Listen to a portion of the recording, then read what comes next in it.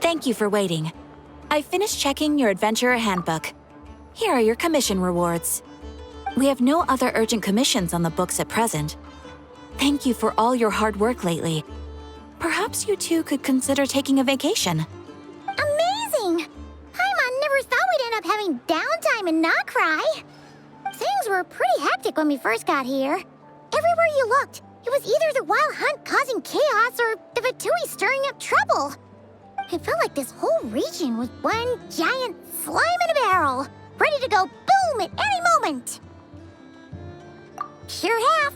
Things were looking pretty dicey, but in the end, we managed to turn it around. Whoa! Paimon just got deja vu!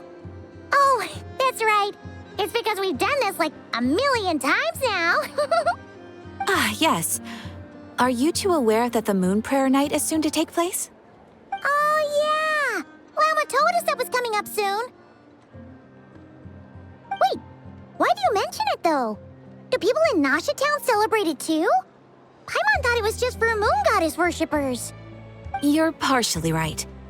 Most people in Nasha Town just see the festival as an opportunity to do business. They do not concern themselves with the religious element. The festival was first celebrated by the Frost Moon Scions. On this day, they would wear moon prayer blossoms and celebrate the birth of the moon goddess through song and dance. They would also prepare food and handicrafts and give them as gifts to others. Over time, it became Nordkai's most lively festival. Oh, sounds like fun! Great! Well, in the meantime, since Catherine doesn't have any commissions for us, let's focus on some personal business instead. When we first got here, you mentioned that this was where your spaceship landed?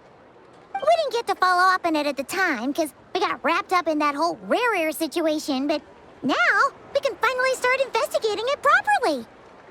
Well, there's a saying Paimon's heard around these parts, which goes, if you lift up a rock, you'll find something you weren't looking for. By that logic, you'll never find what you're looking for while you're searching, but the moment you stop looking, it'll jump right out at you. Could be worth a try though, right? Anyway, Paimon suggests we focus on other stuff we want to do for now, and just keep an ear out for spaceship-related intel as we go.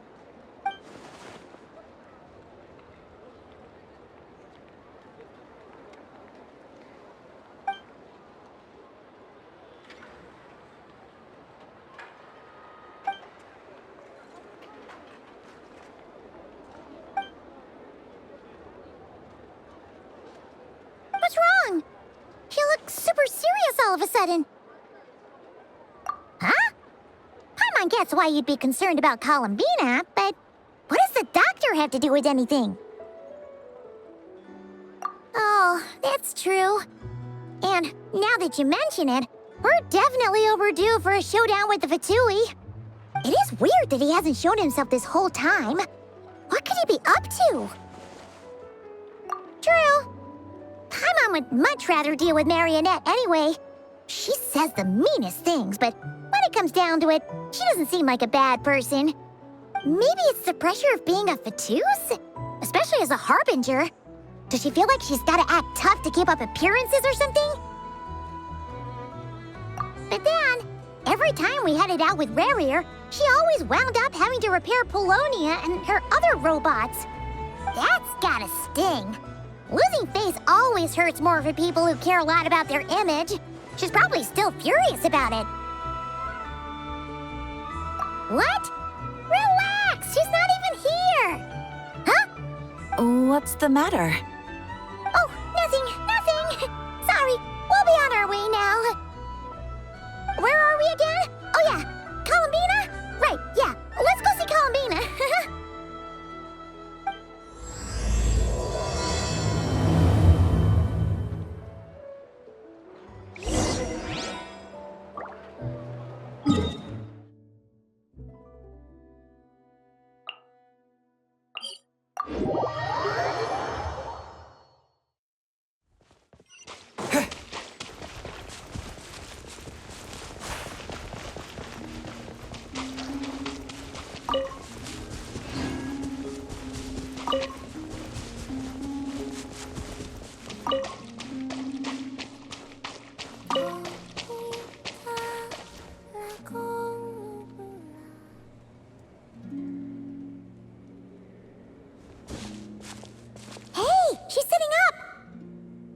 Is me sitting here a rare sight? No, we just thought you'd be resting. Perhaps I would have been, were it not for the sudden arrival of some unexpected guests. Not that I consider it a disturbance. After all, you are the only ones who are free to enter. Would it not be a little unfriendly of me to lie down while we speak?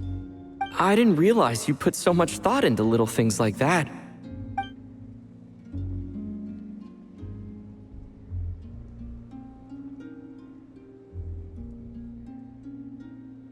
Only sometimes.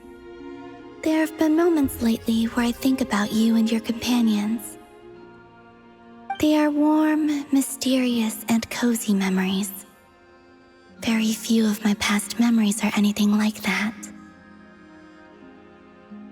They say that travelers return home bearing bags full of souvenirs. But my luggage was empty, and I believed it would stay that way. Return home? So, you're still planning on returning to the moon? Yes. This planet continues to reject me, reminding me that I do not belong here. If I remain into that, there will come a day that I disintegrate. And I don't mean reduced to dust or turned into food for the flowers. I mean, I will cease to exist entirely. All right then. Well, we're sure gonna miss you. But it sounds like we'll have to say goodbye. How do you intend to return? The moon prayer night is soon to arrive. On that day, the moon will be closest to Devat. The Kuvaki in this land will reach its peak at that time. I merely need to grasp the tide, and with relatively little effort. Oh, Paimon gets it! It'll work like a slingshot! You make it sound like she's gonna get blasted up to the moon. If I did that, I suspect I would crash into the false sky. I will be using a much gentler approach. But I do like the analogy. It's fun. You see? She gets Paimon's sense of humor. In the blink of an eye, the time has come to part ways. It does feel that way, doesn't it? Time seems to fly fastest when you are enjoying it. I have always thought of myself as a wanderer on this earth, and it has never expressed any desire to keep me here. Yet, just as I plan to depart, it tugs at my arm. Is this a gesture of affection? Or is the world mocking me? Oh. Were you hoping I can answer that? Yes. You are a traveler, so you must have a lot of experience in this area. Then, what I would say is, enjoy the moment. That's right! Don't overthink it! Happiness is happiness and joy is joy! The point is to enjoy it, not analyze it! I see. Then what I would say is, even though I am very tired right now, I am still happy. I can't tell from the tone of your voice. Oh, really? You don't think I sound happy? I'm just kidding. I could tell you were in a good mood today from the moment we saw you. Ah, a joke. Albeit not a funny one. Anyway, I assume you're here about you-know-what. Give me your hand. Actually, it's not that. There's something else we wanted to discuss with you. Oh, then, do you still want to give me your hand? Or not? Sure.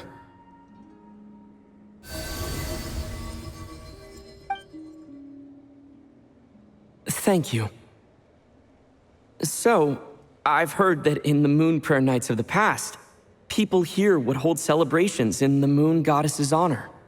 Since you helped so much in our fight against the Rehir of Solnari, I think you deserve a farewell party before you return home.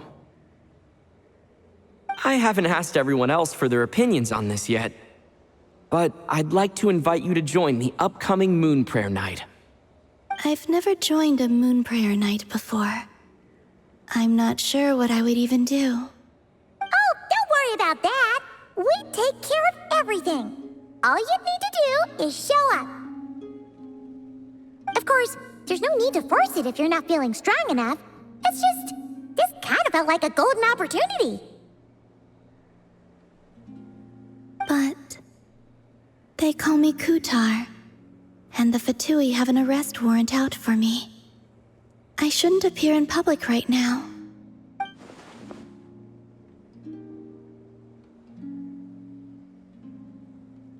I'll make it work. You have my word. Yeah, we got your back. Well, he does. Paimon's actually not too sure what he's planning. All right, if you're sure. I will not refuse your invitation.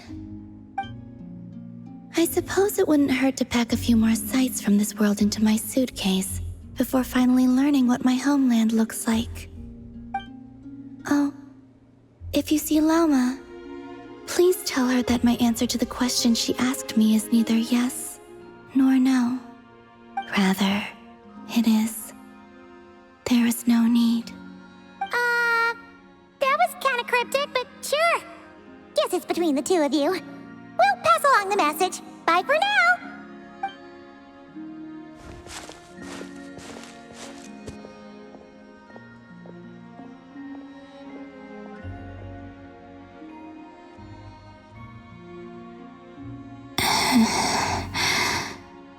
And also, I do not know.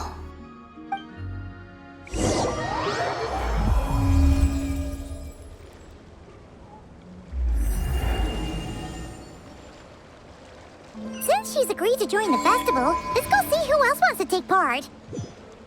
Lauma's gotta be the person most familiar with the Moon Prayer Night. We should start with her.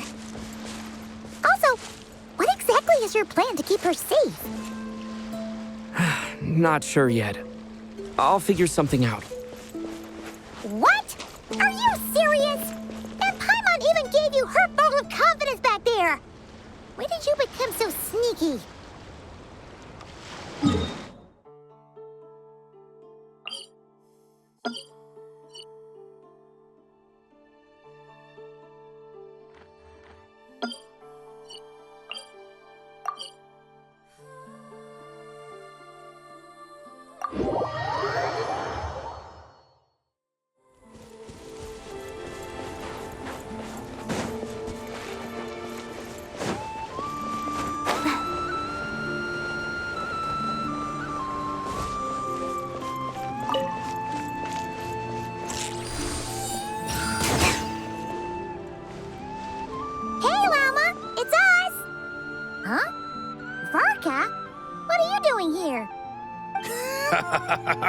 Beats me. I had a bit too much to drink last night, and when I woke up, I was on Hisi Island. Mr. Varka is helping to oversee Nasha Town's preparations for Moon Prayer Night. He is here to go over some details regarding the decorations and custom cloth designs. Right, yeah, that too. What do you mean, that too? Yes. Celebrating this festival is a long-held tradition here in Nordkai. On this day, the crescent moon at the top branches of the verdant crest turns into a full moon, and the moon prayer blossoms bloom with a special radiance. Our people take these to be blessed omens. It's an especially welcome event coming off the back of all that nasty business with Rare. Everyone got put through the ringer recently, and now they're looking to turn their fortunes around. The big shots in town all agree that a big, lively celebration is just what we need to rebuild people's faith in this place. No wonder Catherine said that people weren't so bothered about the religious element. That's right. It's become more of a local custom by this point. The celebrations have little to do with whether the religious stories behind this event are true or not. Even the Frost Moon Scions are eagerly awaiting the coming of Moon Prayer Night, despite now knowing that their past beliefs were founded on a falsehood. That's fair. It's a bit like the Lantern Ride in Liyue. It's a chance for people to enjoy themselves, not debate the existence of the Adepti. Oh, one other thing. We just went to see Columbina. We went ahead and invited her to take part in the festival this time. Hope it's okay. Wait, so... you mean she agreed to it? Huh. That's quite a surprise. Then I suppose that she intends to return to the moon on that day. Oh, yeah! It's kind of a complicated process, but basically, it's like a slingshot. I understand. In truth, I had a feeling that she might make such a decision. Well, if Kuthar has decided to participate in the festival, we should prepare accordingly. Yeah, exactly. She was saying how it could be risky for her to show her face in public. We were wondering if there was any way we could hide her. Unfortunately, the people who carved the statues did an excellent job of capturing her likeness. It will be very challenging to hide a goddess whose face everyone is so familiar with.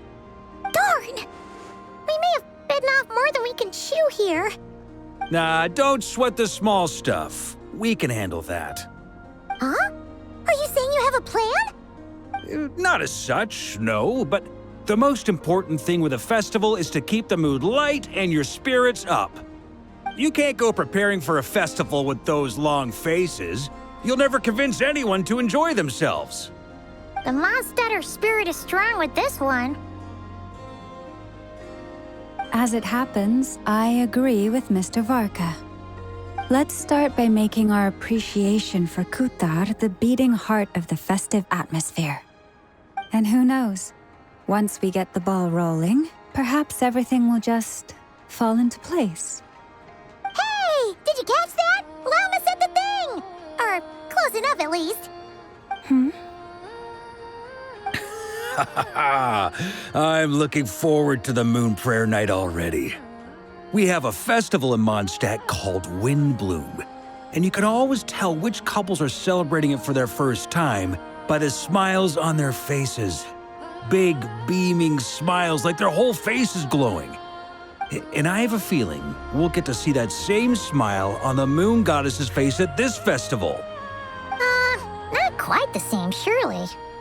Anyway, I'll take care of business in the city, but I'll have to leave the decor up to you and the Frost Moon Scions. No one else can capture that traditional aesthetic quite like you guys. But lastly, there's the final key element that brings the festival to life: companionship. Before you leave, let me show you something that we've been preparing.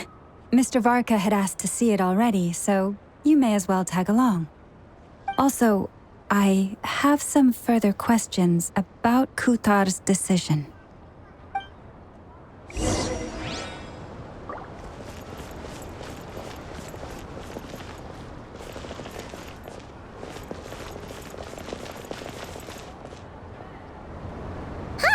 What's this? They sure look like they're having fun. I believe so. Kuhenki seem very skilled at playing drums like these, although I'm not sure where they learned it from. Maybe it's an innate talent?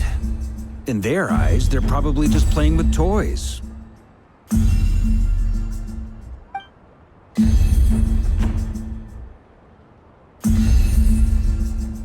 Wanatar! You want to play too? Yeah. She looks more confused than anything. Maybe we can teach her next time if we get the chance.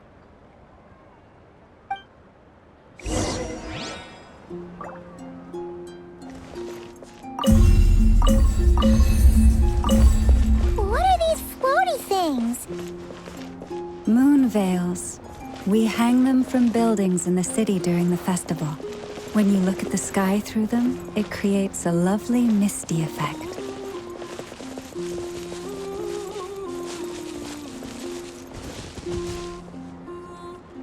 Everyone seems hard at work. They are preparing items for Moon Prayer Night. For instance, the sculpture being made over here, Mr. Varka and I were just finalizing the details of where it will be placed. Ah, there she is. I didn't know the finished article would be so large. Not to worry, though. All the necessary arrangements have been made. Just let me know once it's ready, and I'll get some people to ship it over. You have my thanks. And over here, we are preparing a very traditional confection. Oh, look at all these colors! It looks great! Can Paimon try one? Of course. I have a feeling you'll like it a lot. You bet! Sweets and treats are Paimon's favorite! If you included those in the Feast of the Moon, I bet Paimon would have joined the Frost Moon Scions by now. There will also be verdant crests like this present in Nasha Town during the festival.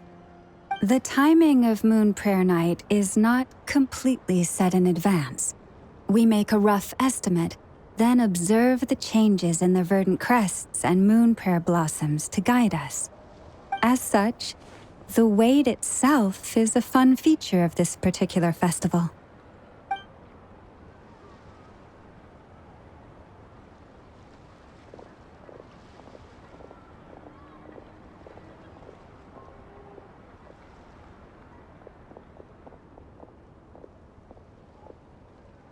Let's talk here. To tell the truth, I am very surprised to hear that Kutar is willing to participate in the festival. I once asked her if she'd be willing to stay with the Frost Moon Scions. I could introduce her to everyone, and we could be a family to one another. She did not answer, but she has not appeared here since. I took this to mean her answer was no, but if that were the case, she would not have accepted this invitation.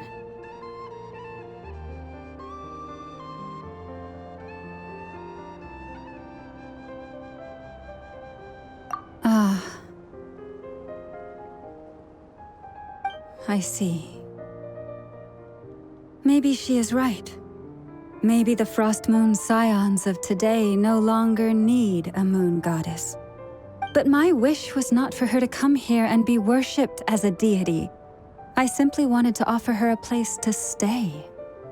I'm sure she believes that showing herself here might invite Fatui intervention, and as such, she does not wish to cause us trouble. But what really pains me about all this is that this is her birthplace. She ought to belong here, yet no one has been able to grant her shelter. I think I'm qualified to weigh in here. When someone's about to depart on a long trip, what they need is blessings, not burdens. We should wish her the best, not make the journey harder than it already is. Anyway, she's agreed to attend, hasn't she? All we need to do is simply respect her decision. I see your point. Yes, she will soon depart after all. Our job is to leave her with some happy memories. Besides, who's to say her journey to the moon is a one-way trip? It's not like she can't come back and visit if she wants, right? Paimon agrees wholeheartedly. Festivals are all about having fun, so let's keep it simple. All right, I'm gonna head back to Nasha Town soon. Want to come with? I'm guessing you have some other folks to visit there. Sure thing, let's go! Bye for now, Wilma! Thank you all. Goodbye.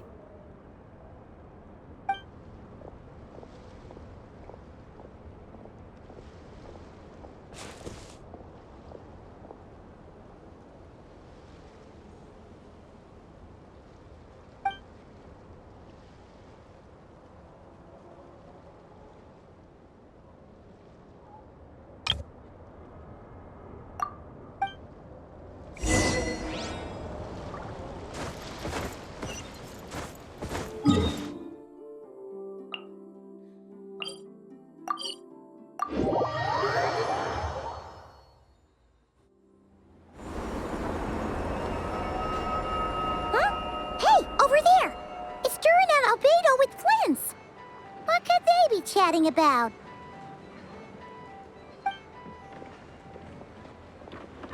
Your guess is as good as mine.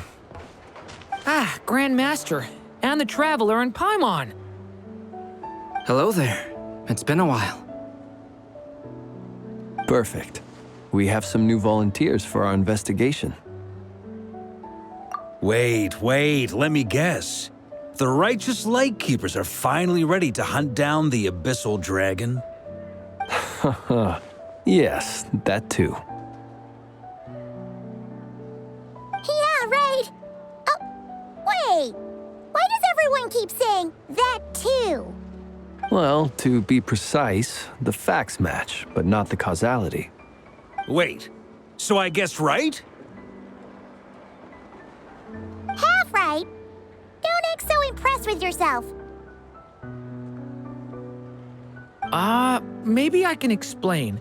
We ran into Mr. Flint's north of Nosha Town. At that time, we just noticed a few abyssal creatures out in the wild, but the strange thing was, I didn't detect any traces of abyssal energy on them at all. On closer inspection, we realized that they were not real monsters, but something akin to reflections in the water, or perhaps a mirage. Huh? What do you mean? Like, you could see them but not touch them? Exactly. It was very peculiar.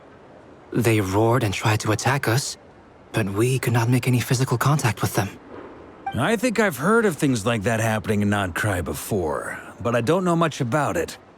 Yes, it's a known phenomenon. Mirage-like illusions tend to appear in Nordkai in the run-up to Moon Prayer Night. From a distance, they appear quite real. I myself thought that Misters Durin and Albedo were locked in battle with abyssal monsters when I first arrived.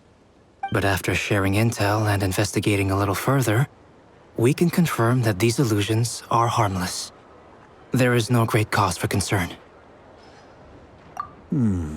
All the Mirage stories I've heard are either animals, rocks, or small houses. Abyssal monsters, though? That's a first. It's a first for me, too.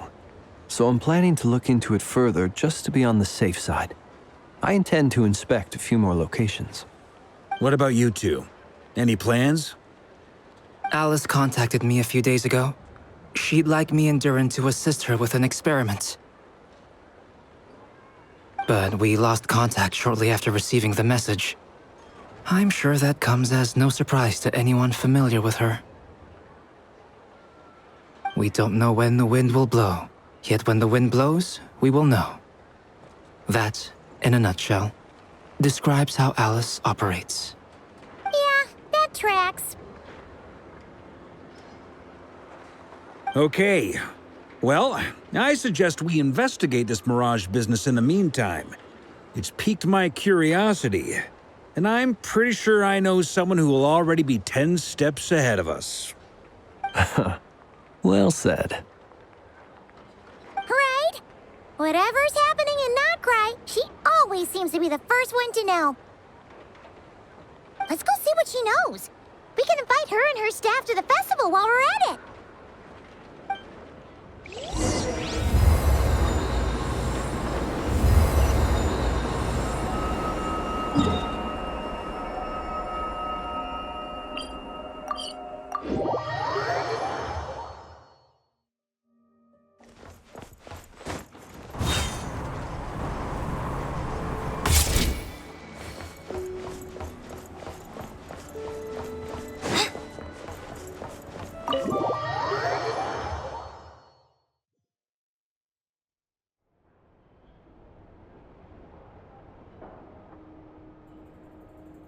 You're right, I have noticed.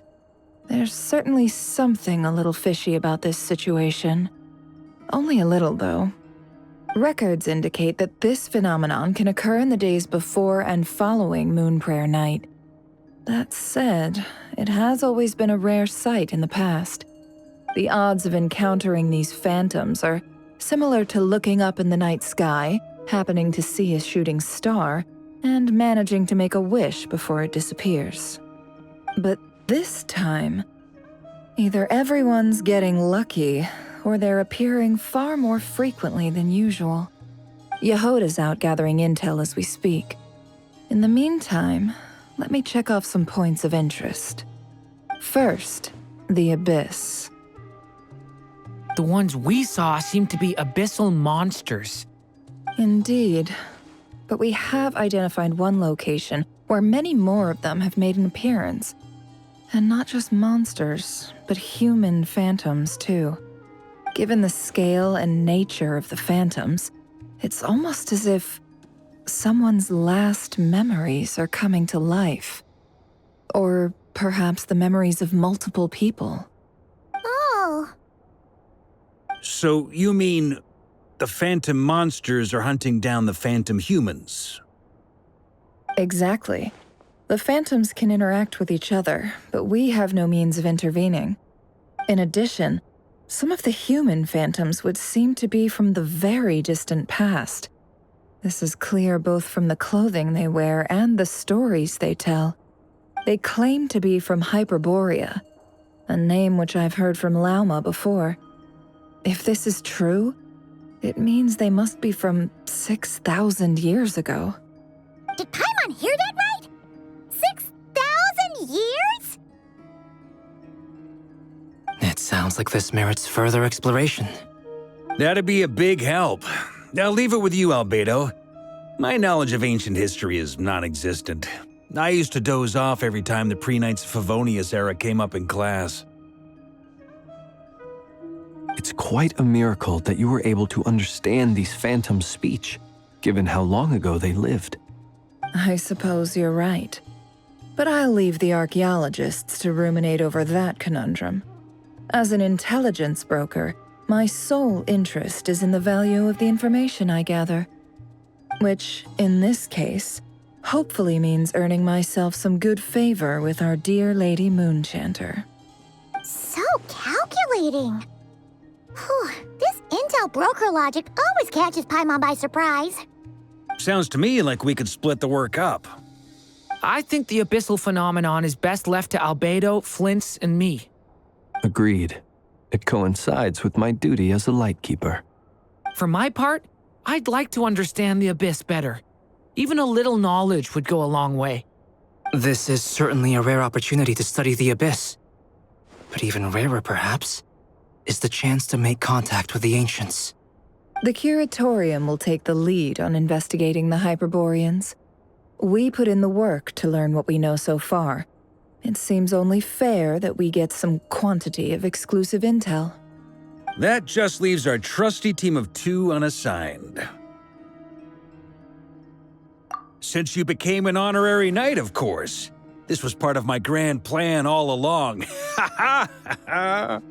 Oh yeah, by the way, we managed to convince Columbina to come to the Moon Prayer Night celebrations. Would you and Yehoda like to join too? She agreed to that? Huh. Quite an achievement. Never underestimate the traveler, I guess. I'd be happy to join. No point shutting myself inside when the streets are all decked out. I doubt any clients will be visiting during the festival in any case. And Yehoda loves a party, so I'm sure she'll jump at the opportunity. No, no, no, no, no, no, no, no, no, no! Way to contradict me in front of... Wait, no, that's not what I have bad news, boss.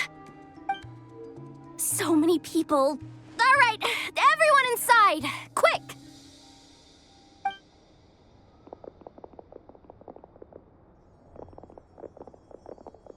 This is gonna sound crazy, but hear me out.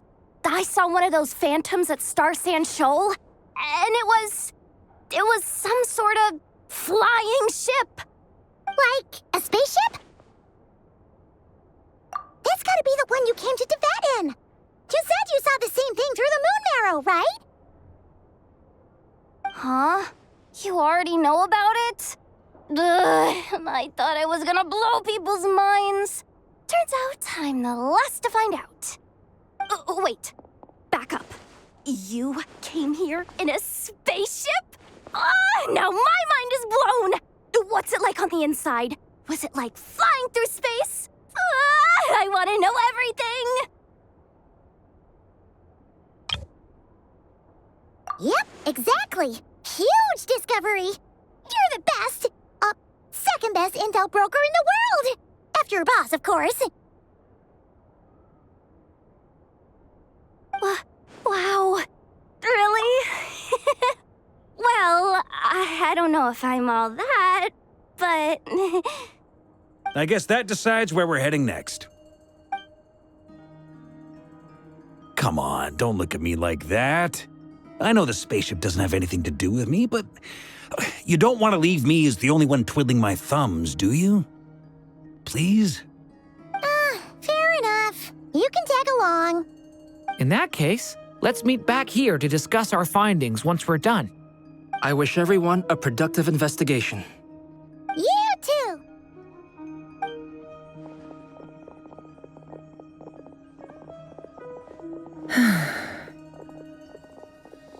What's up, boss? Aren't we gonna head out?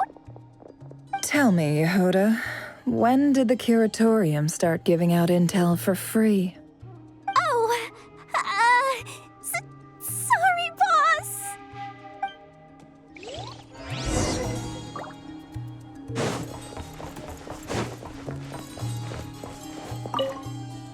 We can't unshare information any more than water spilled on sand can be put back in the bucket. I'll just have to balance the books some other way. Please, boss. There's gotta be another way. Who knows? Depending on what they find, maybe this will work in our favor. Please don't find me. Please.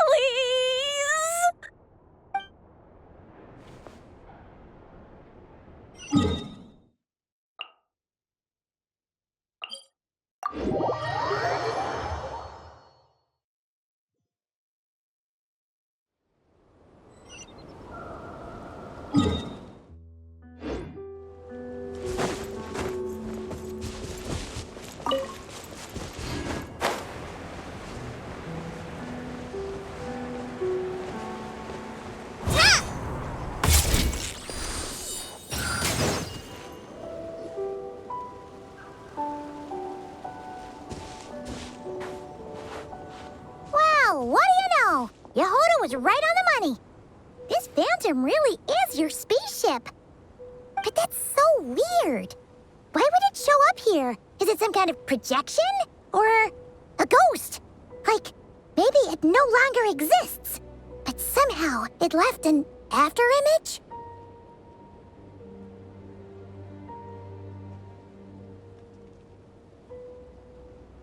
Ah, you're already here. Miss Lauma, what a surprise. I thought you were busy with festival preparations. I was, until one of our people informed me that a strange sight had appeared at Starsand Shoal. No one's ever seen something quite like this before. I thought I should see it for myself.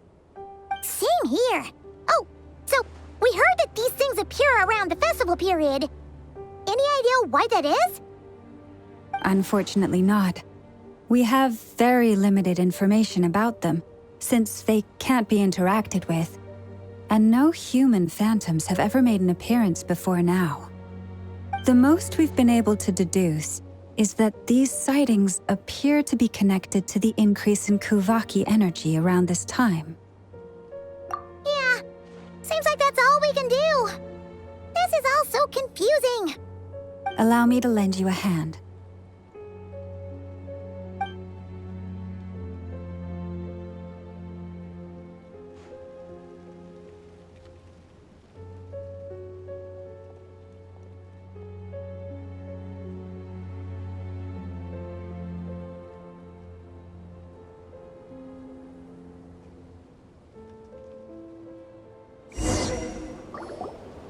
Everyone, our friend here should be able to provide us with some information.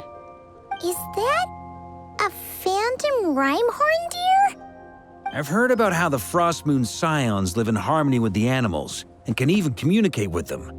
That's coming in handy now, for sure. Okay. Yes, I understand. Then how about this?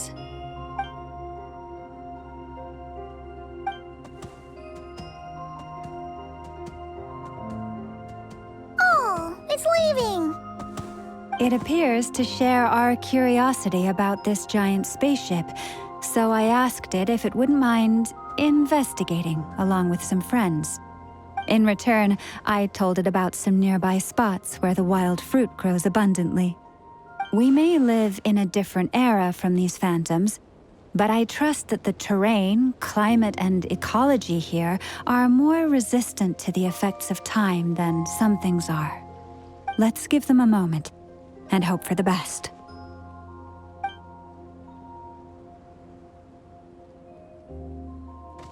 All back together?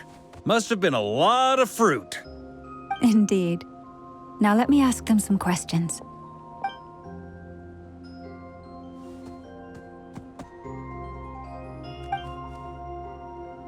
It did find a lot of wild fruit, enough for them to feast for a long while.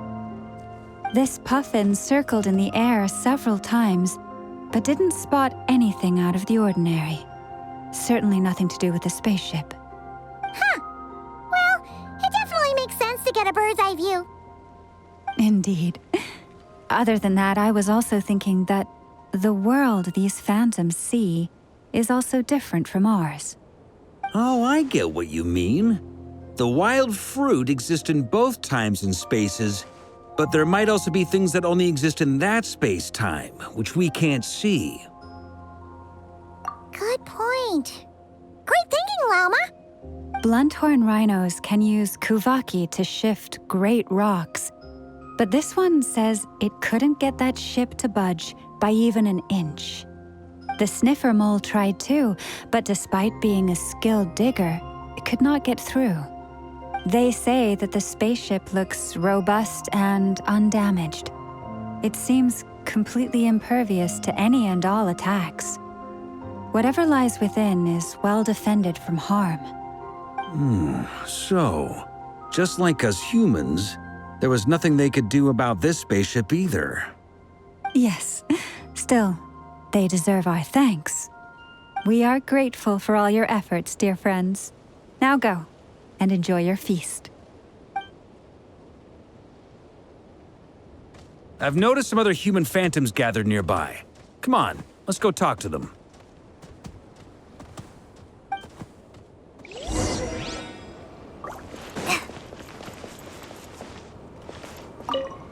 Those illusions and those people. It's all a little creepy, don't you think? Nah, all part of the festive atmosphere.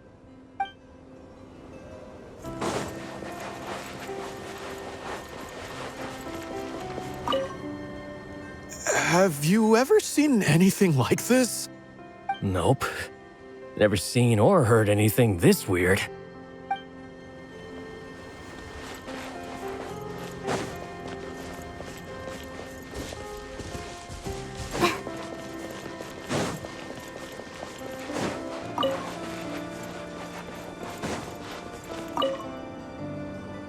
What is this thing?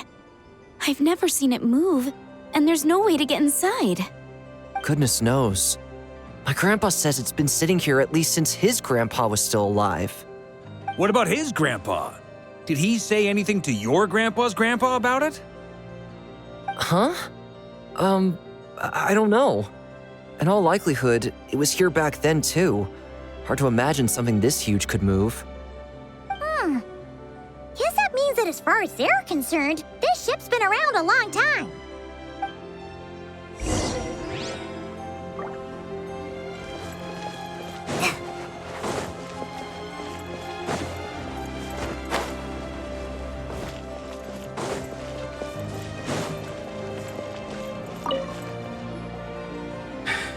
Come on, brothers. If we can get even a small chunk off of this thing, it's gotta be worth a fortune. Today is the day we strike it rich. Huh? You mean Paimon? Yes, brother, I shall join you. Let's make our fortune. We should go with them. What the? This thing is crazy tough. I can't even scratch it. What's it made of? Sorry, brother. Looks like we'll have to seek our fortunes elsewhere. Enjoying yourself? I was just seeing if I could influence this phantom's perception by playing. But nope, no dice.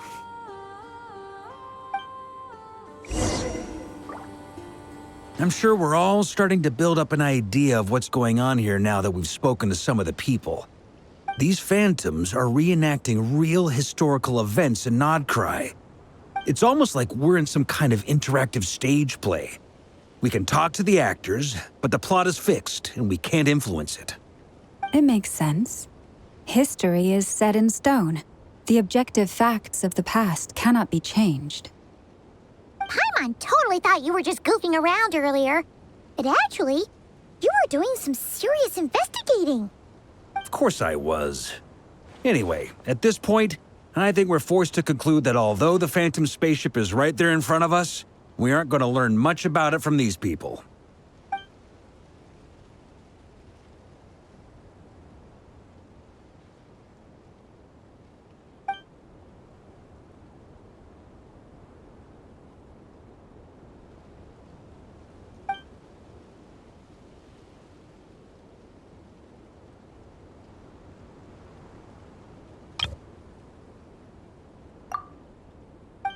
Don't be discouraged. If nothing else, this is proof of the ship's existence. And think about it. So many people tried to hack their way inside, but no one could get the door open. It's made of very tough material. To me, that says that we'll either find the ship itself or the story behind it. It's just a matter of time. Huh.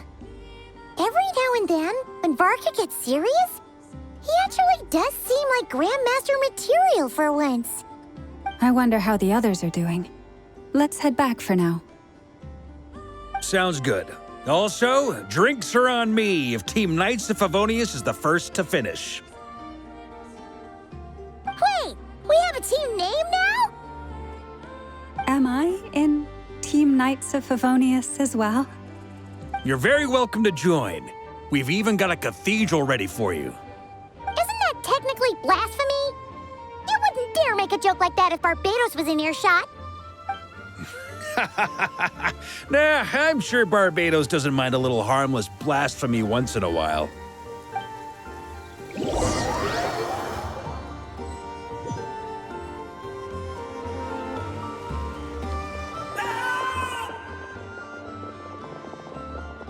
Oh, no! Get away! Oh.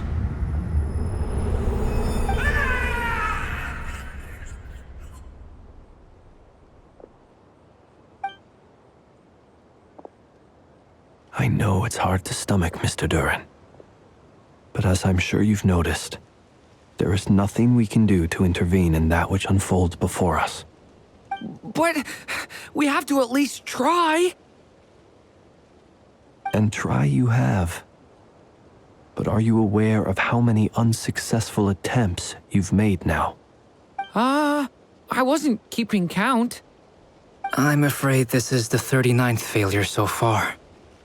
Or the 5th if we're only counting this particular victim. There are no indications that these phantoms may be altered in any way. You seem to have calmed down a little. I'll make us a fire. You should rest and have some water. Feeling any better now, Mr. Duran? May I ask a few questions? Be my guest. What exactly are we witnessing here? What happened to those people? My guess would be that we are seeing Nordkai during the Conrian Cataclysm. Would that be accurate? Conria. That is correct. As you know, once the Abyss senses even the tiniest crack, it floods in and spreads like wildfire. There was a time in the distant past when it permeated all of Nordkai, causing immeasurable harm. The people paid a terrible price to heal this land.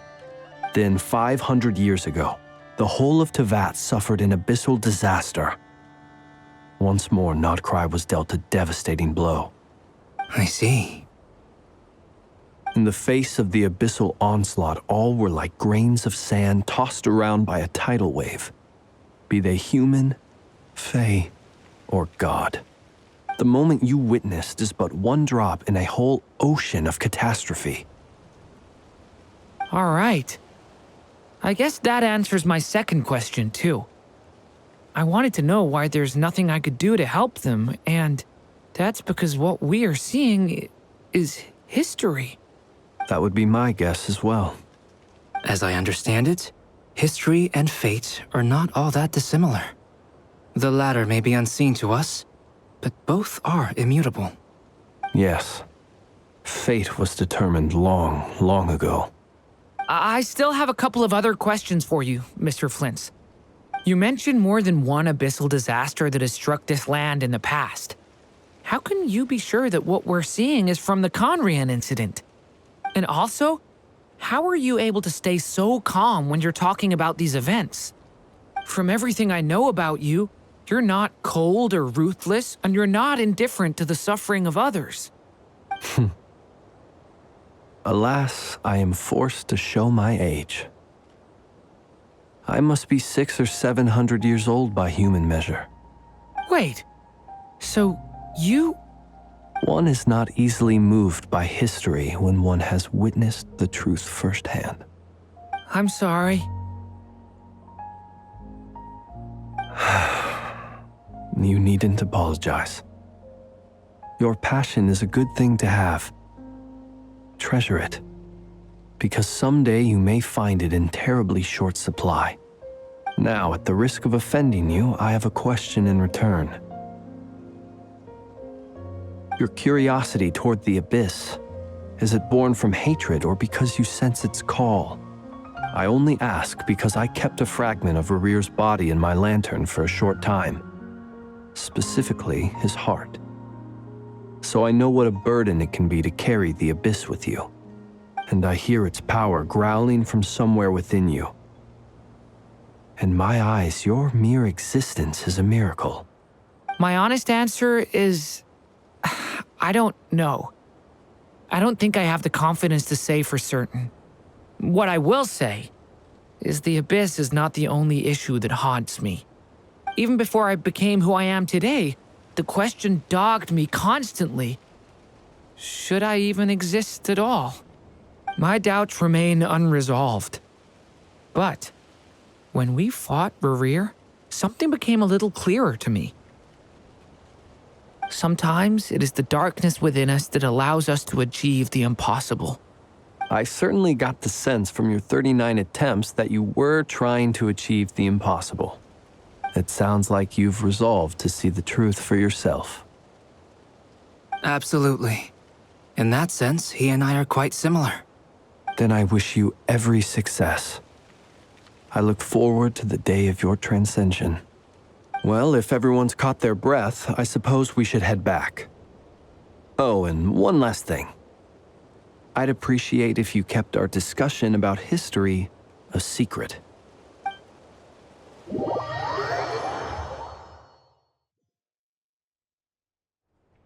Incredibly, our separate investigations led us all to the same conclusion.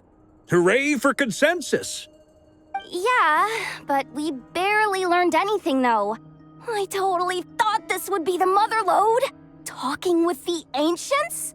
I mean, come on!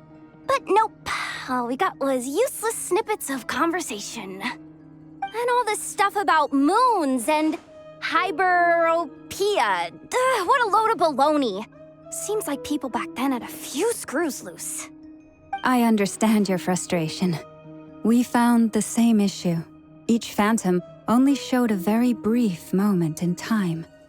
There isn't much value to be found in these miscellaneous fragments of a civilization's history, no matter how glorious it may have been. If there's a silver lining, it's that these phantoms are harmless to the present reality. They shouldn't get in the way of the festivities. Paimon agrees. And not just because it's the first thing she understood in this whole conversation. You look disappointed, Nefer. Is something the matter? What do you think? We all worked our tails off, but the only one to gain anything from it was you, Lady Moonjanter. Well, please do share the Hyperborean records with me. I will gladly inscribe them in our people's documents. Oh, duh! Yeah! That was it! Hyperborea. Hyperborea. I'm serious. Only an expert in the Frost Moon Scions and their history can turn these records into valuable research material. The alternative is to let them gather dust on the curatorium's storage shelves until the pages turn yellow. Nefer, you're wise enough to know that cooperating and sharing the profits is the best course of action here. Well, that goes without saying. Sure, let's do that. Huh? But didn't you say we aren't supposed to give out intel for free? Sorry. Shutting up. Now is not a good time to push Nefer's buttons. Anyway, back to Moon Prayer Night. I'm thinking that we should prepare something a little special, aside from the usual decorations and so on. You mean a parting gift? Can't go wrong with food. Although, does food go bad on the moon? Perhaps a lantern would be a better choice. It might be dark up there. It could prove difficult to light a lantern on the moon. Magical stones might serve that purpose better. What about a clockwork mecha model from Fontaine? I've got a whole bunch at home. I use them for fighting practice in my free time. None of these sound like things she would be even remotely interested in. But we don't interact with her enough to know what she likes. Yeah. It would really save us the guesswork if someone could find out what she's into. Wait, what the? Traveler? They're all looking at you. Great! Haha, problem solved. Now, I need to stop by Dory's. Gonna need her help sourcing a bunch of stuff for the festival. Then let's leave it there for now. We all have our own business to attend to. Traveler, if you find out what Kutar likes, let us know right away.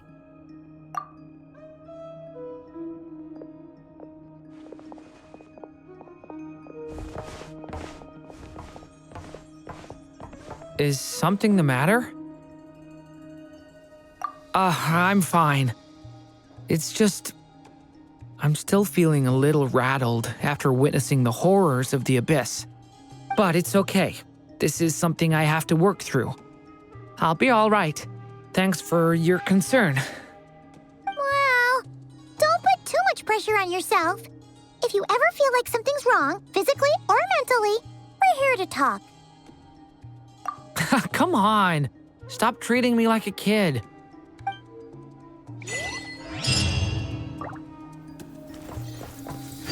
Which is why we need a lantern guaranteed to work on the moon. Yes, I have a few ideas, but the lantern itself is the easy part. The real issue is how little we know about the lunar environment. Wait, you two are serious about this? Let's just say I'm intrigued by these shining magical stones that Mr. Albedo has mentioned.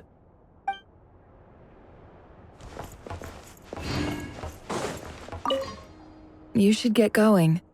It's important that we ascertain what Kutar likes.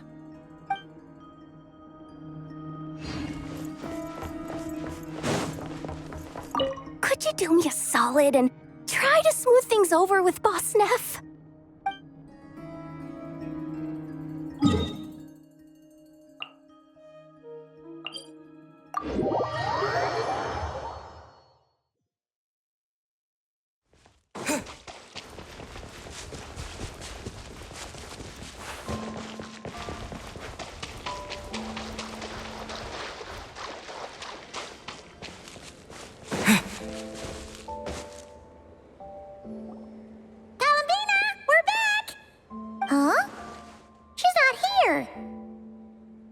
Weren't there a few Kuhenki here last time, too?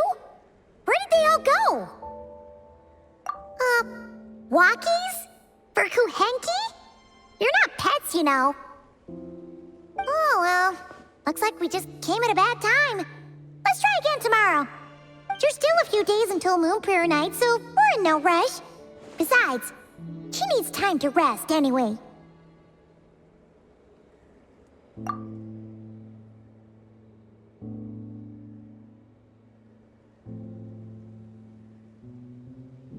Kalamina! Are you back yet? Oh, how strange. Looks like she still isn't here. Right? It's not like her to spend so much time outside. Especially since she's worried about attracting unwanted attention. What about Luonatar? Luonatar, you there? Hey! Do you know where Kalambina went? Sorry, didn't understand. But if you know where she is, could you take us to her?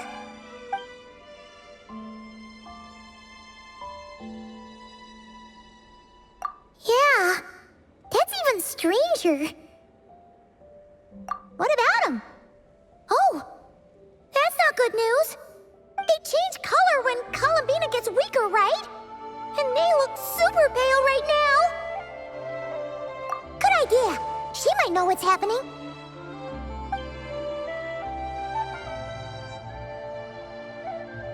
Llama! Ah, it's you. How is Kutar? Is she okay? No, she hasn't. I came here to check on her after I noticed the flowers had changed color. Based on past precedent, she must be very weak right now. Even getting up to walk would be a struggle. It seems unlikely that she wandered off outside. Not to mention that she doesn't do that at the best of times either. So yeah, this is super weird. No. Very few people are in the know about Kutar's whereabouts. And if anyone suspicious had visited, they'd have left some sort of evidence. Come on, let's go to Nasha Town. If anyone has seen her, someone there will know about it. It's Nordkai's information hub after all. Makes sense. Let's go!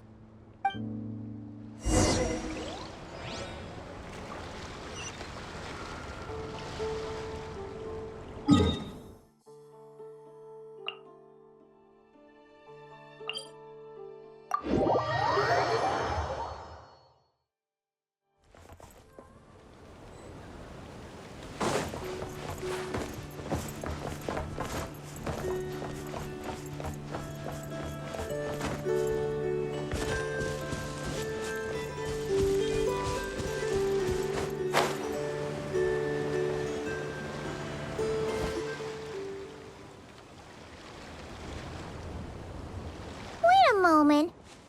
Is it just Paimon, or is this stall kind of suspicious? It's never been here before, right? No, I don't recognize it. Alas, your free and easy adventure time is over. Now, prepare to face the final boss of Nordkai. Whoa! Where'd that voice come from? Not sure. But it's definitely hostile. No, not that way. The final boss is right here. The sniffer mole? That's the final boss? Surely not. Also... Okay, the jig is up. I'll stop teasing you.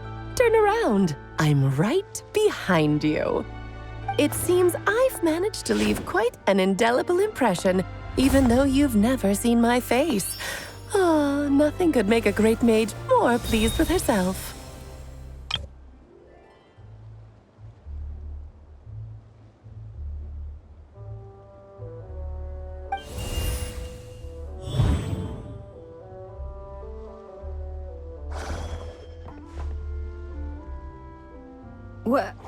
What is going on? I've heard that all the big shots in Teyvat have long, wordy titles that stun people speechless when they make their entrance. Unfortunately, none of them are affiliated with the Hexen Circle, and we ourselves keep a very low profile. The notorious name-dropping doesn't quite work for us. Still, I, for one, think I'm really quite amazing. So that didn't stop me from coming up with a title anyway. Alice,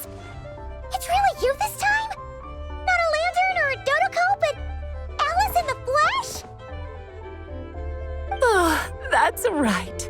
So, what do you think? How does it feel to finally meet me? You look like...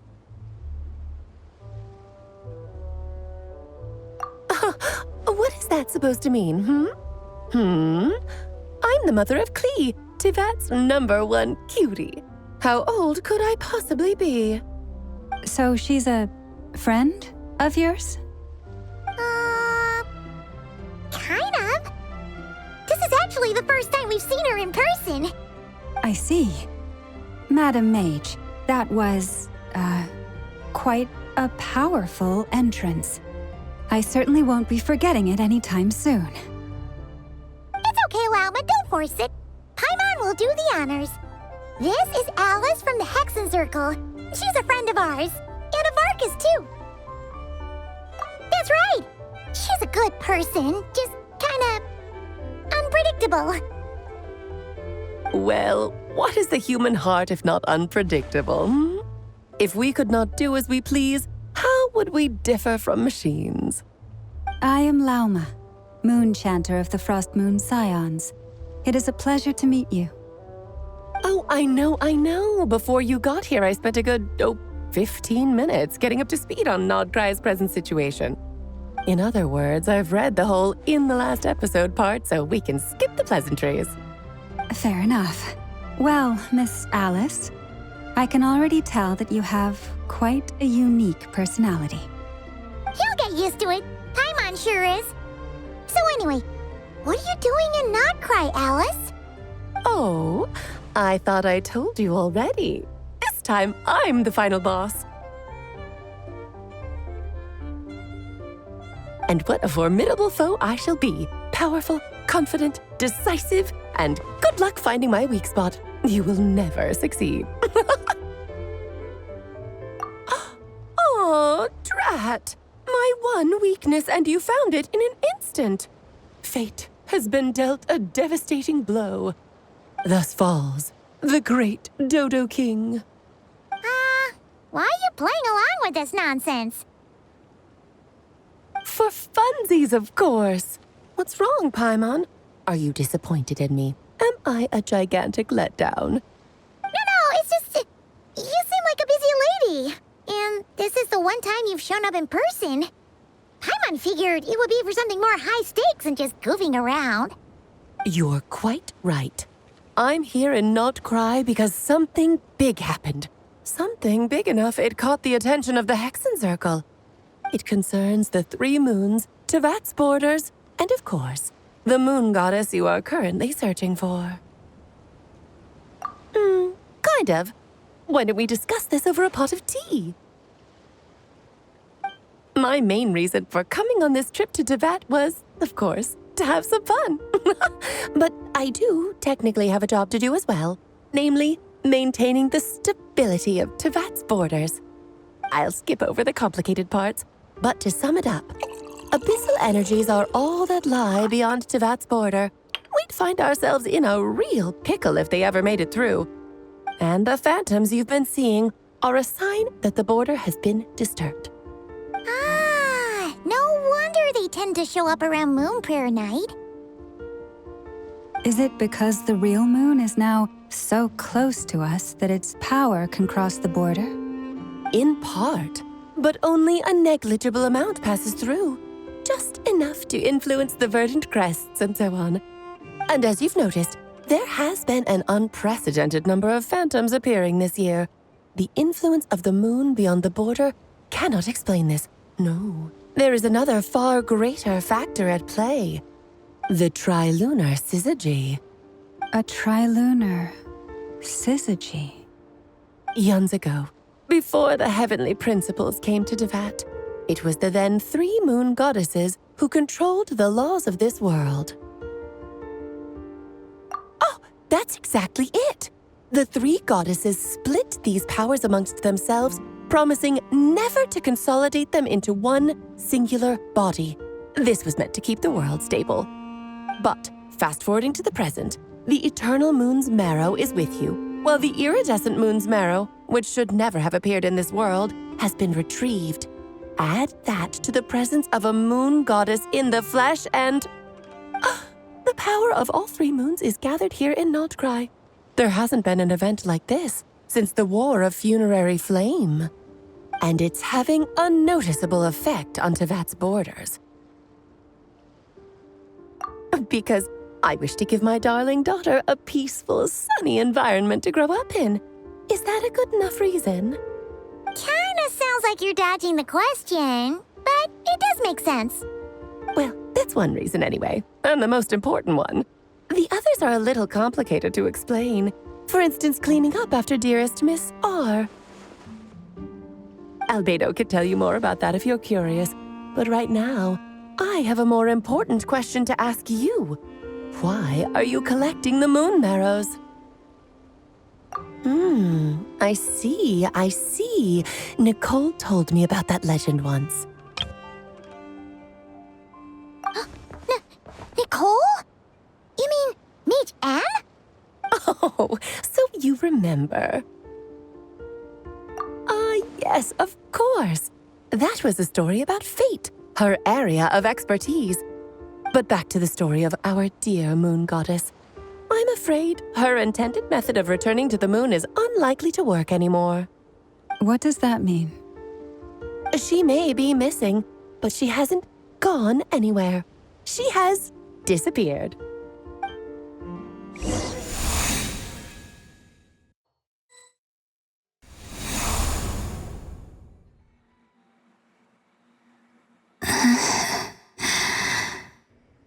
My body is so heavy. Wait, no. It's my mind that's heavy. My arms and legs are as light as a feather. What's happening to me? I feel drowsy, like I've been asleep for too long. Is it daytime or nighttime? Is the moon out? I think I'll go for a walk.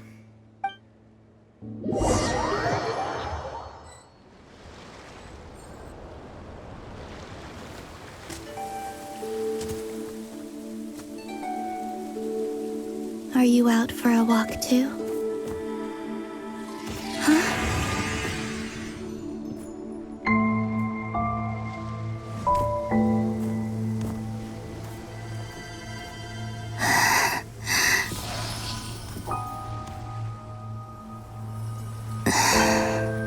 The day has come at last.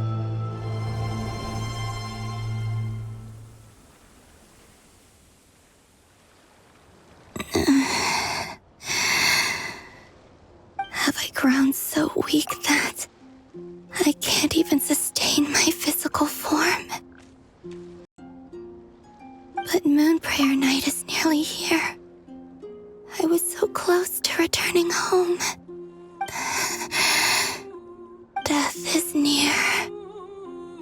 Is this how it ends for me? Will I return to the moon after I disappear? Or... I don't want it to end like this. So far, at least, I still exist. Even if not physically, I can still feel. But as my power wanes, I'm sure that too will fade. I suppose I might take one final look at this world. The world where I was born.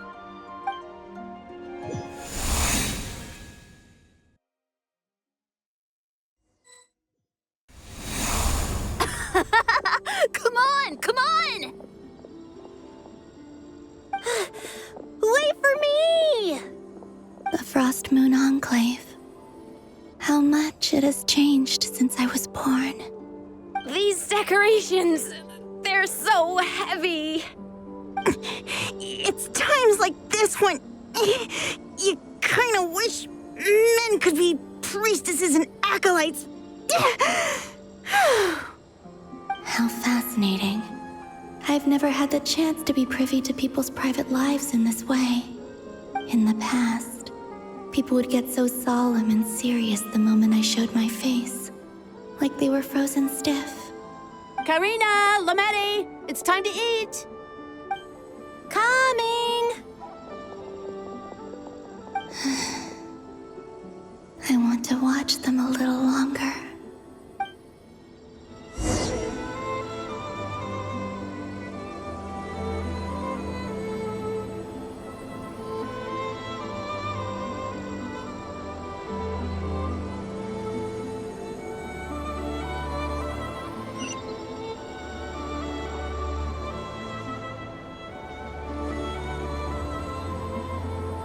So just fill these balloons with air, right? Yep. Try a couple now to test things out. The rest can wait till Moon Prayer Night. Think fast. Rita! Teasing an acolyte of the Frost Moon Scions? Surely that's a punishable offense. Take this!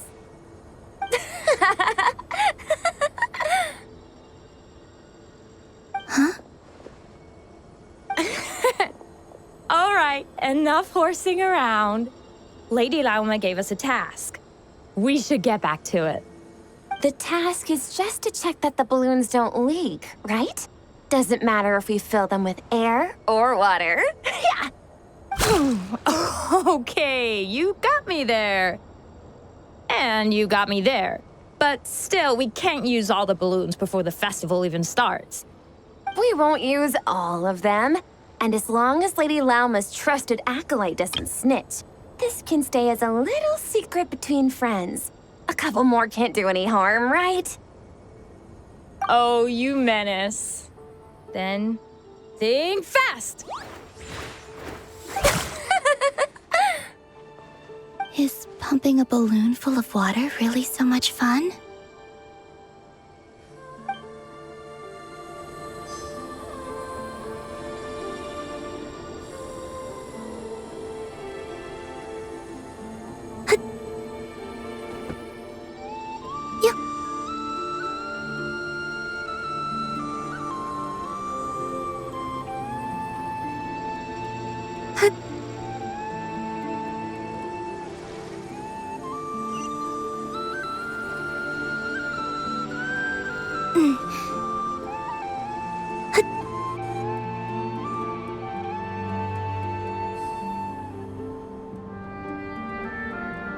I'm sure you're both tired from playing all day. Come on, eat up. A plain, humble meal. That has always been the way of the Frost Moon Scions. Huh? How come Lametti got a midsummer berry dessert? Oh, I always get Lockaberry. I don't mind sharing. You can have a bite of mine if I get to have a bite of yours. They're sharing food?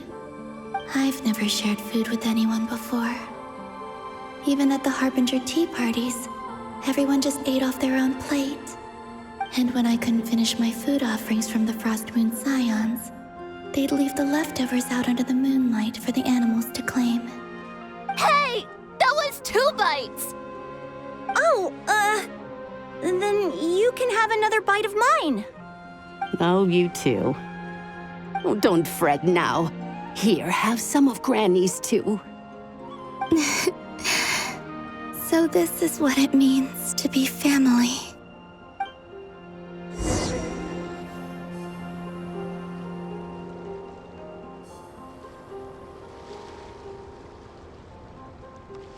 I'm seeing so much that I'd never usually get to see. They'd never act like this when I was around. It's nice, being able to just watch people in peace in these final moments. What a rare opportunity. I think I'll go take a look around Nasha Town, too. Maybe the Traveler will be there.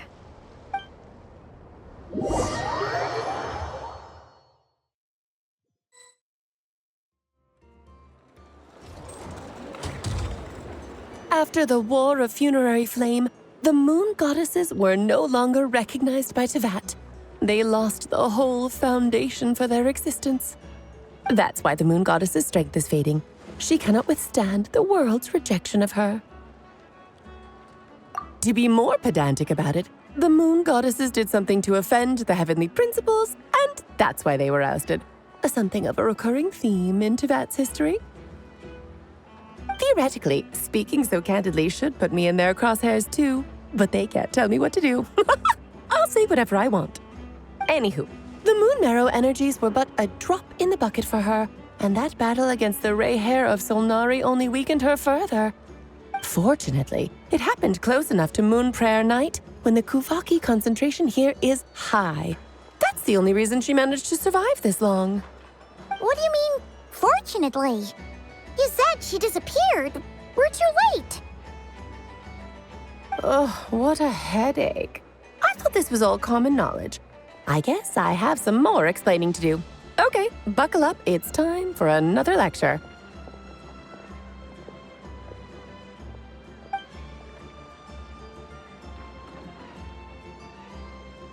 Now, I said earlier that the moon goddesses lost the foundation for their existence. The reason for that has to do with the natural order. Basically, the rationale for their existence in Tevat was lost. The same logic applies to the present moon goddess too. Consider her existence so far. Her comrades in the Fatui called her Damselette. And she was worshipped as Kutar by the Frost Moon Scions. But these connections have now been severed, whether by her hand or yours. So, the rationale that once sustained her existence is now gone. Wait, we did that to her? Oh, well, strictly speaking, yes. But let's not start pointing fingers, shall we? I'll only end up as the big bad villain, and that's not the kind of final boss I want to be. Of course I do. I'm only the greatest mage in the whole entire world. Now, if you wish to find your moon goddess, there are two problems we need to solve. Firstly, we'll need to strengthen the connection between her and Tevat, at least enough to sustain her until Moon Prayer Night. Strengthen her connection. But does that mean I'll have to rally all the Frost Moon faithful behind this? I'm afraid a bygone faith and a former home won't be of any help to her now. Do you know her name? Her name? Yes. Names are very important things. A name is a fundamental concept that anchors one's entire existence. Then your first job is to find it. As a moon goddess, I'm sure she must have a name she identifies with. Neither Columbina nor Kutar is her true name, and she's never really accepted either of them. So, finding out her real name is enough to sustain her existence? Yes, I know it sounds like a small step, but every journey begins that way. So for now, that's all we need to focus on. The second problem is with her plan to use the moon marrows to return to the moon. Unfortunately, piercing through the false sky will take an enormous amount of power. Given her current condition, she won't be able to provide anywhere near enough power, even if she recovers her physical form. But no need to fret. Nicole's the expert in this field, and I'm sure she'll figure something out. Wait, Mage N is going to help us out too? That means we've got 2 Hexacircle mages on the case. This is turning into a pretty big deal. Actually, this is more of a side quest for me. Like you said, I'm a busy lady, so I can't stay for too long. I'll have to return to Tevat's border soon. That's the upside you get for looking out for my little Klee. Hopefully that will incentivize you to carry on keeping her company in the future. Anyway, jokes aside, you'd better get moving. It will take quite a miracle for the moon goddess's consciousness to hold out till Moon Prayer Night. Oh, I suppose I might as well tell you where Nicole is before I leave. Off you go now. Time to meet your new friend. Oh, yes, and a little suggestion. Don't forget to mind your heads. What? I wonder how Duran's doing. I should really go see him before I head back. You really are super busy. I most certainly am. There's so many children I have to keep tabs on just in Mondstadt. Durin, Albedo, Venti, Varka. Klee didn't make the list, huh? Of course not. Klee is my pride and joy. I have no qualms about her, because she's the best child in the whole wide world. Yep. Klee's a little angel. I'm glad you agree. Well, all the best. See you when I see you.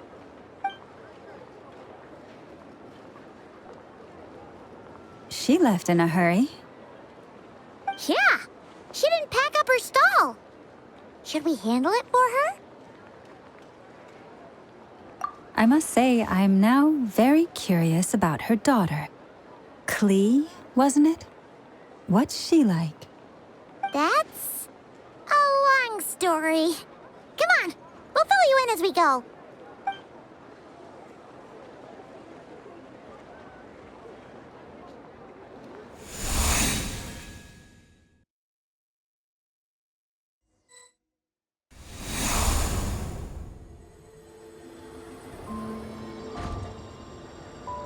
What a lively place. I've never experienced Nasha Town like this before. Hey, you old geezer! Your hammer's rusted through! Who are you calling old geezer? Are they quarreling? I'm looking right at him! You've really gone downhill since giving your daughter free rein in the workshop. Can you even swing a hammer anymore? It shouldn't take you days just to fix a single chair. You might as well use that hammer to massage my back for all the good it's doing. Don't run your mouth, or you'll get a back massage that'll put you in bed for the rest of your life. Look, the materials haven't arrived yet, all right? You know how busy it gets in the days before Moon Prayer Night. I'll bet you send all the materials to your little princess. Blood's always thicker than water, huh? All right, you've made your point, Uncle Koski. As soon as the materials arrive, fixing your chair will be the #1 priority. And Dad, if you've got time to chat, why don't you lend me a hand, See? Lolka knows what the score is. I guess they're friends. But the way they spoke to each other was so ugly. Then again, it wouldn't be the first time I've seen something like this. Columbina! Sing outside my door in the middle of the night one more time, and I'll unscrew your vocal cords. You hear me? Oh, Zandrone. So that was her way of trying to be friends with me.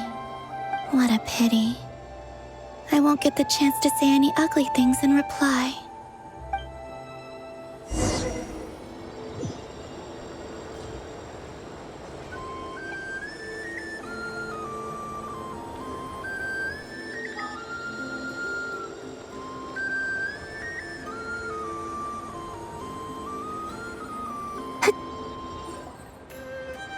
Hey, have you decided what to give her for Moon Prayer Night? I sure have. She's gonna get the surprise of her life when she's least expecting it. Then I'll whip out the ring and pop the question. The surprise of her life. What a fun turn of phrase. Cool, I get the picture. You can spare me the gushy details. Ooh, looks like we have a customer. Hello there, ma'am. Would you like some Moon Prayer Night candy? Huh? Is he talking to me? Can he see me? Here you go.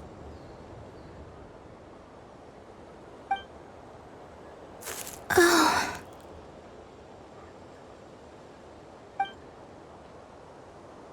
Come back anytime. Right. Now, where were we?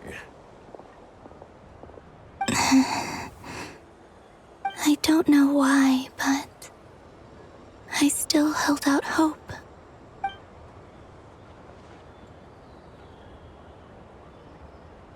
The most important thing right now is to find that mage. This name thing seems super important too. But where do we even start looking? I'd better go pay the Fatui a visit.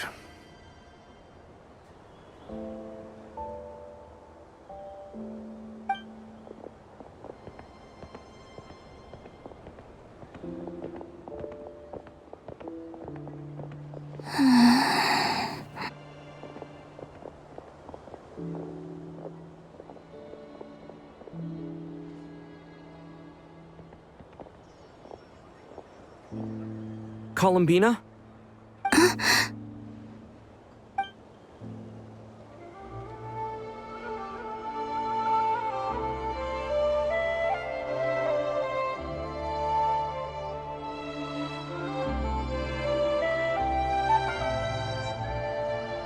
Traveler?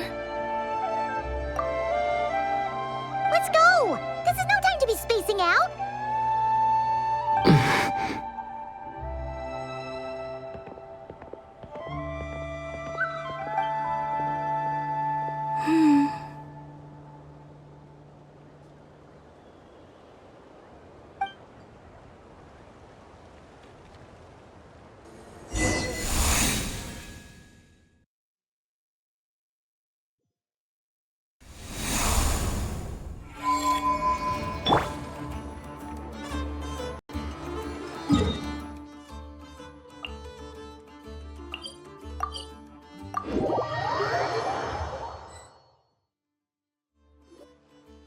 Where are they going? They mentioned a mage and... a name?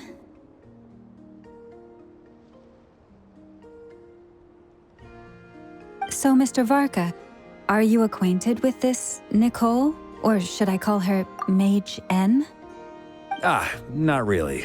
We've never met, though she has come up in conversation.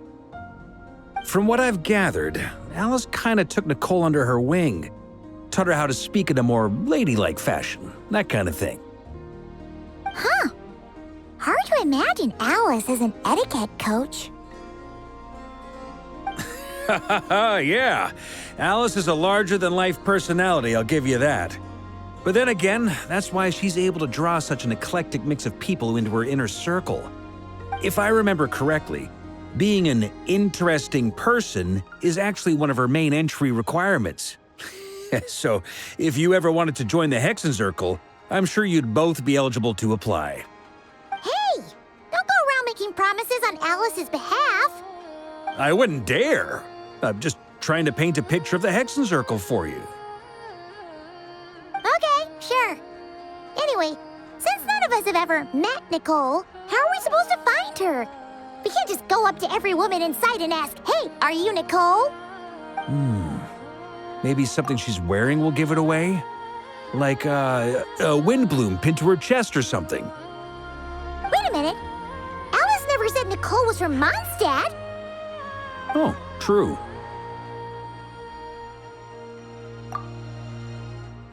That would be... this young lady, then?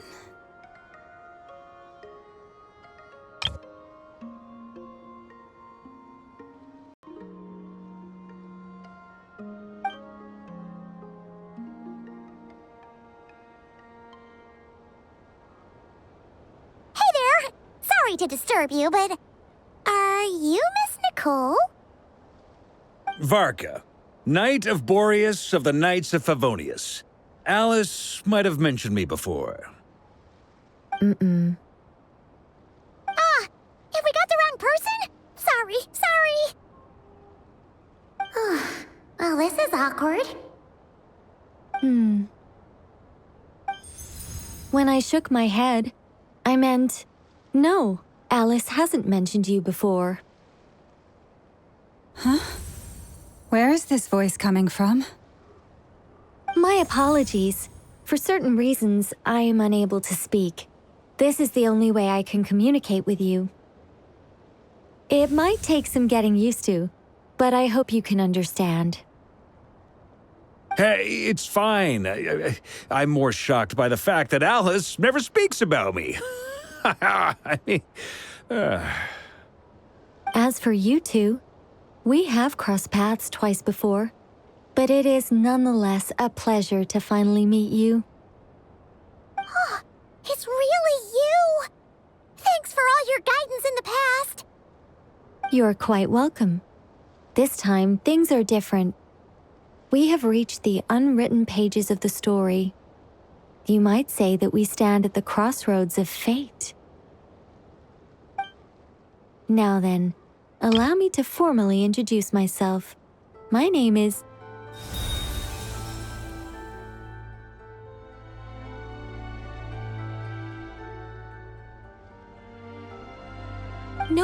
No, stop!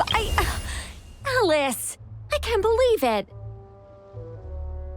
I had a whole speech prepared. I'd agonized over every single word. She always picks the worst moments to ruin other people's plans. I'm so sorry about that. Alice took the liberty of devising some bespoke self-introduction magic for each member of the Hexen Circle. But I could have sworn I deleted all of the triggering conditions for it. How did it bypass everything? Oh gosh, this is so embarrassing. This is a very different side of Nicole than what we're used to. Is she not used to face-to-face interactions? Don't worry about it. We've seen that introduction magic once already, so it wasn't too much of a shock. Please go on, Miss Nicole. We'd love to hear what you have to say, or, well, communicate. Huh? Are they talking to this lady? But... Will you all promise to forget that horrendously embarrassing introduction? Sorry? Embarrassing? When?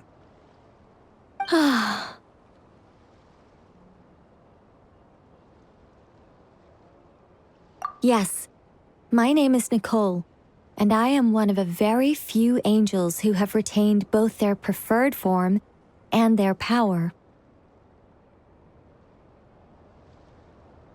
The Traveler and Paimon should be no strangers to this concept. There is another of our kind in Natlan. They call her the Lord of the Night. All right! Paimon remembers her! Yes. Well, I have retained more of my power than she. It's because I don't have a long-term duty to fulfill. To be more specific, no. We'll be here all day if I get into the specifics. Moving on. If I'm not mistaken, you are here because you wish to learn how one might reach the moon beyond the sky. That's right. Is that something you can give us any guidance on? Yes, I do know a way. It began with the Hyperboreans, who lived after the War of Funerary Flame. Blank looks. Maybe I should start with the background of the war. Or maybe not. It shouldn't be an issue. I'll fill in the gaps for you when we have more time. Anyway, after that war ended, the three moons retreated to beyond the false sky. The Hyperboreans were humans I once aided. They accepted the civilization and creations bestowed upon them by the angels. But despite accepting many blessings of the angels, many among them still held on to their faith in the moons. They were reluctant to accept the new order. Even after the War of Funerary Flame, they sought to contact the moon goddesses beyond the sky and receive their guidance. But all three had passed away by that point.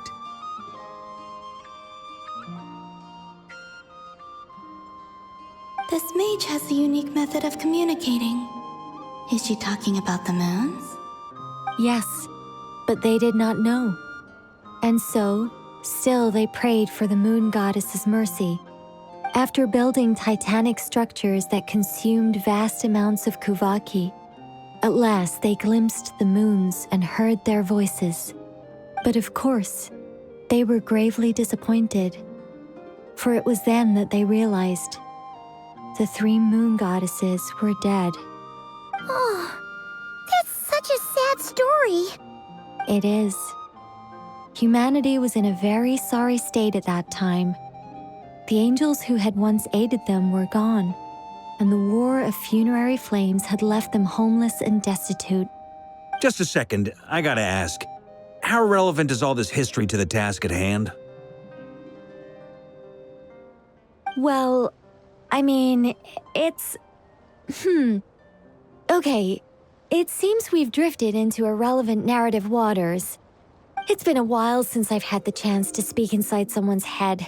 As soon as I got started, I lost control and the words just flowed out like a waterfall. What I'm trying to say is... Right, yes, that's it. The relevant part is the ritual created by the Hyperboreans.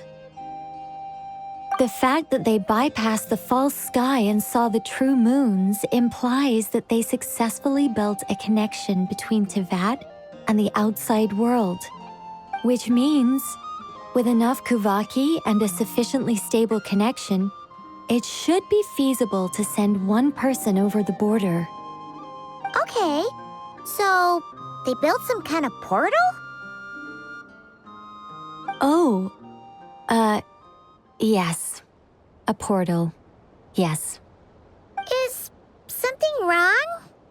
You sound disappointed. I just didn't expect you to summarize it so well. It turns out I could have said all that in one word, if only I'd managed to think of it. No, please, it's fine. This is invaluable knowledge. I'll be sure to record and preserve everything in writing. Oh, really? Well, in that case, I suppose I could backtrack and add some more detail. I did gloss over a few things so far. Whoa, time out. Let's summarize what we've got first. The Hyperboreans were the last ones to use this method, right? So we somehow need to find whatever structure they built and make sure there's enough Kuvaki to power it up. Luckily, we have the moon marrow of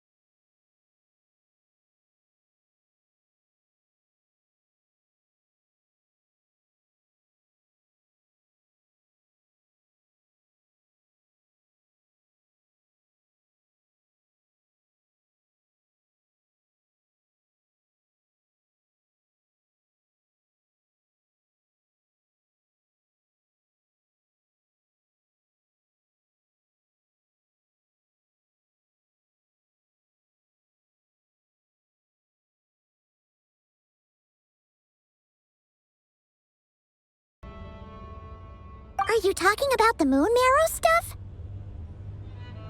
He also strikes me as the kind of person to disregard experimental regulations, ruin all the equipment, and go way over budget. Then leave the first person he can find to deal with the fallout. Exactly! This one time, he was running some high-temperature experiment and the substance exploded. But does he care? No! He orders his subordinates to open the device so he can observe the results, which causes the gas inside to leak out. That gas was poisonous! If I hadn't been there, who knows how many people might have died? And after all that, he left while I was still cleaning up after his mess. What a waste of time, he said. Waste of time? The nerve! He wasted my time! You've been bottling that up for a while, huh? Hat guy, I must say, you seem awfully familiar with internal Fatui affairs, especially when it comes to Dottore. Thank you, Lady Harbingers, for providing such valuable information. I have no other questions for now, so I'll be on my way. Wait, what? You're just gonna leave? You're welcome to join if you want.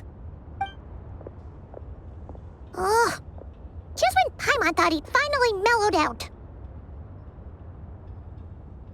He makes quite the impression. I'll say, I've met tons of headstrong people, but not many of them would join me in bad-mouthing Dottore. Anyway, back to the main agenda. Barca, you said that Columbina has gone missing? Or rather, disappeared. Yeah. We're working on building a connection between her and this world. The simplest method is to find out her real name. I've actually asked her that question before, but she said she didn't know. Considering our relationship, I doubt she was lying to me. As far as I recall, she was never dispatched by Her Majesty to claim a gnosis or anything like that. The Tsaritsa's plans had long contained a place specifically for her. I always thought that was weird.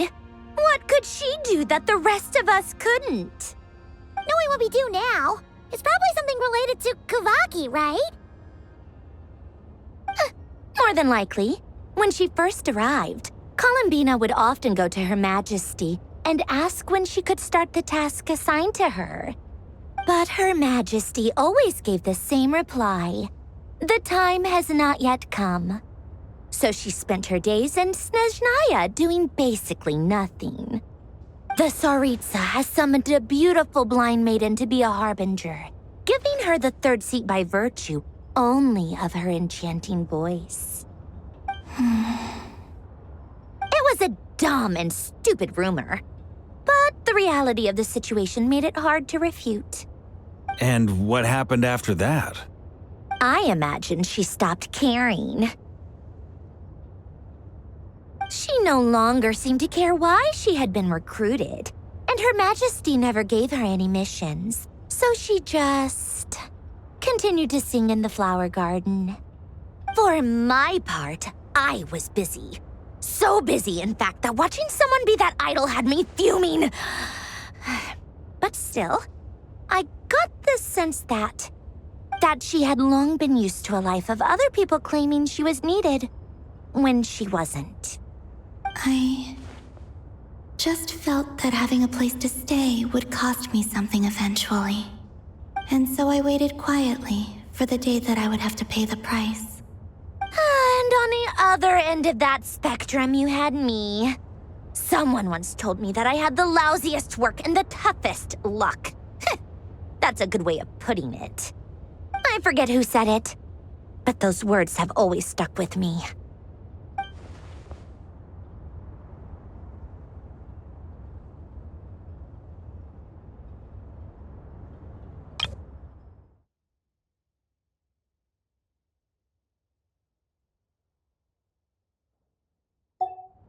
But you've done your job exceptionally well all this time. Because at heart, You are a conscientious person. What is it? Something come to mind?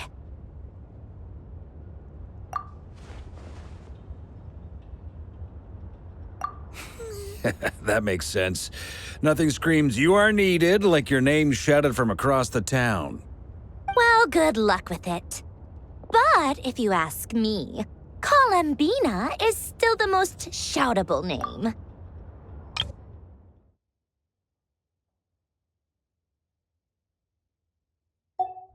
I'm just so used to it now. After all the arguments we've had, I can't be bothered trying to remember another name for her.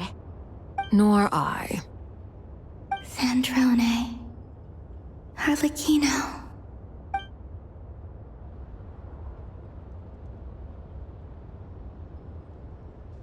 Huh! It's a Sealy! Does that mean Nicole has news for us? Ladies, I thank you for your hospitality. If the chance ever comes up, I definitely owe you both a drink sometime. I'm sure it will. You can make your own way out. Heck, you've been here enough times, you probably know your way around better than I do. Okay! Time to do what adventurers do best! Follow that Sealy!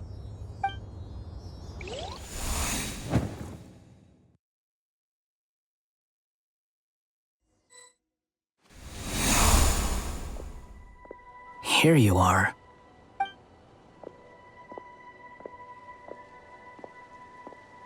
Oh, hat guy. How come you're back so soon? Did things go all right with the Fatui? Fine. Dotori's been summoned home by the Tsaritsa. Couldn't get much more than that. How about you? Any progress with the investigation? Unfortunately not. We've tried everything. Different phantoms, different locations, different points in history. But the results are the same each time. Abyssal monsters roaming the land.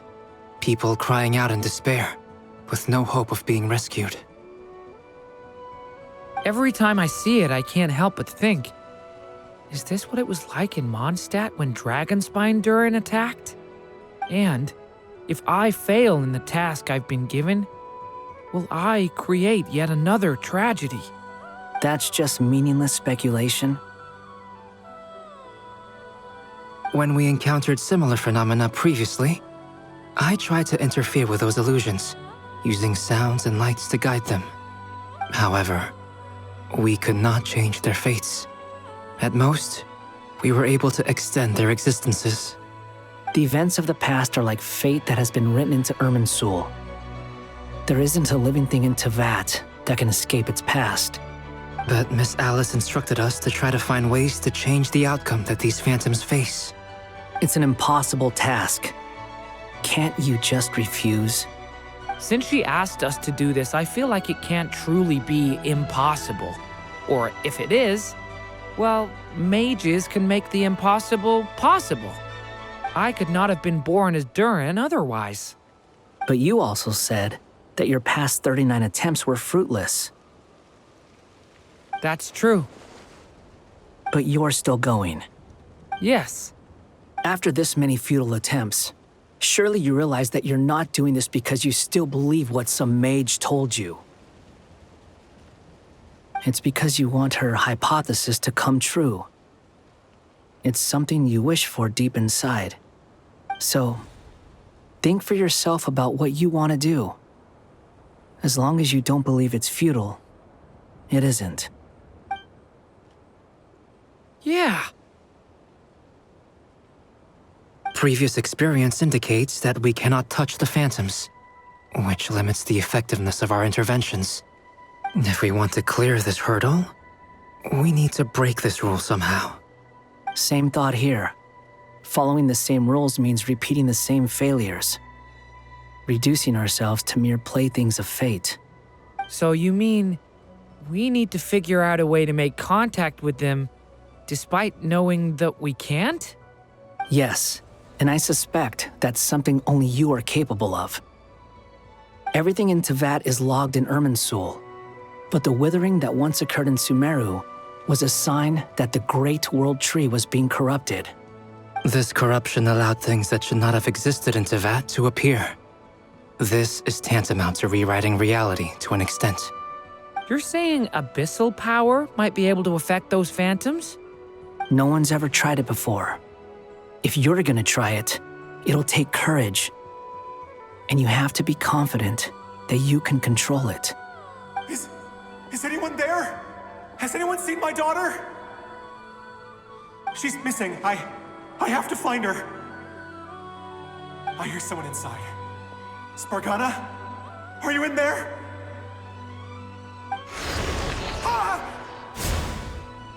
If I can use my abyssal powers to warn him that there is danger here, maybe it'll change his decision. Maybe he'll stay away. Yes. The important thing is not the nature of the power, but rather how you use it. To intimidate and obstruct. Sounds about right for the Abyss. Let me try. I should be able to influence that thing. Have you seen a little girl? What?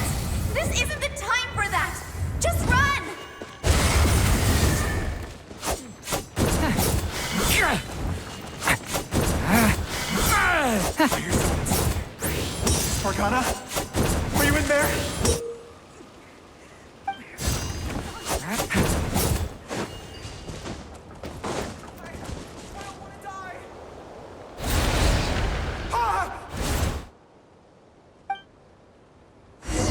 Have you seen a little girl?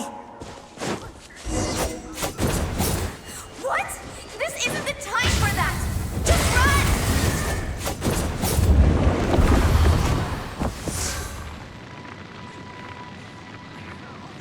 I hear someone inside. Spargana? Are you in there? What is this? Looks dangerous. I should get out of here.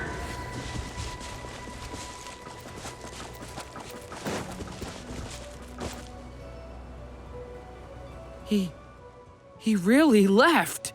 Ha! We did it! Don't celebrate too soon. Follow him. See what he does next. Monsters approaching from the front. You need to stop them and create an opportunity for him to hide.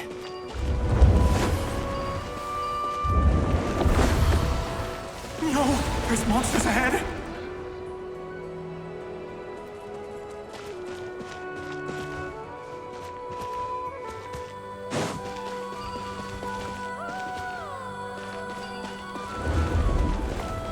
Wait, is that the barrier I saw earlier? Why is it appearing now? It's as if someone's controlling it.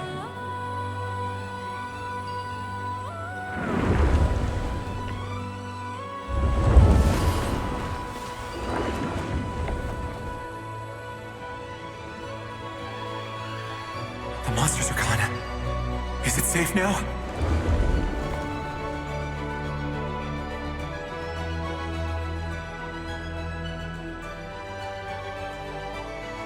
The barrier's gone too. How odd. Anyway, I guess I'll keep going. Quickly, let's keep up.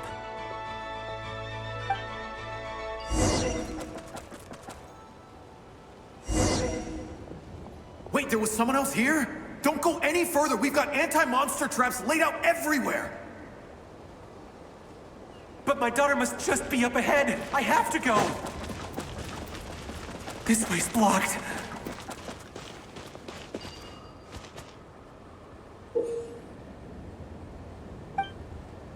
We might be able to use the explosives over there, but we need to take care not to hurt him.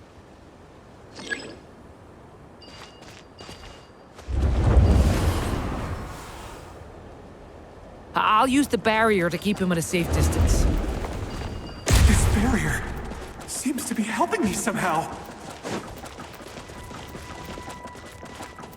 Hey, wake up! Oh, good. Gotta keep moving ahead.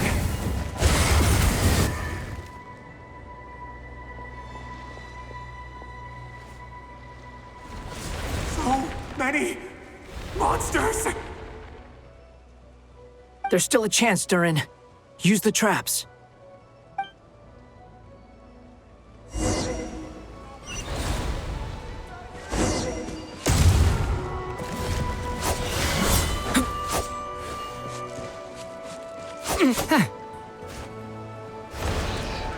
Help me!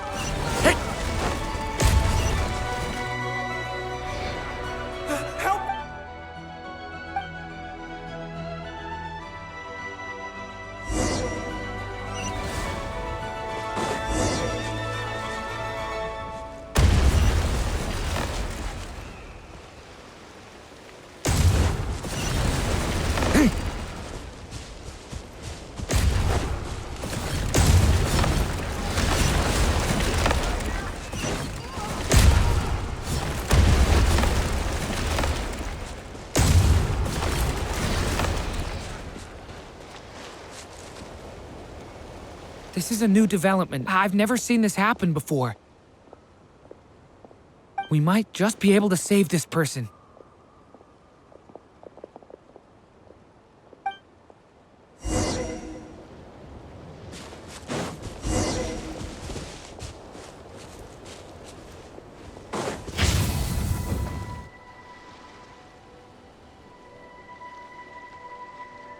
Hello there. Have you seen my daughter? Spargana's her name. She's carrying a large backpack. Get out while you still can, you fool. You won't find any survivors here. But I can't just leave her here. She must be so scared right now. Sorry.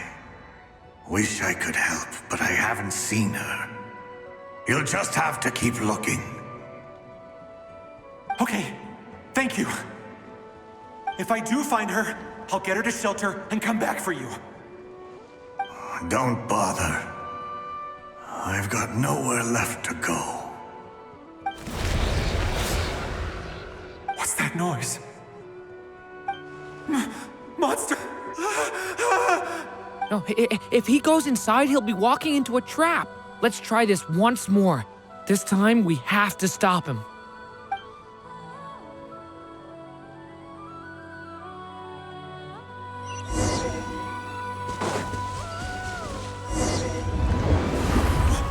Why?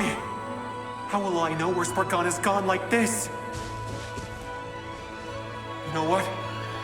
I'll trust this strange barrier. It's gotten me this far after all.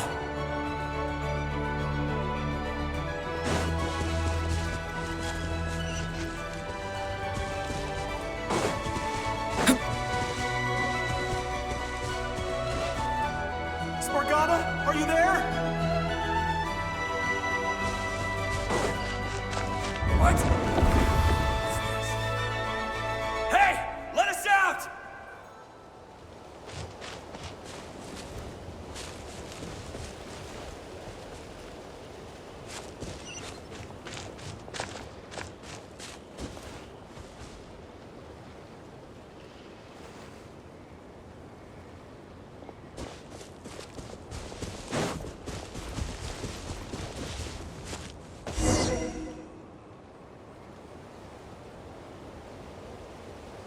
Huh? That looks like one of my daughter's books! Thank you. Thank you! Yes, it's one of hers for sure. That's her name on it right there. She left her backpack here.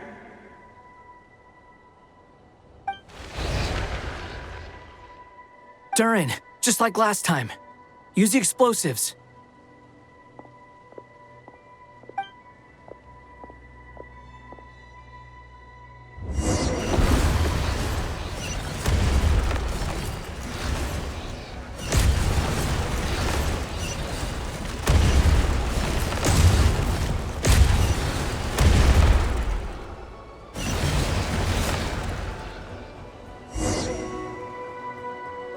It won't work.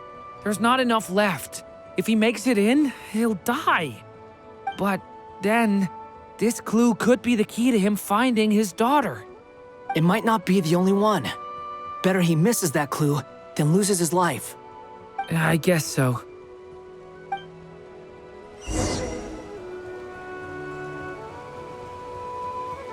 Stop him, Durin. We can't let him get any further in. That's my daughter's book! She's passed this way! Why? Why won't you let me go in? I've searched and searched and searched just for this! But how will I find her without any clues?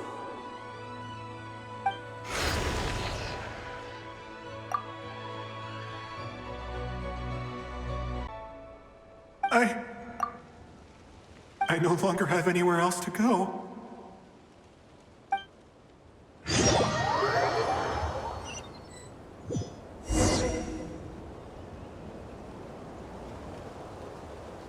I'm sorry.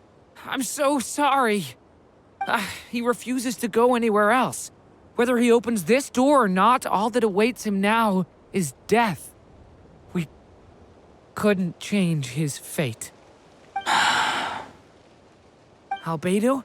Hat Guy? Let's try one more time. I don't know how we're gonna do this, but I don't want to give up either.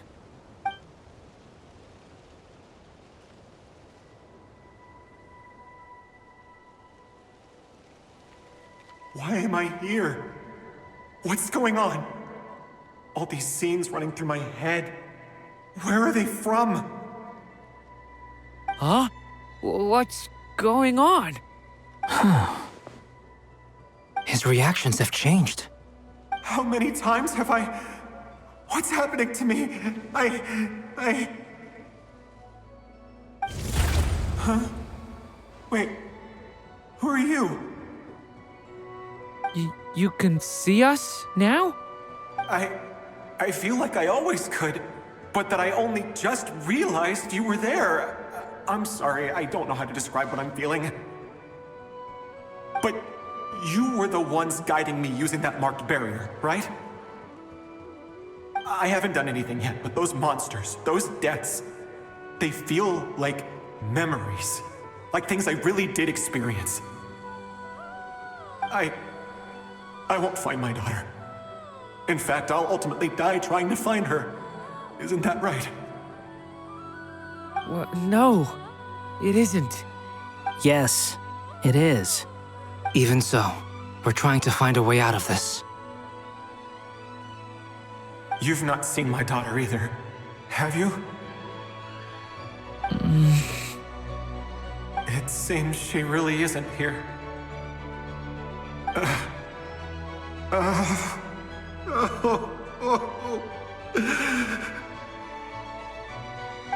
I'm sorry we couldn't help you.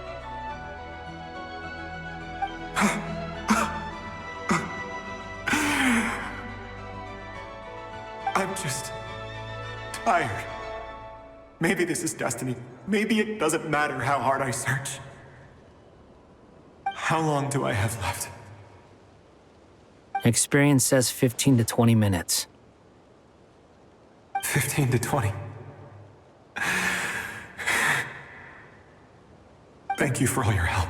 Let's rest a while. You look exhausted too. Now's not the time for you to start pitying us. It's not pity. I'm just realizing that I've only got 10 or so minutes left. You know?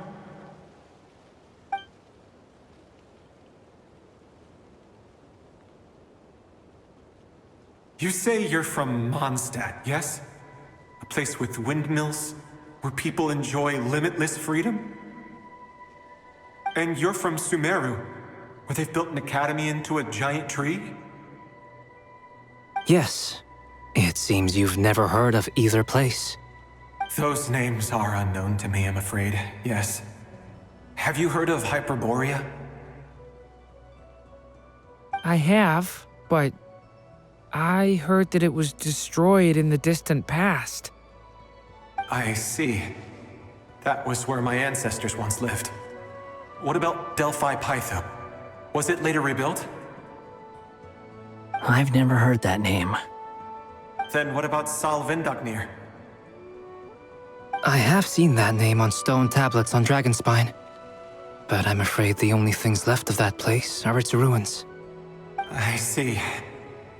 Sure enough, there was no way to turn this around, huh? I'm sorry. I was the one who asked to chat, but it seems like we're too many ages apart. There's barely any common ground to start from. It's all right. We did hear something new, at least. From how you speak of your lives, things must be going all right for you, I guess. They are.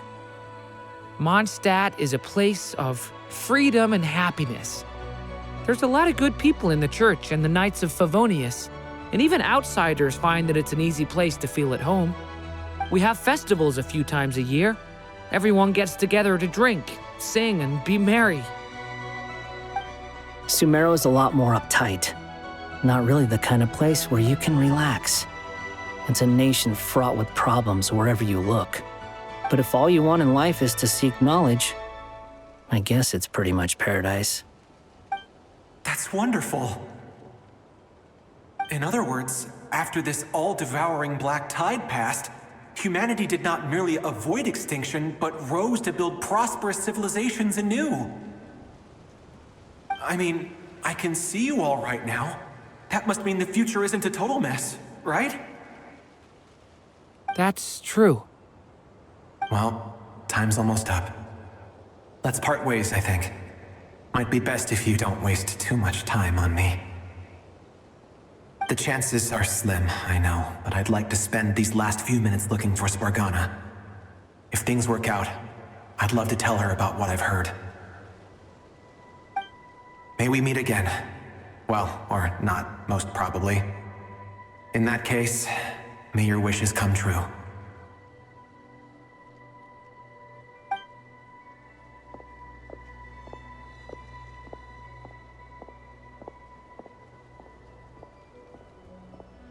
He's gone. In a few minutes, he will meet the end that was his to begin with. The ending of this tale did not change, but I believe that we've just made the most progress we have yet. May your wishes come true. If only it were so simple. Hat Guy, could I ask you a question? You've never talked about your past. It seems complicated, and it weighs heavily on you, too. Would you be willing to tell me about it? I mean, sometimes it's better to get things out in the open. Take that guy we try to help, for instance. At least he said goodbye with a smile, right? I know about Albedo's past. Our experiences are very similar, and he created me. As for you, you're my first friend, and you've witnessed every step I've taken. But by comparison, I know nothing about you. Either way, I mean, we're still best friends. But if I knew more about you, I might understand your thoughts a bit better. I've told you about myself. I'm a student at the academia. And what did you do before that? Prepared for the entrance exam? All right. If you really don't want to talk about it, I won't press you any further. I was a puppet built from the branches of a white tree, using technology left behind by the Conrian schools of mechanical engineering. A white tree? You mean an Irminsul tree? Yes. A branch of Irminsul that was once connected to the main tree. So you had a human creator too? Yeah, but my creator abandoned me after deciding that I was a failure. After that,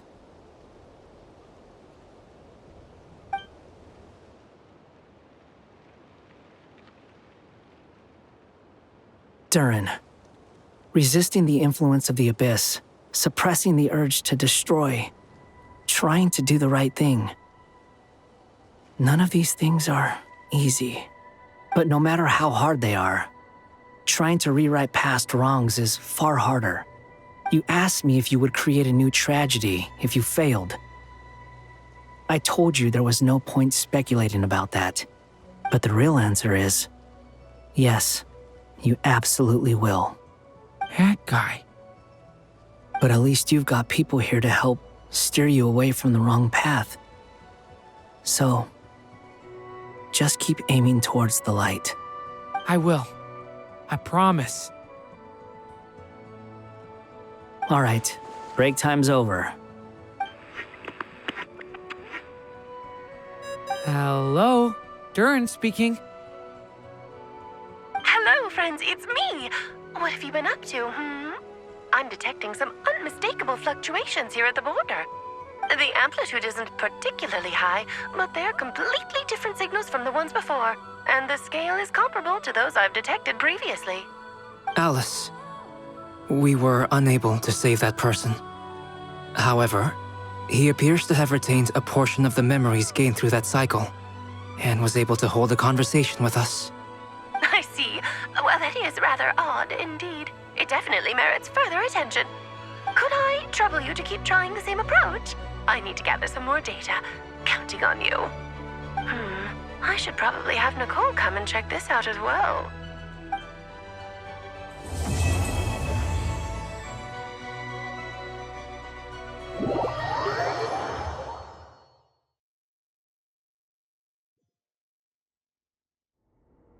There you are. I was worried you might stop to collect treasure chests opened by the Seelie along the way. It would have taken you so much longer to get here. Another conversation I cannot hear. I am delighted to see that you understand what takes priority, and that your adventurer's instinct has not swayed your resolve.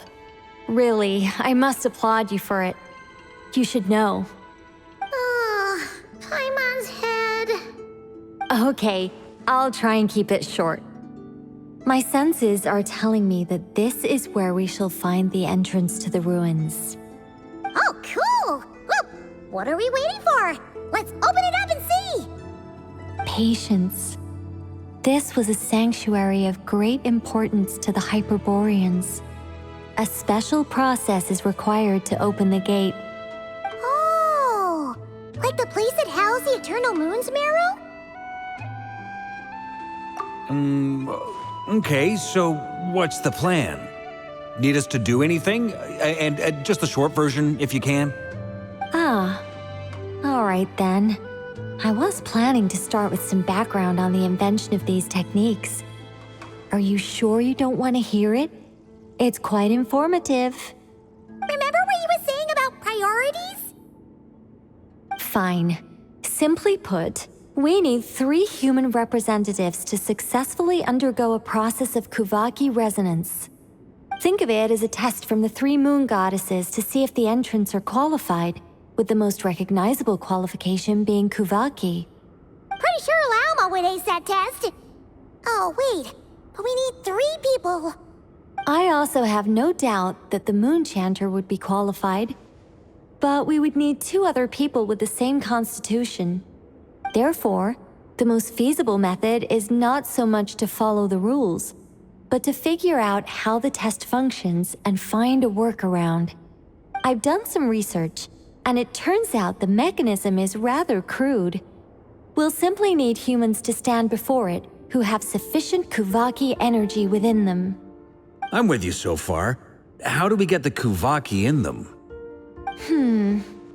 The easiest way would be transfusion. Take some Kuvaki from Nordkai's soil, put it into the bloodstream, and get it circulating in the body.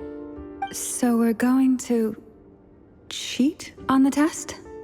Precisely. There are other methods, but this is the simplest one. Cheating the system is much easier than trying to hide from it. Huh? Ah! Sorry? Does the idea of cheating upset you, Miss Lauma? No, that's not it. I suddenly had an idea. Ooh, what is it? It's about Moon Prayer Night. I figured out a way for Kuthar to join in the festivities. Huh? But as Paimon said, we need to have our priorities straight. Let's get back to the test. I'll follow up with Nefer on the festival arrangements. Oh, okay. Anyway, is this really the best method we have?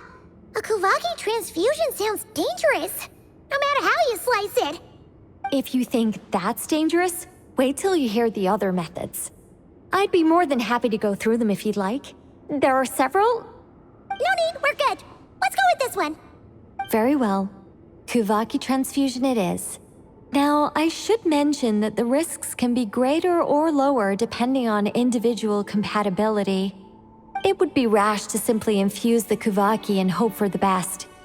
If the body rejects it, the reaction can be quite severe. The symptoms are similar to another condition that some people living here suffer from, known as congenital Kuvaki sensitivity. So, before we execute our plan, I will perform a simple test of my own to see who is compatible and who is not. Once that is done, we will have to complete the resonance process as rapidly as possible.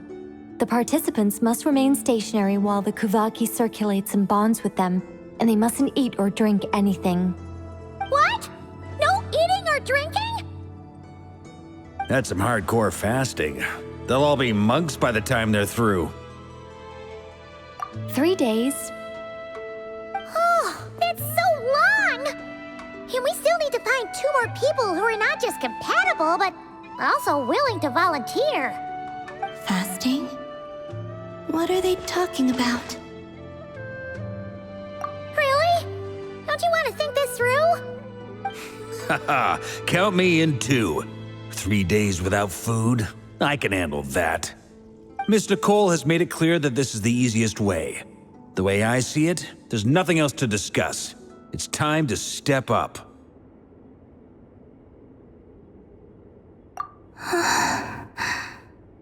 Yeah, you're right. In that case, Paimon volunteers to be captain of logistics. She'll keep the fires lit and grab some spare clothes to keep you comfortable. Then we'll start with you first, Traveler. Please step forward.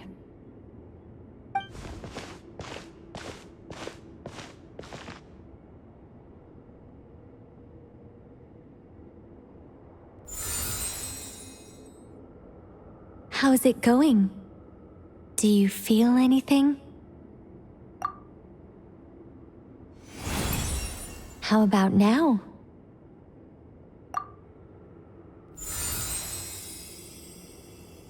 And now?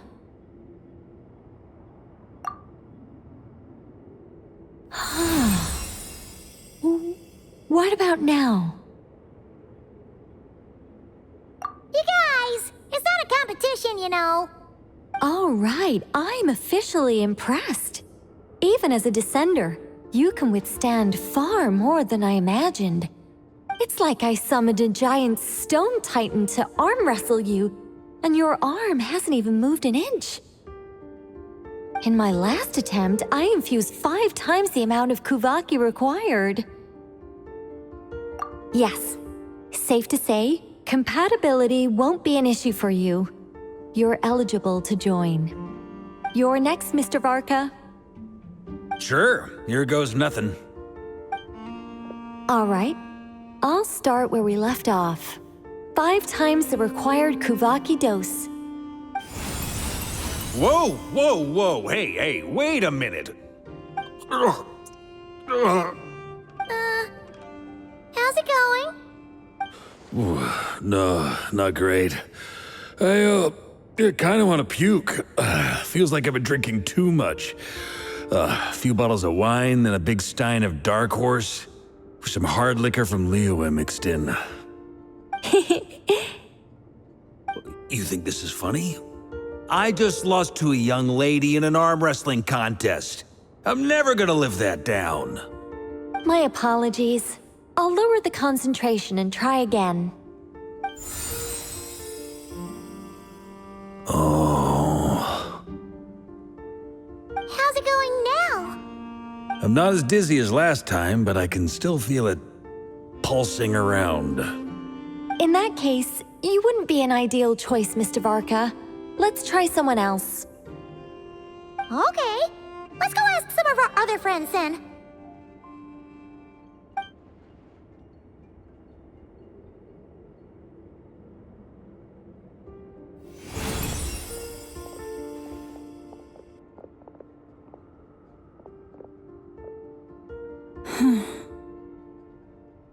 No surprises here, Miss Moonchanter.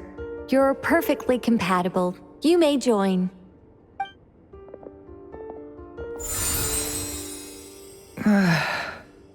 I'm getting a slight headache. Shame.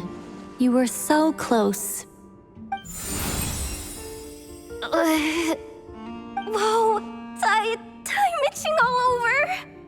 Allergic reaction. We can't have that. Huh? Well, are you gonna start a what? The Hexen Circle is an organization that cares for and protects children. We will not have them do dangerous things. Not even tests.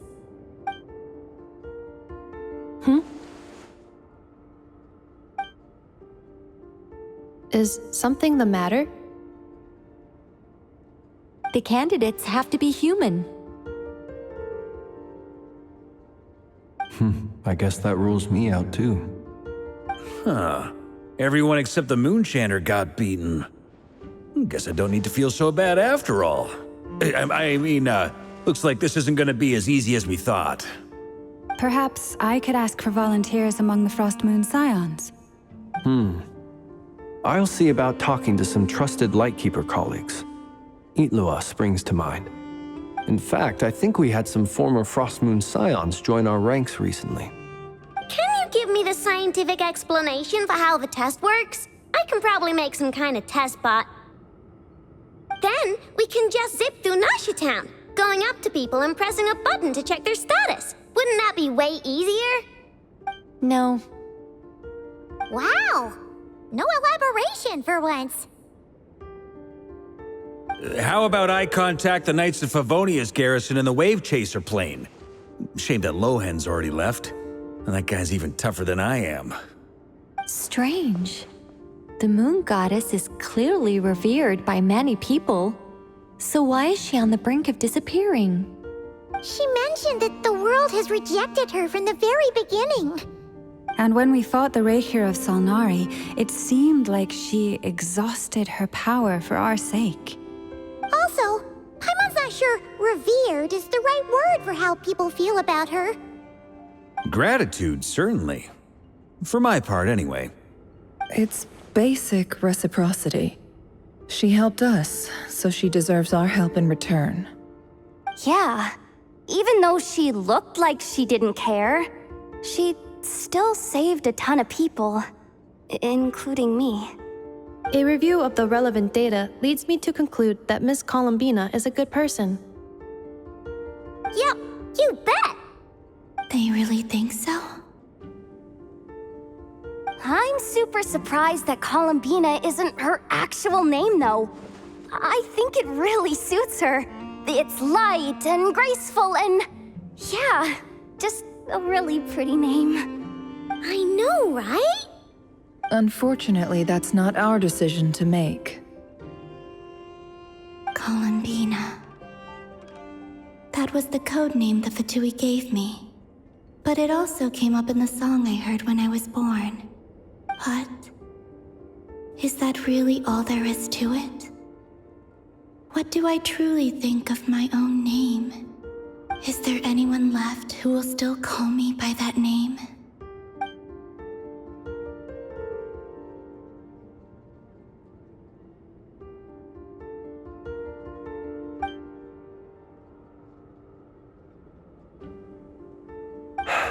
Moon Prayer Night is getting closer by the day. We're running out of time. We need to look for other candidates. Then allow me to try. Huh? What are you doing here? You contacted your friends via the Adventurers Guild. Sandrone has been keeping an eye out for something like that, so she informed me. Since I have the ability to accommodate a moon marrow, I should prove to be a suitable candidate. Arlecchino. When can we begin? I see. We can begin right away.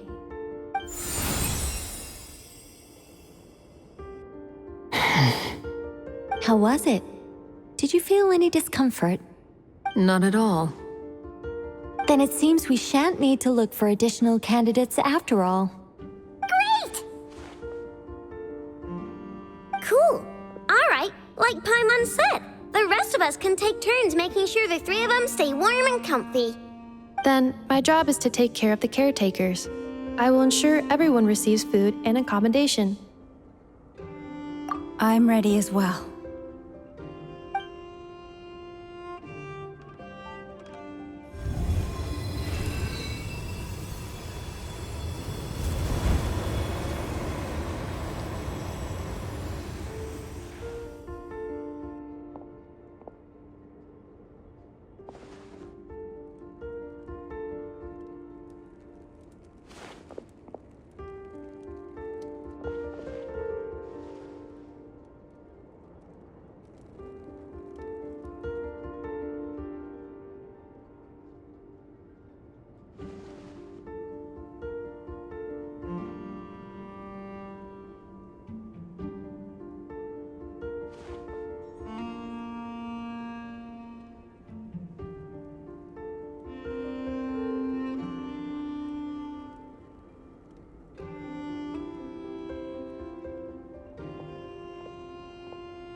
The work is done. The sacred scroll shut. The stars grow dim, the people silent. The white sun sets, the silver moon rises.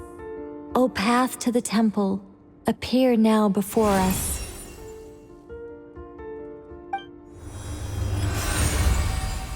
Wow! It really opened! So that's what all this is about. They've been trying to open this gate. Come, let us enter.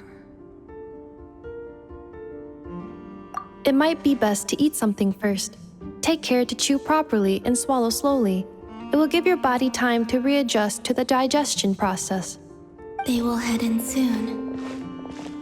They will need to enter this gate.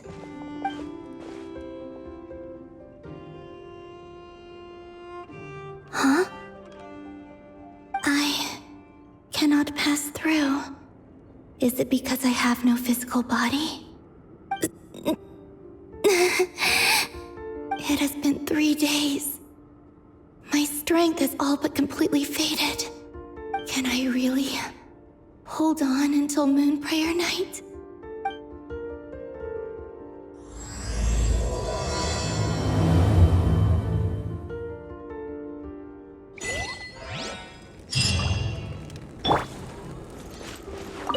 I have confirmed that you are all in good health.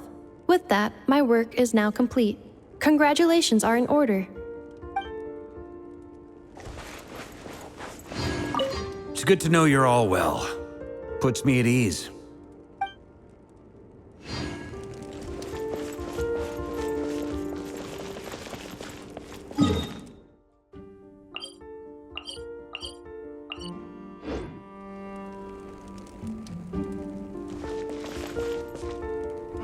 As soon as I start talking about it, the flashbacks start.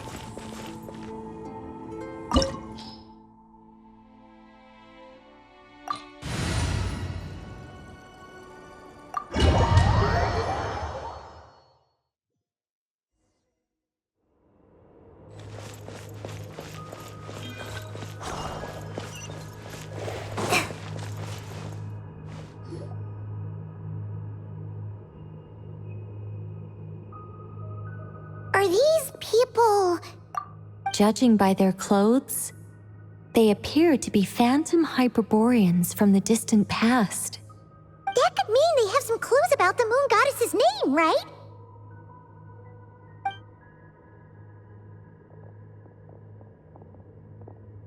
Hey there!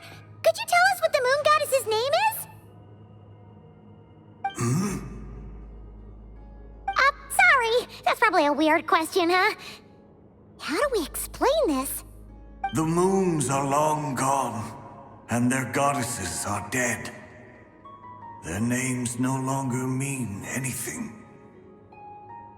When a new moon goddess is born, we will surely know her name.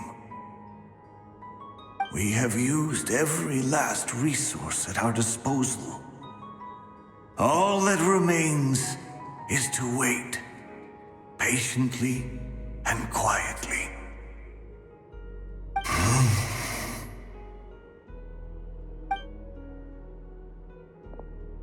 Were the people of the past all this devout?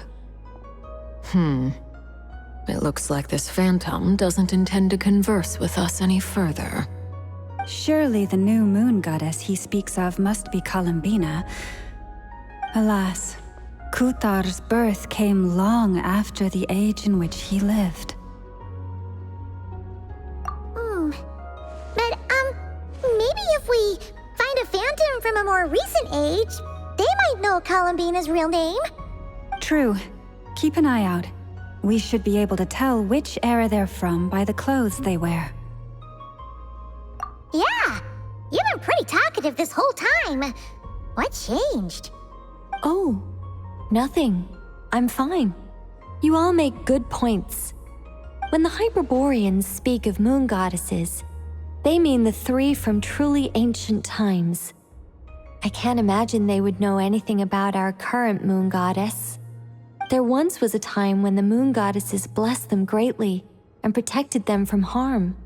So, when the war between the gods and dragons plunged the world into chaos, it seems they looked once more to the moons for help, praying for a new goddess to be born. Yeah, that checks out. Let's continue on. Who knows what else we may discover?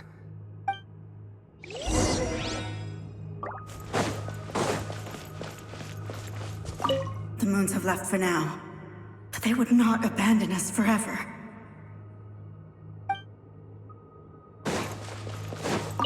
When the moons rise again, we shall receive their protection once more. Even in the darkest hour, there is always a way out.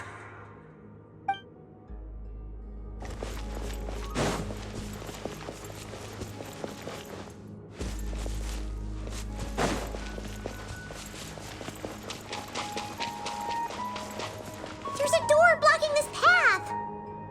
Not a problem. Try this.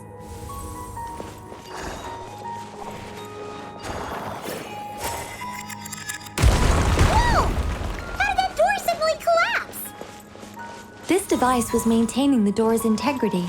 Remove the core, and the device stops working.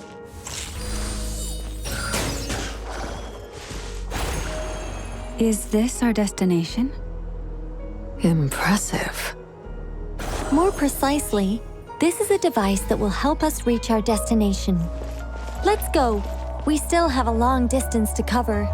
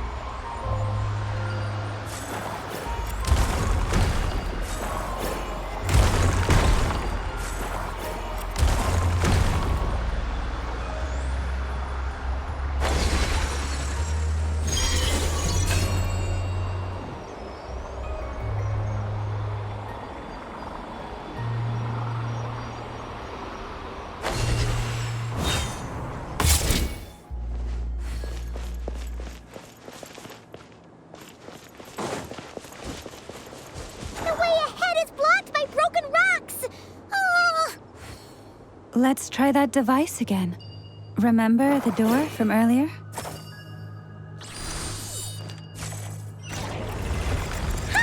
So it works in reverse, too!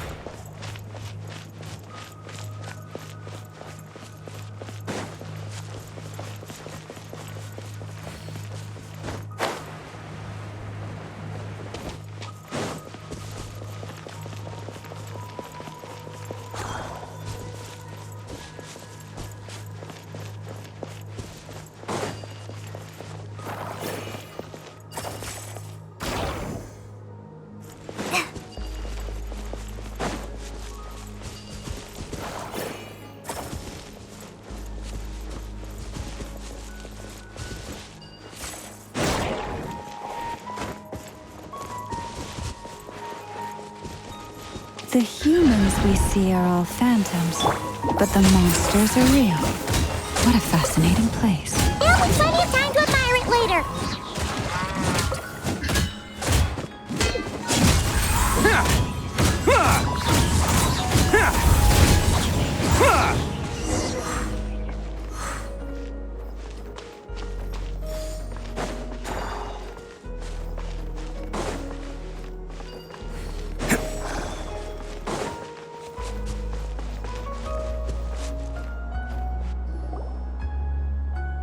Ooh, there's a whole bunch of artwork in here. Seems pretty old. Nicole, this is probably your area of expertise. What do all these paintings mean? Let me see. To understand these murals requires some knowledge of the history surrounding the War of Funerary Flame. I shared a little of this with Lauma before. Yes, I think I follow. The dispute between the Moon Sisters, the transformation by Nibelung. Oh no, it's no trouble. I'd be delighted to share the tale again. Alright then. Tevat's 3 moons and their goddesses were brought into being by the will of Nibelung, the then ruler of Tevat. But when the heavenly principles came, they changed the world completely, down to its very foundations. The moon goddesses were nowhere near strong enough to challenge this entity. But the heavenly principles did not view them as heretical entities that had to be removed. Essentially, the 3 moons existed to keep this planet alive and operational, which did not directly conflict with the heavenly principles' aims. Nevertheless, the inherent precariousness of this arrangement would soon be revealed. Nibelung returned. Yes. He did, and thus began the War of Funerary Flame, a battle for dominance between Nibelung and the heavenly principles. Discord would soon emerge between the 3 moon sisters. One would voice the opinion that they should follow Nibelung, for it was he who first hung the moons in the sky. Another would argue that taking sides in the conflict would only bring the world closer to ruin. There was no telling where it would lead, especially since their creator had returned, bearing the perilous power of the abyss. Nibelung would eventually discover their disloyalty. He had all 3 imprisoned before transforming the moons into weapons with which to fight against the heavenly principles. What? Weapons? Yes, the very moons that had once defended the planet became instruments of death and destruction, striking terror into the hearts of all living things. And although the heavenly principles and the 3 moon sisters had once been at peace, it now seemed that the moons posed an unacceptable threat to Tevat. It is possible that the heavenly principles did not know of the goddess's imprisonment. If so, the weaponization of the moons would surely have been viewed as an intentional breach of the peace agreement. Regardless of who knew what, when, the heavenly principles shattered 2 moons and flung the other beyond the skies. Whether the goddesses managed to escape Nibelung's captivity after his fall, nobody knows. But this much is certain. From that day on, the moons no longer belonged to Tevat. The rejections slowly drained their power until eventually they passed away. So that's the full story. You say the moon ceased belonging to Tevat from then on. Why then would Columbina be born here? That is perhaps due to the lingering connection between the Frost Moon, which was not shattered, and this world. You could see it as the three sisters' dying wish. They never desired war. All they ever wished for was to protect this land. I see. If the final fate of the three goddesses is as you say, then Columbina faces the same grave danger. Our investigation has yet to bear fruit. We must hurry. Yeah, you're right! Let's keep going!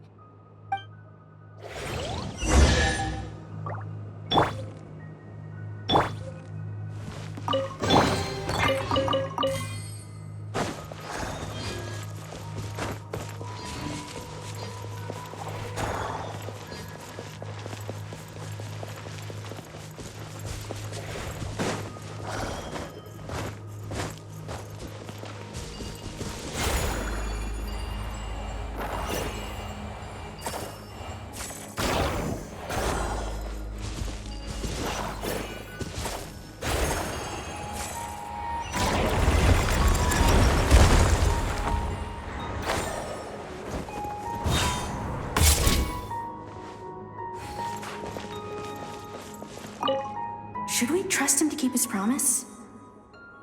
We have to. There's nothing else we can do.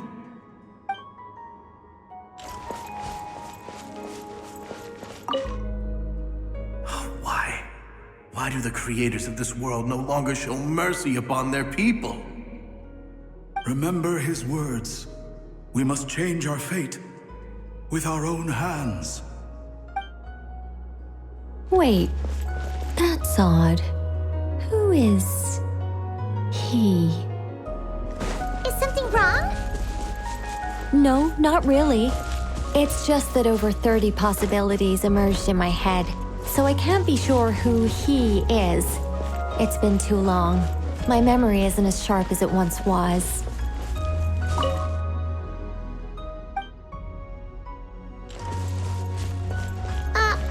Okay. 30! Wow! Impressive!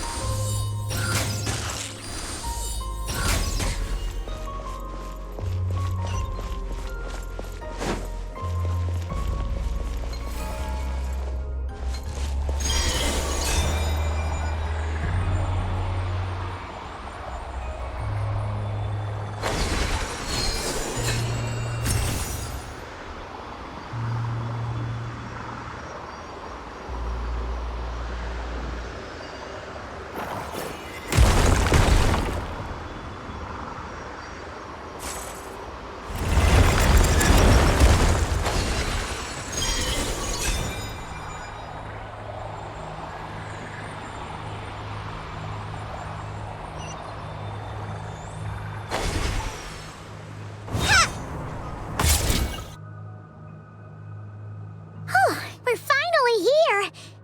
Guessing we'll need to activate this thing? Indeed. I was a little worried about that at first, but as we got closer, I sensed that the Kuvaki within it flows unimpeded. It should be functioning normally. The only issue is how to activate it. It's looking a little worse for wear. What about the cores from some of the other devices we've seen? Can we repair it using those? In all likelihood, yes. I imagine that would have been the Hyperborean's backup plan. Let's look for some cores.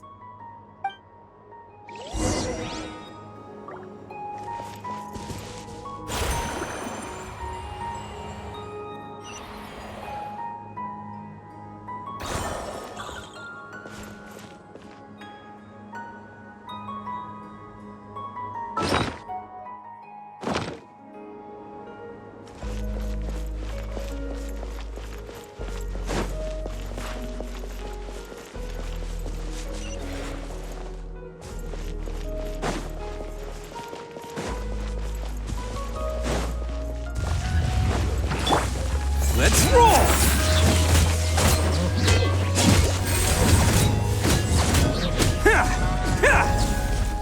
Can't get...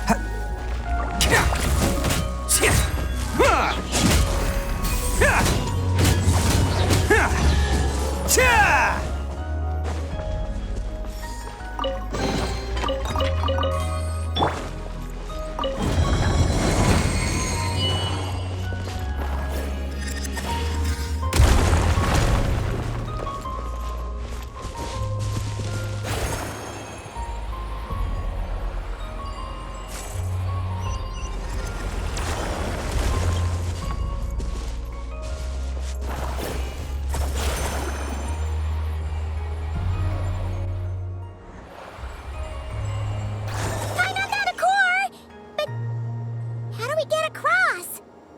Walk up, then jump down.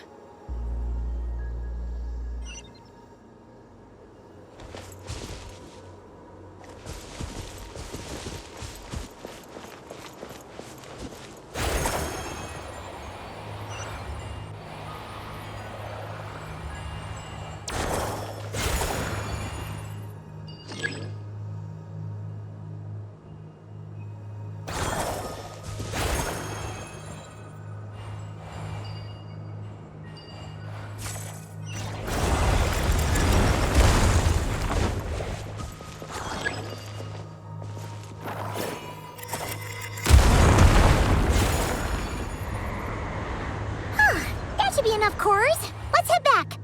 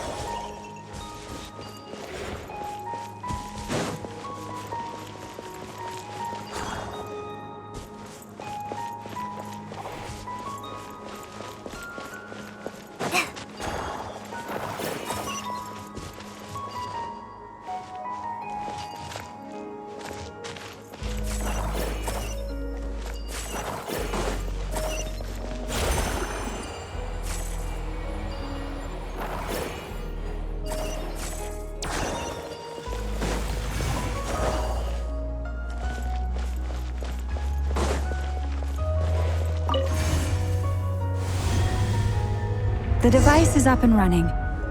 It's hard to believe that the ancients were capable of constructing such things. Paimon sees our destination! It's right up ahead! Yes, let's go.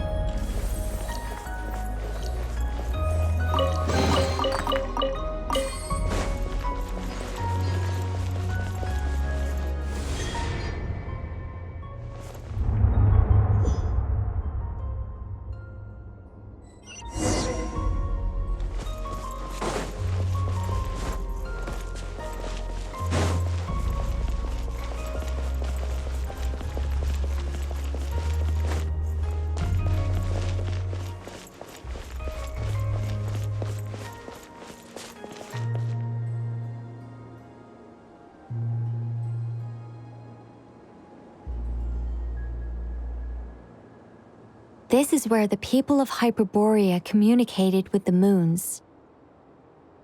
We need only place the moon marrow upon this platform on Moon Prayer Night, and we shall be able to open a portal to the moon and send our moon goddess back home. The assumption being, of course, that we can find her first. That's right. You want to know if it's safe there, don't you? And yet, she has no choice but to return. You know this. Oh, that's not the only issue here. This is the end of the line, right? We've explored everything we can. And despite looking at historical artwork and talking to people from Hyperborean times, we're still no closer to learning Columbina's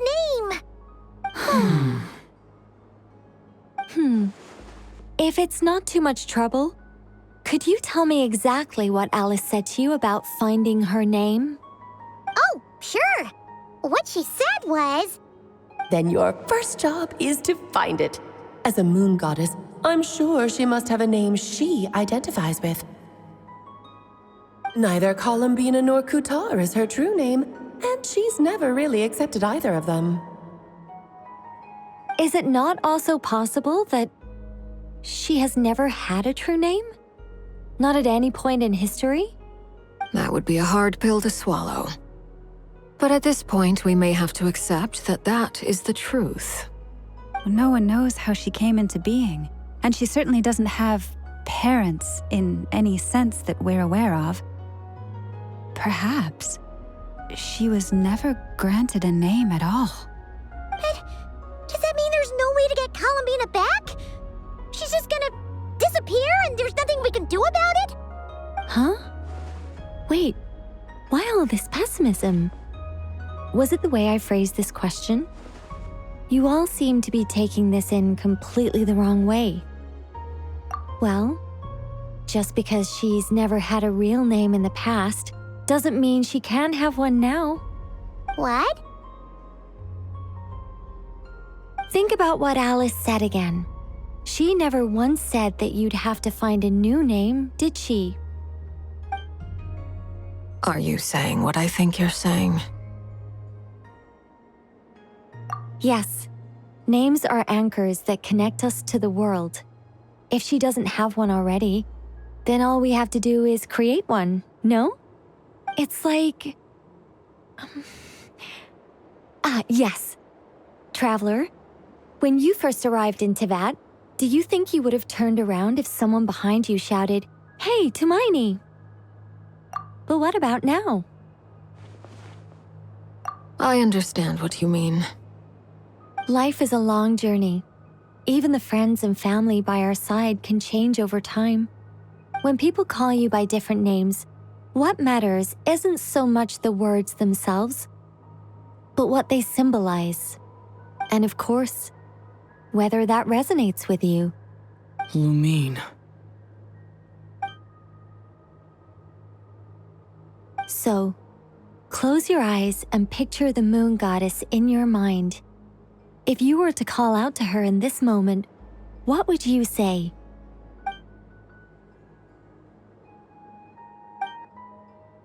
Columbina. Columbina. Paimon would call her Columbina too. Well, she has long forsaken everything that Kuta represents. I think from now on I should call her Columbina too. Well, it sounds to me like you found your answer. Are you sure? Is it really that simple? We haven't found her this whole time, and not for lack of trying. For a journey like this, the process is every bit as important as the outcome. Had you not searched far and wide, rejecting every other answer you were offered? How could you have come to an answer you felt was finally correct? Oh, it all makes sense now. This has Alice's fingerprints all over it. Are you suggesting that Mage knew from the start that Columbina never had a real name to begin with? I can't say for sure. But I can definitely imagine her chuckling in satisfaction somewhere right now, saying, "Oh, what fun." Llama! Your antlers! You should hurry. The festive moon has begun to rise. Do not worry, for when you called the name Columbina just now, I could sense that the power within was enough to summon back the moon goddess. The power within what? The name? Yes. So, the thing is... What's wrong now? This is so annoying. I really want to explain how that whole thing works. Starting from the founding principles of Teyvat and... Oh, I could talk about this for hours. But... Deep breaths, Nicole. Deep breaths. You're an angel. A sober, sensible, solemn angel who has her priorities straight. Okay then. Sorry for asking. Clearly a bad call on Paimon's part. Anyway, you all need to hurry. Last thing, remember how it felt when you called out that name. Then it is agreed. By the name Columbina, we shall find her. Then we'll throw her the best Moon Pair Night party And at last, we will send her home.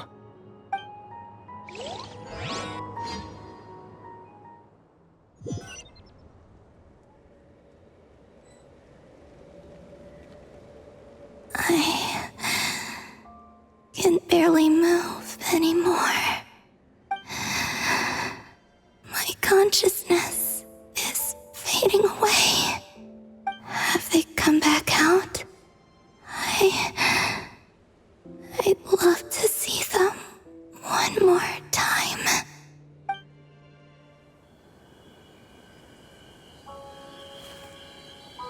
They didn't make it.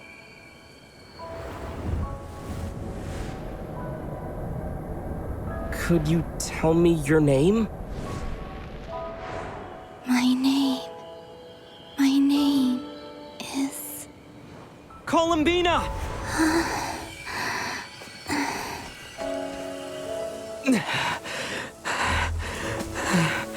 Columbina! Are you here? Columbina! That's the name you gave when we first met. And it's what I've called you ever since. Columbina. It's a fine name. I have many fond memories of Columbina, and so do all of your friends.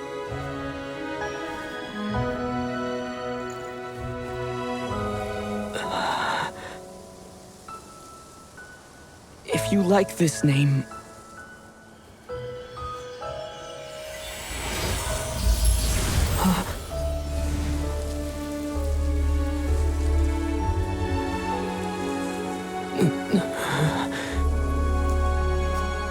Looking for me? I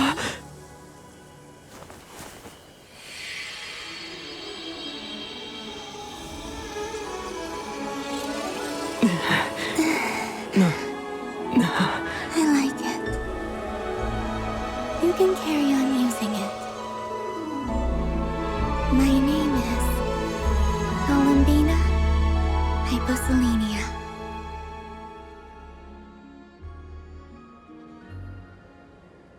Columbina Hyposelenia.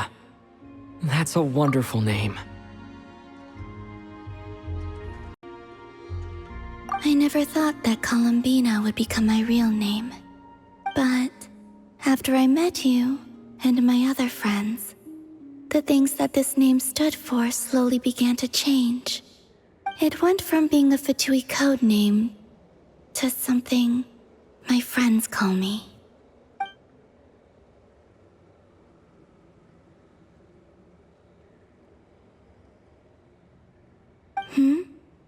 What is it?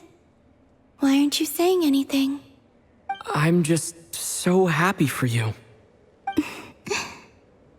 Thank you. So, where's everyone else? We can go and meet them very soon. Everyone went to different places to try calling your name. Great. I'd like to thank them as well. Everyone's done so much for me. Searching for my name, entering those ancient ruins. Huh? Wait, so you were... Yes, I was there. Not physically, but my consciousness was still holding on. I followed you the whole way. Starting from when? You turned around and called out my name while you were in Nasha Town. Do you remember?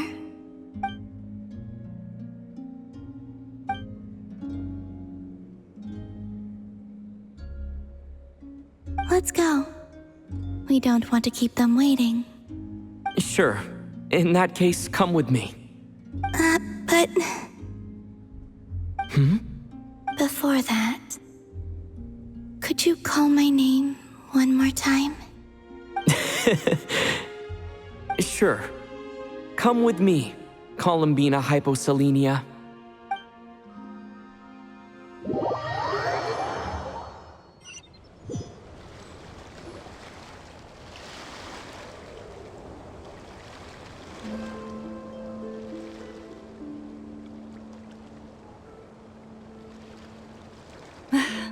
Columbina!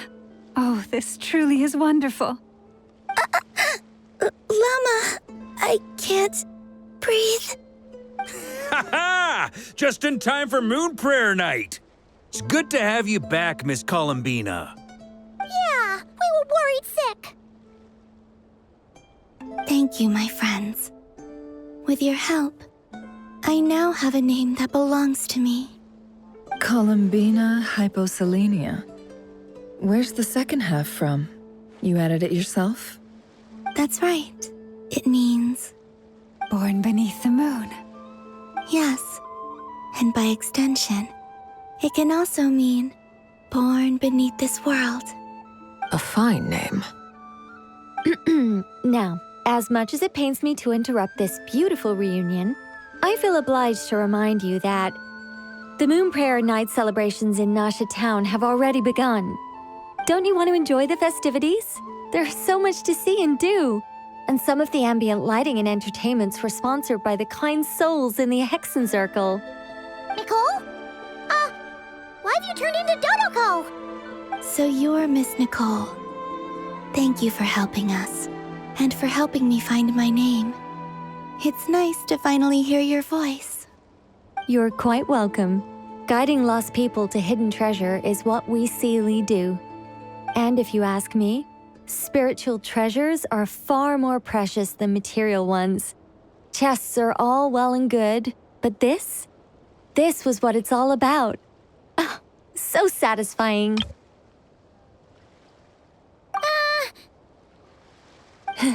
Anyway, I had to go help Alice. It seems like she ran into some trouble. That's why I couldn't be here in person. But don't worry, we're with you in spirit. We'll be celebrating right along with you. Keep an eye out for the Hexen Circle's festive stalls in Nasha Town. I think you'll like what we came up with. Alice said she even managed to rope B in this time.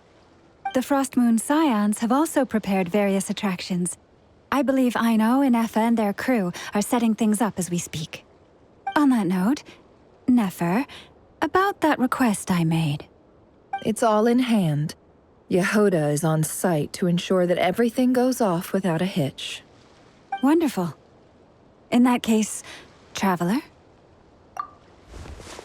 Huh? Come on, Columbina. It's time to celebrate the best Moon Prayer Night ever.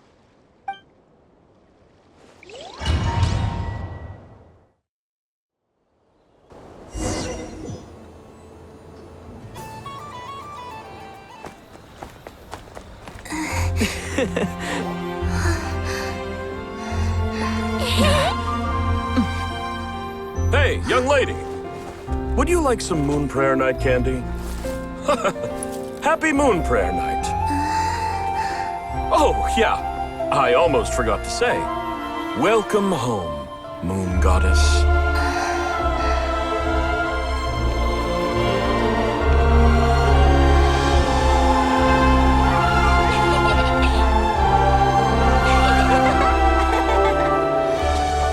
Welcome home, Moon Goddess.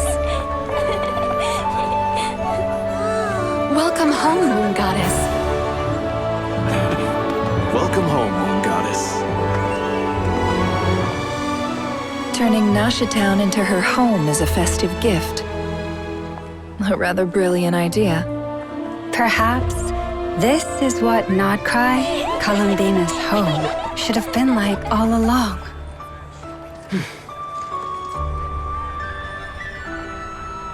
Thank you for the gift. I like it a lot.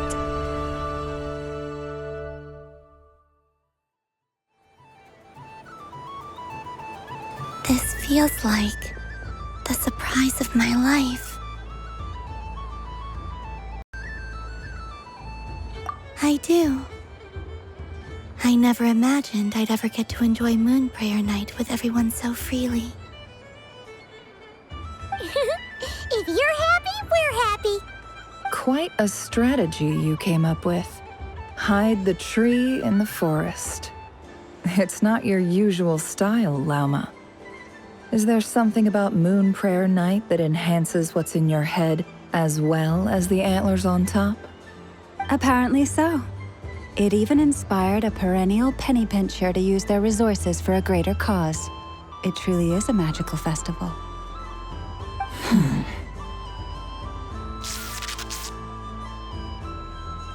I see it now. This bickering is actually a sign of a strong relationship. Huh? What's everyone doing here? Oh! Miss Columbina, you're back! Yes, I'm fine now. Thanks for your concern. How's your progress with Alice's assignment? Very well indeed. I've never heard her sound so excited. Not like this. This time her excitement seems more serious. Seems like she's had a major breakthrough. She said she'll contact us once she knows more. In the meantime, we're free to relax and have some fun. Enjoy the time off while it lasts.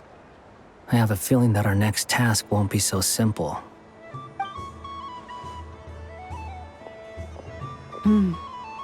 I should go. I still have a few things to attend to at the Frost Moon Scion's stall. And I think I'll take a look around. With any luck, this once-in-a-year festival will come with once-in-a-year opportunities. Hold up a second. Where's Varka? I believe he made a beeline for the flagship the moment he entered Nasha Town. Ah, that's Mondstadters for you. They know what they want when festivals roll around.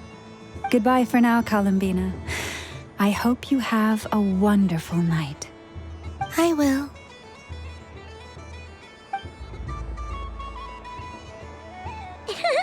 Well, in that case, don't just stand there. Get out there and have some fun. You'll definitely get a warm welcome at every stall. Oh, also, take this map with you. It's a guide to the festival.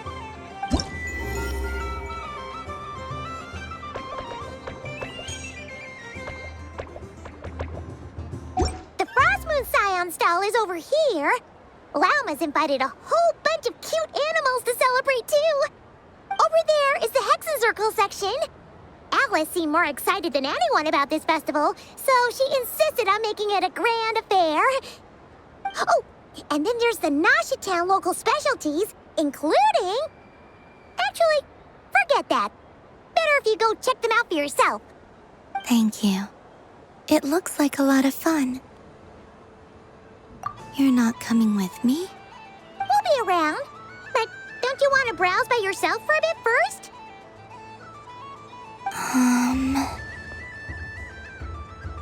Yep. If you find something you like and want to try it out together, just give us a shout. We'll be right with you. Otherwise, just relax and enjoy yourself. There's so much on offer, so try to experience as much as you can. And don't forget to stuff yourself with all the delicious festival food.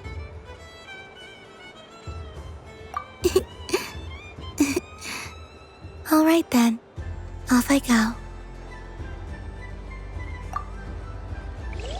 Where should I go first? This must be the mage's stall. It feels like I've entered a fairy tale. Ah, how lovely.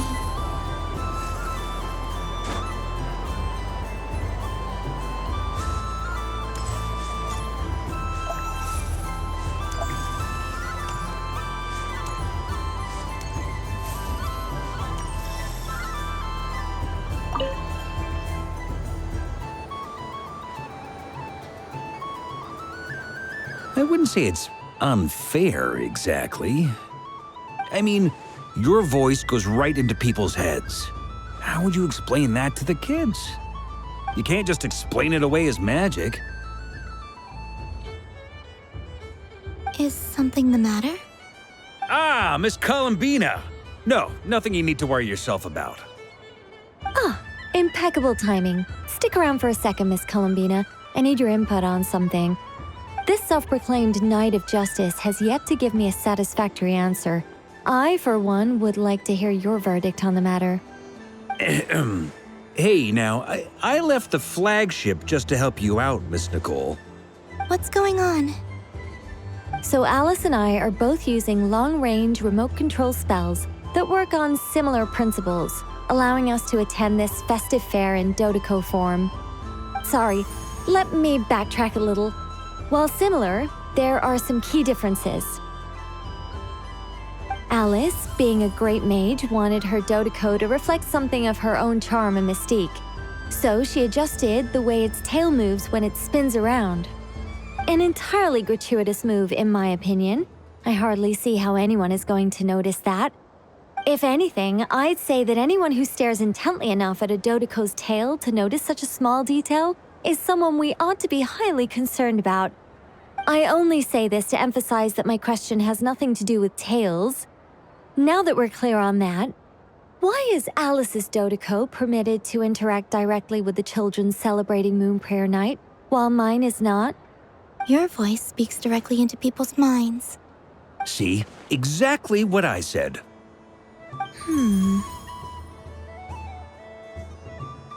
Miss Nicole? Ugh, I can't stand it.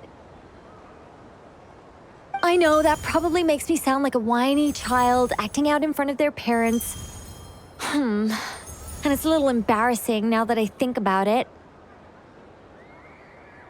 But hey, I said it now, I can't take it back. That would be even more embarrassing. Also, don't go reading too much into that analogy.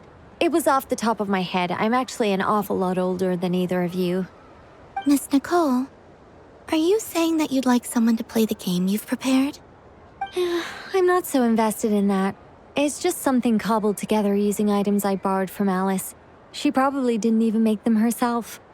The point is, I want to know everyone's thoughts after they receive their prizes. But as you've said, I can't just ask. I've been biting my lip for so long, and I've had no one to vent my frustrations on. I thought this was going to be a nice, straightforward festival where I'd get the chance to guide people to treasure. Well, can I play? I can't guarantee that I'll win a prize, but... You will? I'd like to try. Then what are we waiting for? Let the game begin! It's like they forgot I was ever here.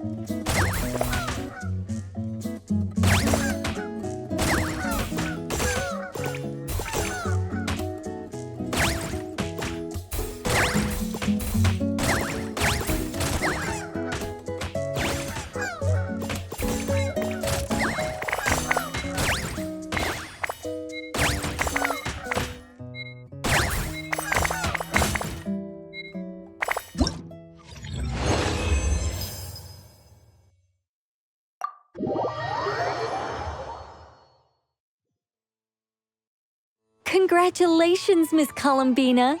With your great wisdom, you have overcome every obstacle in your path and conquered the great challenge posed to you by fate. Fate? Well, something to that effect. If you'd prefer something more poetic, it could be the icy winds or the dawn. Anything you like, really. You could even go with the challenge posed to you by Dodeko, if that's what you're into.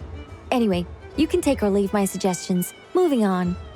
All my hopes are now resting on this. Can I open it now? Stop teasing me. Please, I'm begging you. No more talk. Just open it.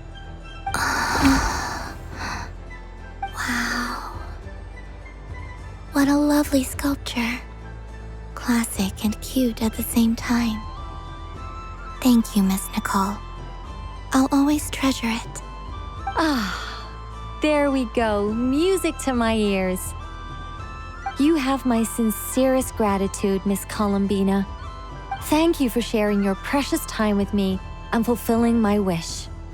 Don't mention it. You've all done much to help me. And still, I'm the one receiving all these gifts.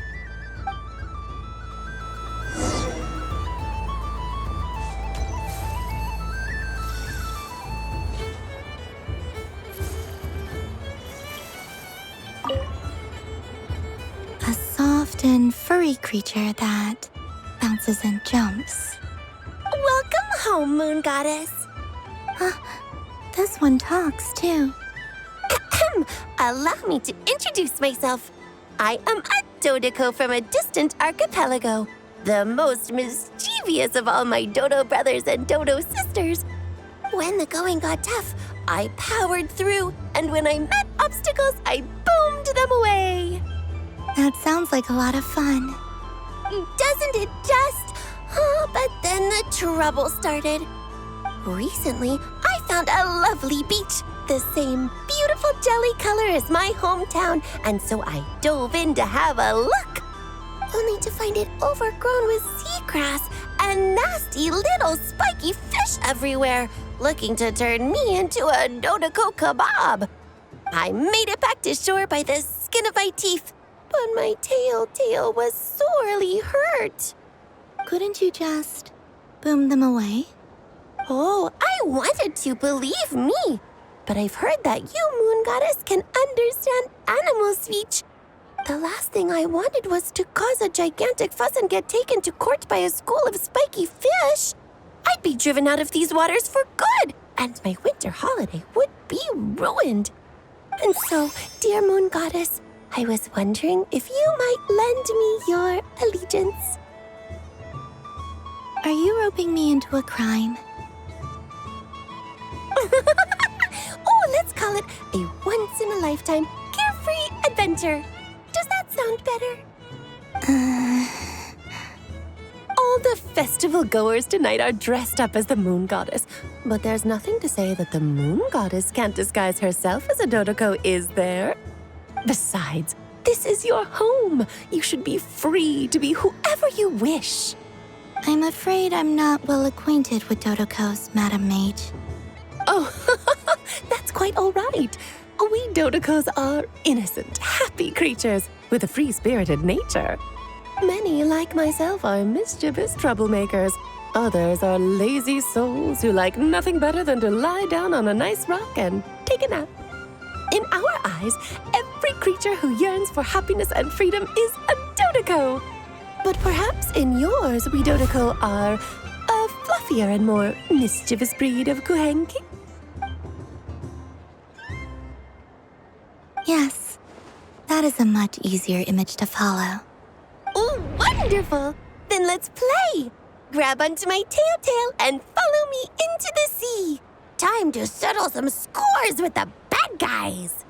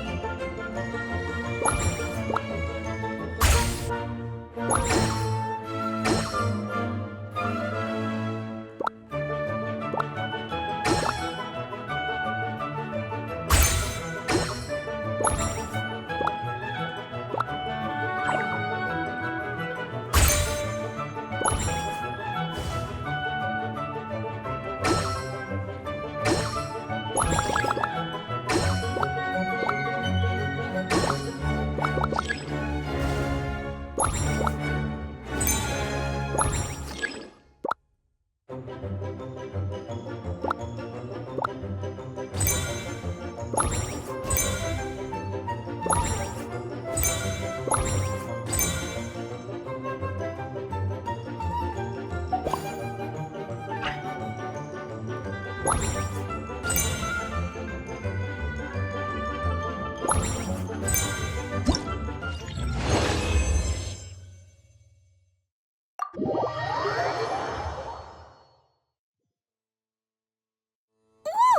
a remarkable talent!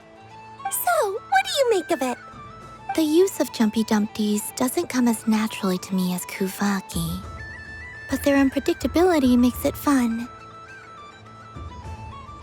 I think they call this novelty. Indeed! And how did it feel blowing those pesky nuisances away? Not bad. Any guilt? What do you mean? Oh, wonderful!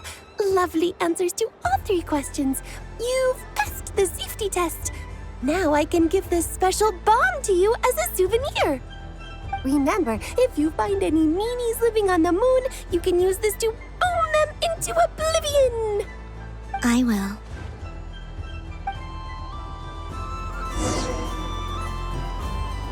Up for another round of fish blast? Of bye-bye, bad fishies! Of course! Feel free to come back whenever you like. There's always time for a dodo venture. I don't suppose you'd like to play again, by any chance? Don't get me wrong, once is plenty. You're under no obligation to indulge me any further. And besides, I don't have any other prizes for you. All right then. Happy Moon Prayer Night.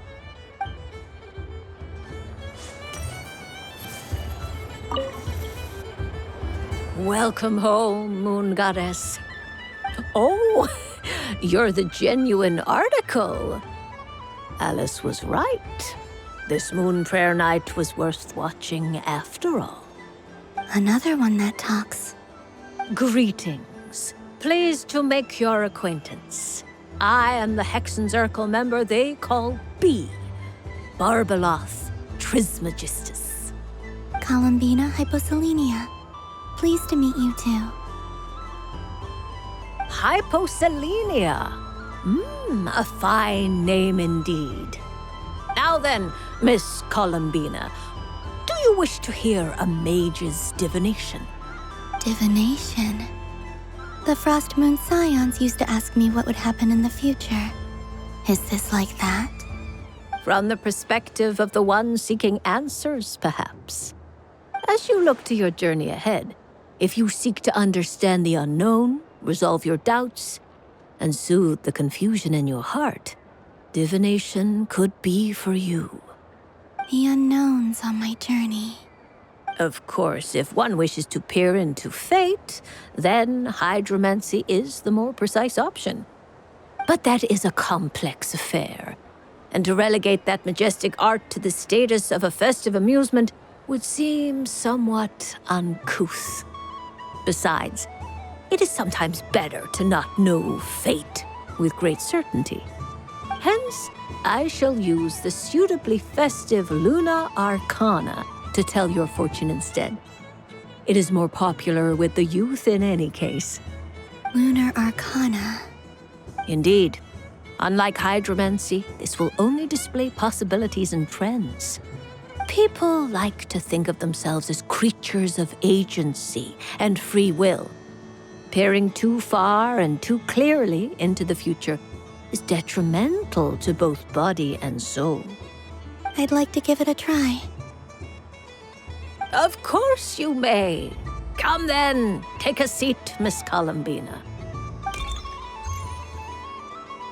Before we begin, are there any specific questions you would like to ask? Let's stick to general possibilities and trends, like you suggested. Ah, very well. Then I shall use the basic Lunar Arcana deck. Now, try to relax. Cast your mind upon the things you have experienced and the things you are soon to experience. I will shuffle the deck. Would you like to cut the cards yourself? You do it. No problem. Now then, To make things easier for the Seeker, that is to say, you, I shall decipher the cards from your perspective.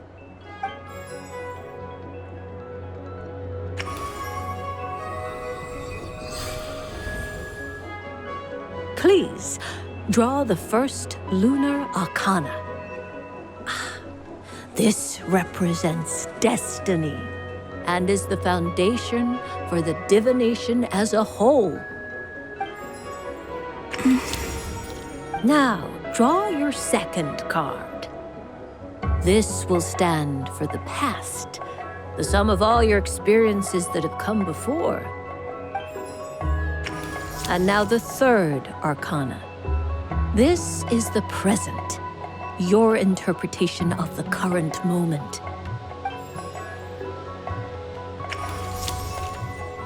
Finally, the last card. This shall speak of the future, which... Oh. Kuvaki Pulse? Fascinating. I've never encountered this before in my role as a diviner.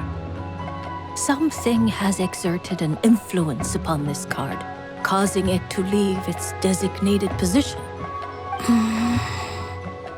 What do you make of this, Miss Columbina? Perhaps this is the guiding hand of fate in action. Of course, if you wish, you can choose to deny the validity of this card and draw the future for yourself. No, it's fine. Let's go with this one. A bold decision. I must say I'm looking forward to the results.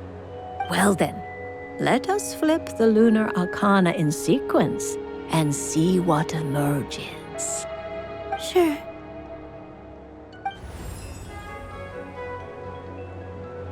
First, destiny. No surprises here. The card that represents yours is the moon. The moon. Indeed. The moon can represent the truth at some times, but deception at others. False peace, destructive calamity, and the world-changing power that lies within. When the moon is placed on the destiny tile, it indicates that your destiny is not what it may appear on the surface. Instead, it may yet have a hidden side. It symbolizes a journey through the fog, fraught with uncertainty and deception, where one must face inner challenges head-on. I don't understand. Patience, my dear. This is but the first card, which serves as a basis for the interpretations that follow. Our divination will only grow clearer from here on out. Now then, flip the second card, the one that speaks for the past. The Hermit, but inverted. Inverted? Yes. The Hermit symbolizes solitude, introspection, and the pursuit of truth. When inverted, it represents isolation, truth out of reach, and a path that leads one astray. Combined with the moon as one's destiny, the Hermit inverted represents a choice you made to stand alone in the past. It was a choice made not out of fear or arrogance, but for reasons that others could not perceive. You fumbled through the darkness without a guide, but you did not find your way. Rather, you went astray. More than once, it would seem. Is this about how I became Kutar despite not wishing to become a god? And how I joined the Fatui because I yearned for a place to belong? I suspect only you know the answer to this question. All is not lost. The past is in the past, and so it shall remain. Shall we look into the present now? Oh my. The Lovers. One of the most interesting Luna Arcana. What does this one mean? This means that you have had an unprecedented emotional experience. The joy of finding your soul becoming intertwined with that of another. A precious and wonderful thing indeed. It's true. I've made a lot of friends recently, and they are very good to me. I like them a lot. That sounds lovely. I am most delighted for you. The lovers can also represent important decisions, perhaps related to a parting of ways. Now, if I were to guess... Yes. My return to the moon. I understand. Parting with friends is never easy, Columbina. But rest assured, this is not the end of your journey. There is always another story waiting to be told. The future always lies ahead. The future. Well now, it's finally time to flip this most mysterious of cards. Why did it appear? And what does it wish to tell you? I'm ready. Very well. Flip this card and see what lies on the other side. Oh. Miss Barbaloth? What is it? This card is death. That doesn't sound very good. It depends on how we interpret it. It is true that it can represent an agonizing death, a complete and utter end, but at the same time, it can also represent rebirth.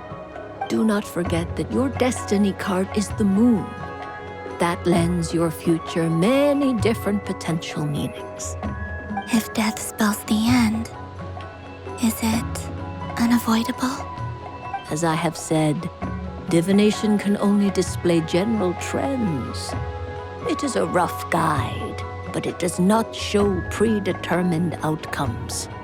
Allow me to summarize it for you. In the past, you may have lost your way, but now you have gained new connections and new strength. You now face an important decision, one that may bring about a great change in what is yet to be.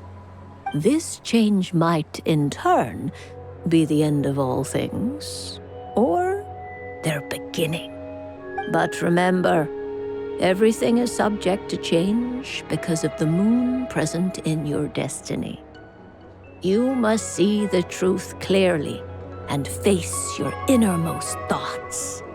The truth. My innermost thoughts. Thank you, Miss Barbaloth. Don't mention it. Some people dislike divinations, for fear of glimpsing an ending to their story that they wish was not so. But I can see that you're different. The result of this divination will not sway your decision. This is a rare quality, and one that diviners always hope to see in the seeker. We are here merely to guide, not to exert undue influence. I understand. Go then and illuminate your future, Miss Columbina. The moonlight that shines from you now is most captivating.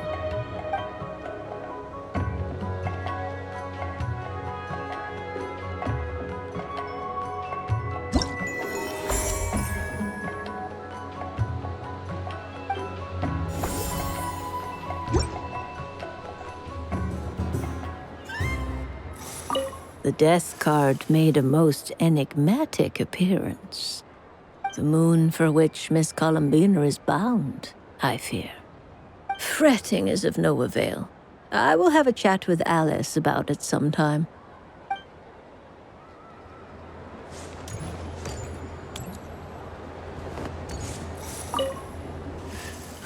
It'd be rude to just leave without saying anything. But at the same time, I don't want to barge into their lively conversation just to announce that I'm leaving. I guess I'll just wait a little longer. Huh? Albedo? This sketch is for you, Grandmaster. Oh, a gift for me. Thanks. Let's see what you've done for me. The north wind left in the lurch.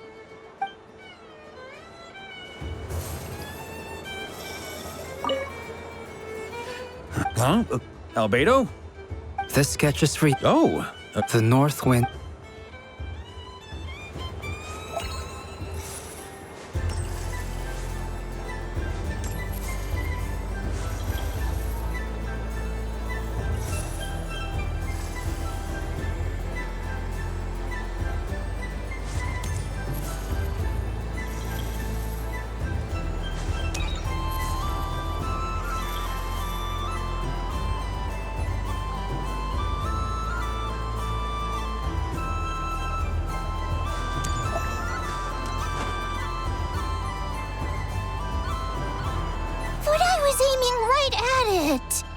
Aw, what a pity.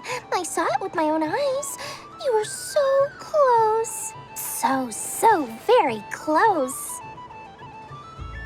That's not true! It dodged out of the way right as I was about to snag it! I'm sorry? You heard me! This paper frog can move! I swear! Dear, oh dear, what are you saying? How could a paper frog move? Unless you believe there really is magic in this world. But even if I, the mere humble merchant that I am, knew such magic, surely I would not use it on a paper frog. I'd sooner give Mora legs, so I could walk right into my purse. My dear, dear customer, why not have one more try? This time I'll give you 12% off, a very generous discount for one of my most regular customers. Just think about how much experience you have under your belt now. You're sure to win the next one. Darn, I used up all my coins. I'll be right back. Just gonna fetch some more from my house. Take your time, but don't take too long. This event is Moon Prayer Night only. Miss it, and you'll have to wait a whole year before I'm back. Next customer, please. Welcome.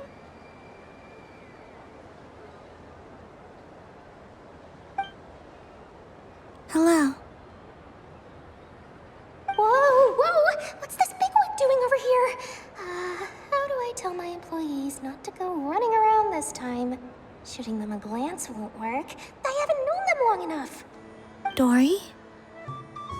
Why, hello there, Miss Columbina. Would you like to play my ring toss game? The rules are very simple, and it's easy to get the hang of. How much for a round? Oh, first time's free. Not a single Mora. After that, well, we can cross that bridge if and when we come to it.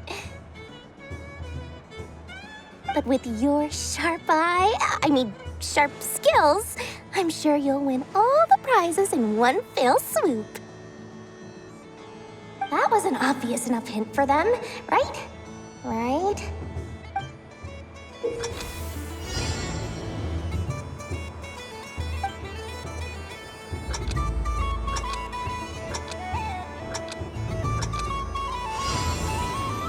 Here comes the ring! Oh, peanuts.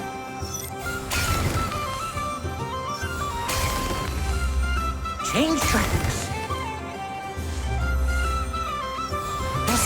Roselle, should we move or not?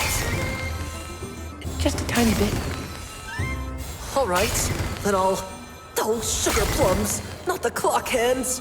How do I move the legs again?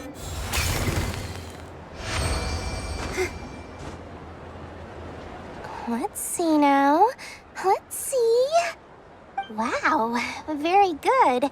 That's the highest score we've had all night. And here's your prize.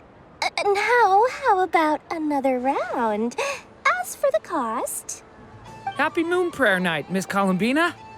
Happy Moon Prayer Night, Durin and Hat Guy. Are you here to play the game? Yes.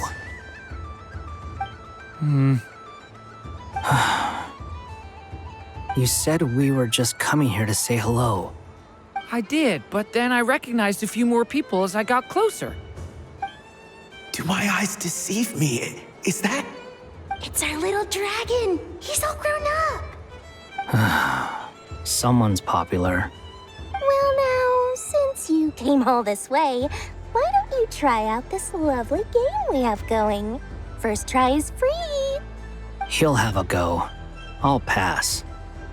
It's only one free try per customer. You can't give your try to him. I'm aware. How has Elder Almond been lately? He's in great shape. He goes for a run in the forest every morning to stay fit and healthy. He tried to go boat racing with Firecracker a while back, but he couldn't even make it onto the Lotus Leaf. Firecracker was in fits of laughter. How about you, little dragon? Can you still fly? Yes, I can.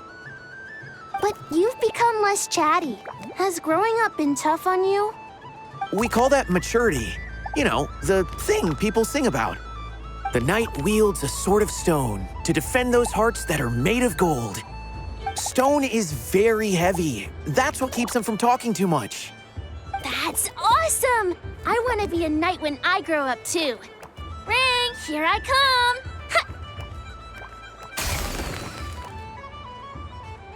Oh, the hat-wearing man. I never thought I'd see you again. You seem more determined than when I saw you last on the train.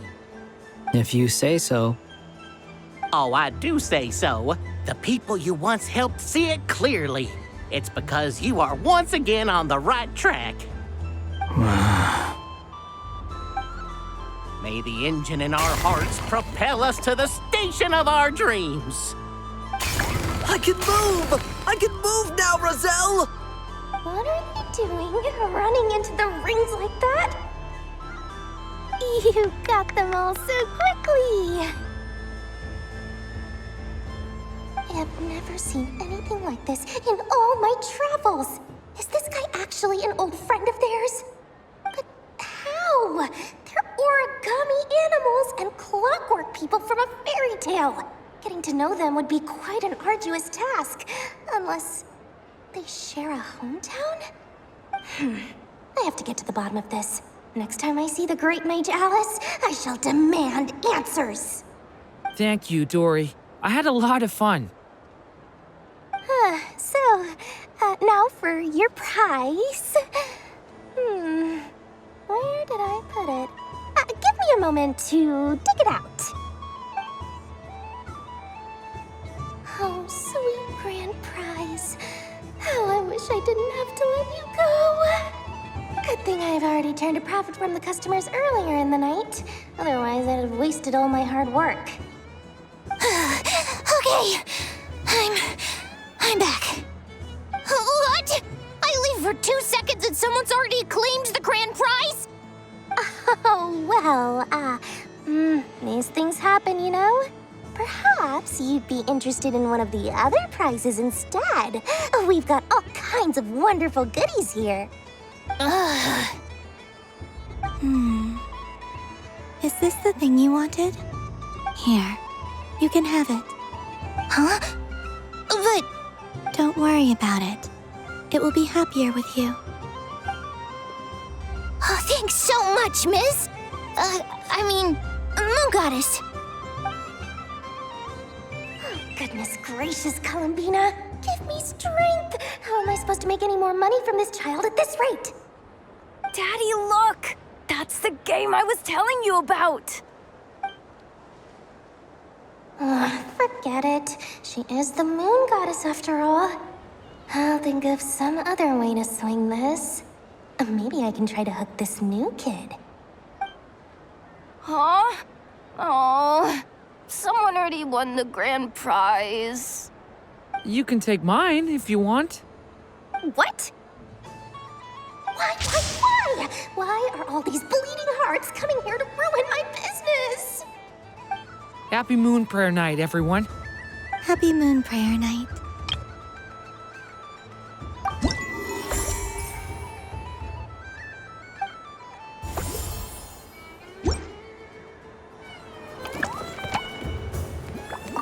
If all the prizes are gone, I might as well close up shop for the day. But you haven't had your fill of fun yet, right? So the next time a customer shows up, you're going to have to run faster, all right? And remember, run out of the rings, not into them.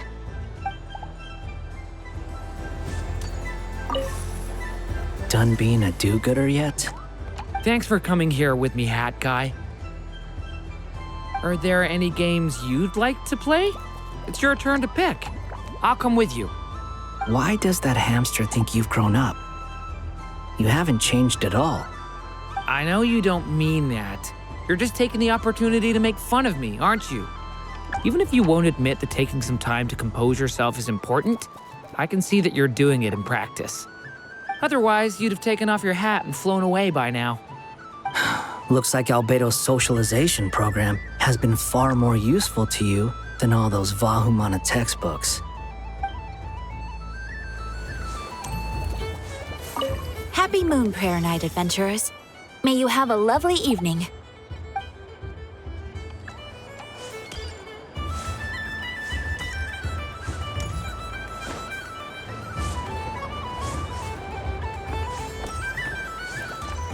What's this? Should I give it a try?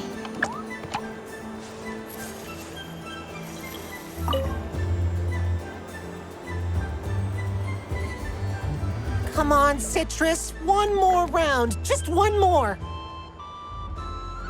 But my neck... oof. It's acting up again. You should take a break. Health comes first. Yeah, don't push yourself. We'll find someone else. Hey, don't look at me. I'm the referee. What are we gonna do then? Do you need any help? Yes, we do. We need one more player for our game. All right. Could you teach me how to play? It's really simple. You just throw the dice and move by that number of tiles. First one to reach the finish line wins. Rolling a hamster means you move one tile. A paper frog is 2 tiles, and a flying squirrel is 3 tiles. 'Cause they go the fastest. Okay, I get it. So, we're all set? In that case, please take your places and let the game begin!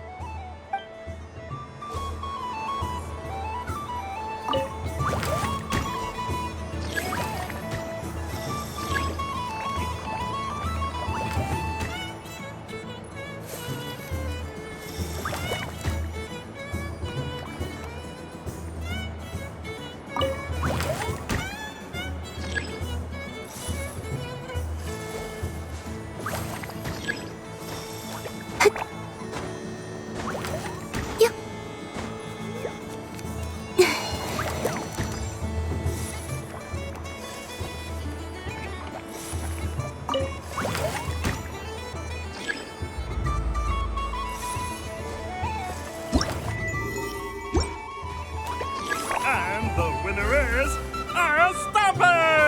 Well done!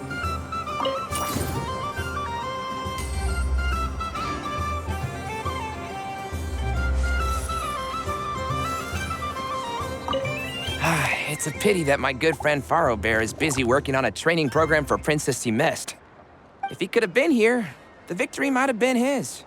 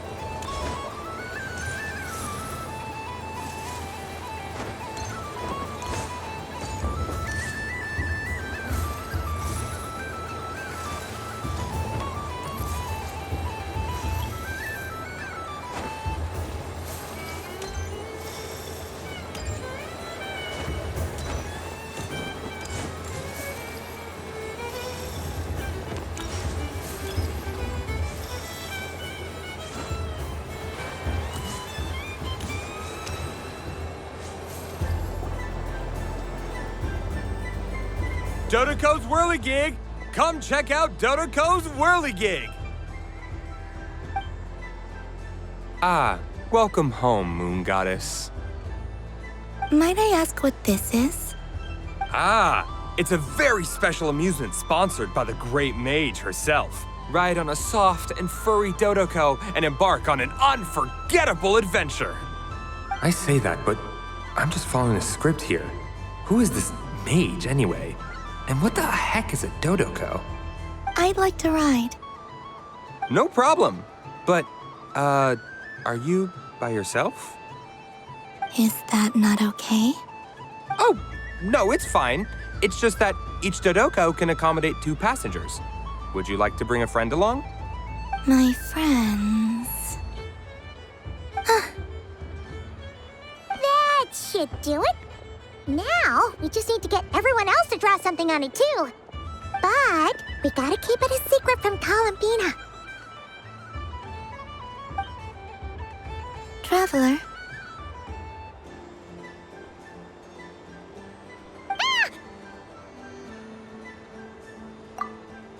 I want to go on that ride. Will you join me?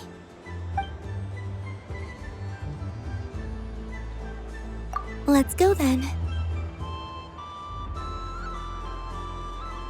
Don't worry. Paimon will do the rounds. You go have fun.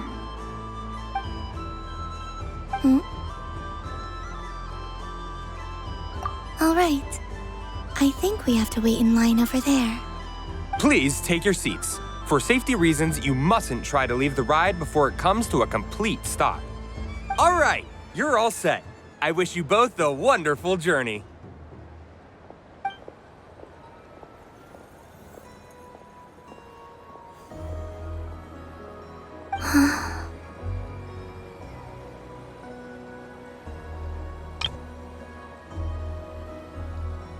Not bad. It reminds me of riding a moon lane. Sometimes, the Kuhenki circle around me like this, playing their beautiful melodies. Yeah, I'm going to miss them.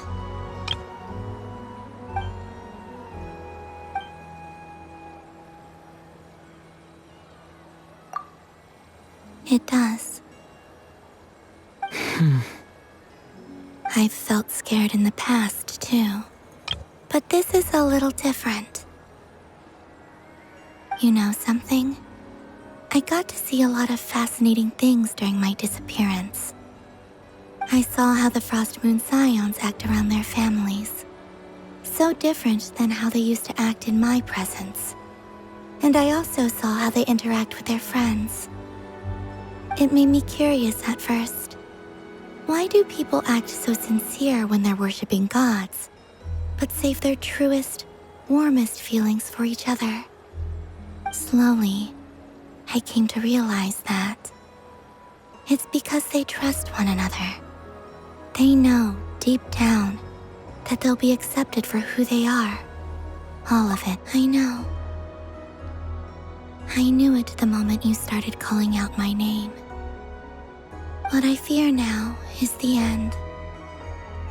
I fear losing all this the very night I have gained it.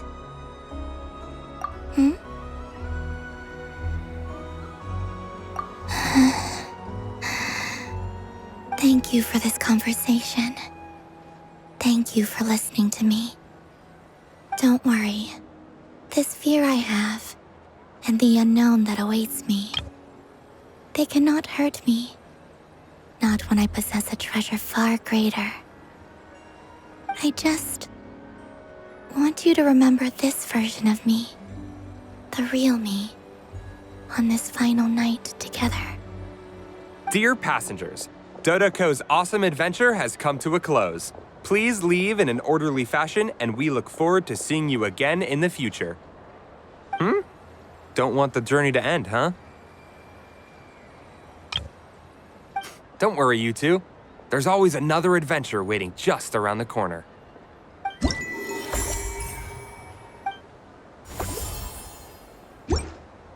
So this is the Frost Moon Scions area. It feels very familiar. But everyone looks much happier than usual. Dodoco's Whirligig. Come ride on a soft and furry Dodoko and embark on an unforgettable adventure.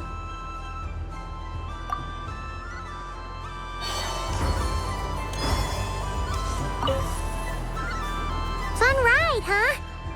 You and Columbina looked pretty sad to leave. This isn't gonna make Paimon dizzy, is it?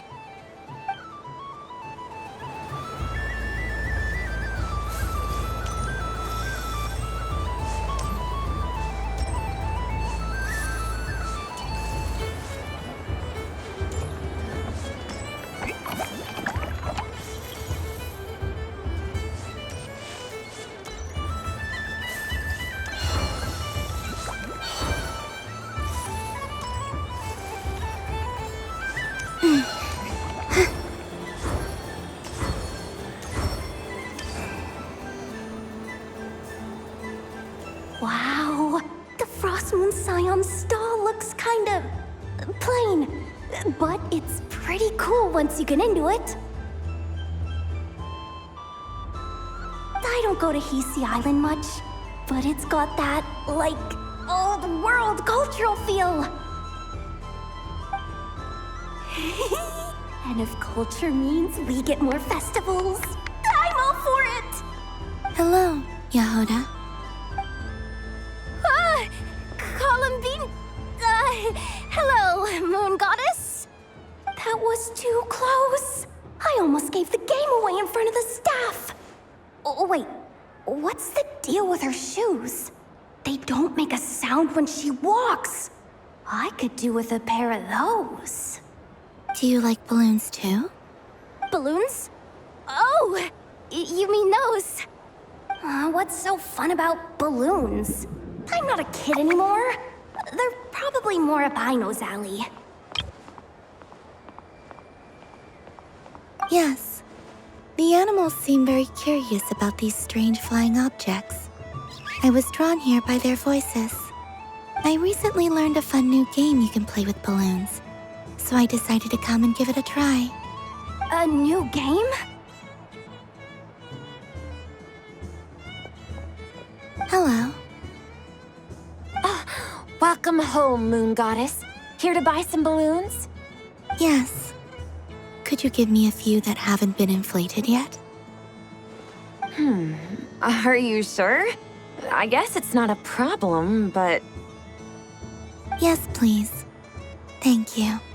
Uninflated balloons? But those are just little rubber pouches. What does she want with those? Would you like to play the balloon game, Yahoda? Huh? Sure. I guess. How do you play it? Wait here a moment.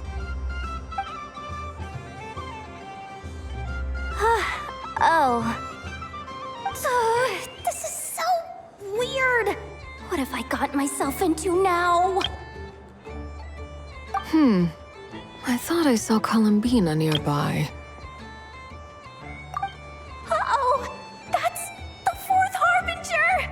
Although she's helped us out quite a bit, she's good people, right? Is she looking for Columbina? Oh, guess that's my ticket out of here. I'm not sure my heart can take being sandwiched between two Harbingers.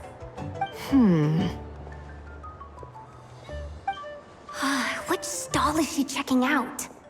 Oh, it's that other Frost Moon Scion's one. Try on the headgear, see what it's like having antlers or animal ears for a day. I wouldn't be caught dead wearing that stuff. So embarrassing. I have enough gear to carry as it is. Wait, what? She put it on? How peculiar. This would take some getting used to. I wonder if this is what it's like for Lynette.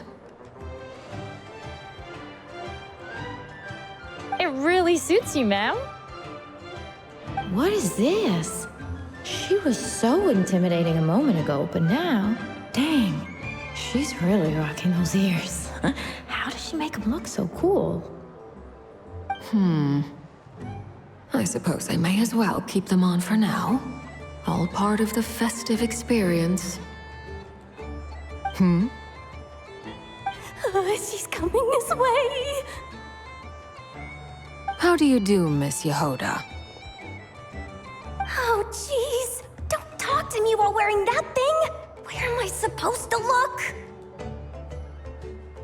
Oh, hey there. I'm looking for Columbina. Have you seen her? She just... Huh?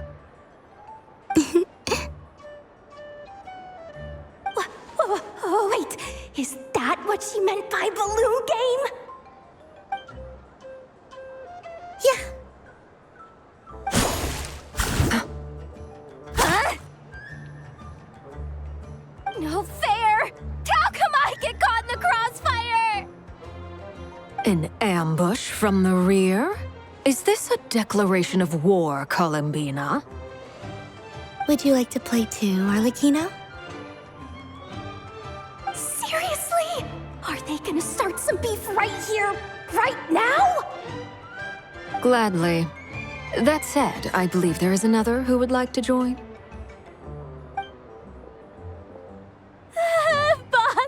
Boss Nev! Thank goodness! You've gotta get me out of here! Things are kicking off big time! Hello there. I'd like 10... no, make that 20 balloons, please. Uninflated. What? Miss Moon Goddess, I hope you're prepared to pay the price for assaulting my employee. Welcome to the game, Nefer. Just to be clear, let's keep this a fair fight, okay? No strange powers, please and thank you. Naturally. Don't just stand there, Yehoda. Aren't you going to team up with me? Huh? Do I have to? Of course. Don't forget, the Curatorium has a reputation to uphold. I knew something like this was gonna happen.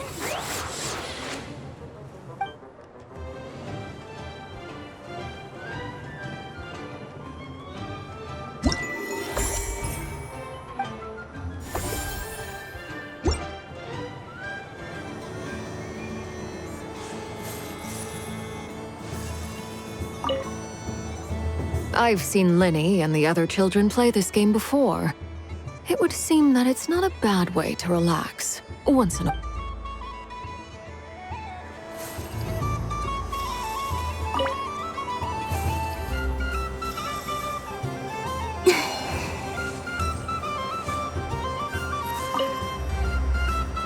Welcome home, Moon Goddess.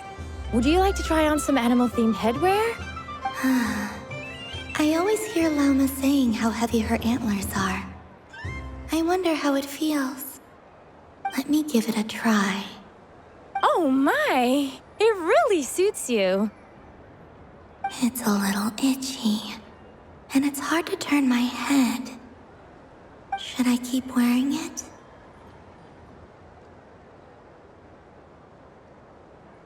How does this look?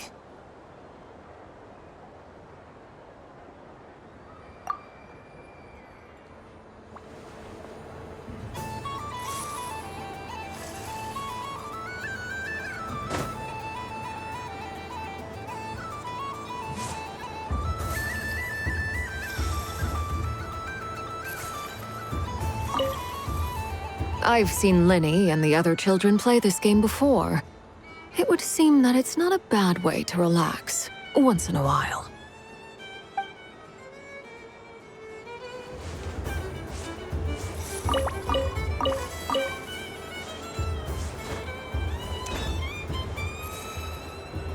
Sunny days! I prefer sunny days. Ah, well, you are as warm as the sun itself, Moon Goddess. Very well. I believe your spirit animal has to be this most adorable chic badger. Wow! Thank you, Mr. Talking Magic Lamp. Have a very happy festival, Moon Goddess.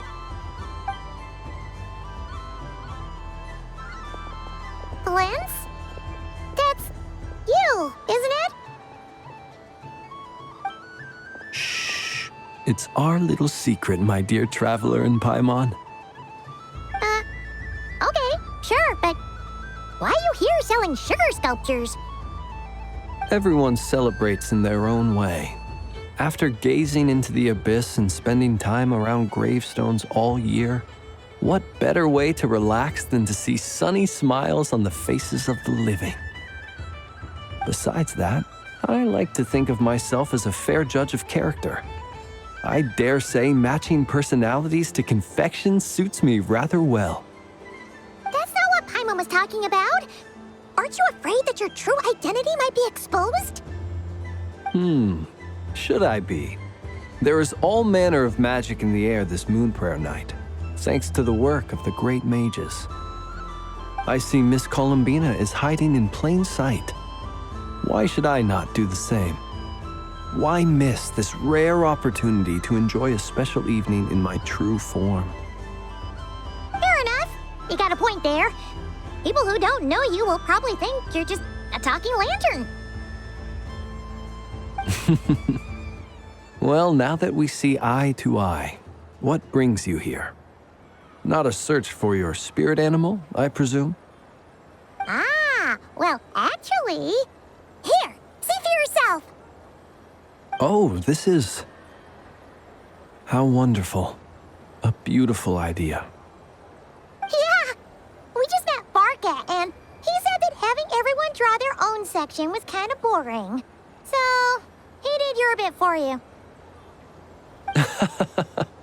Ah, Varka. Ever the maverick. I see his artistic skills are truly one of a kind.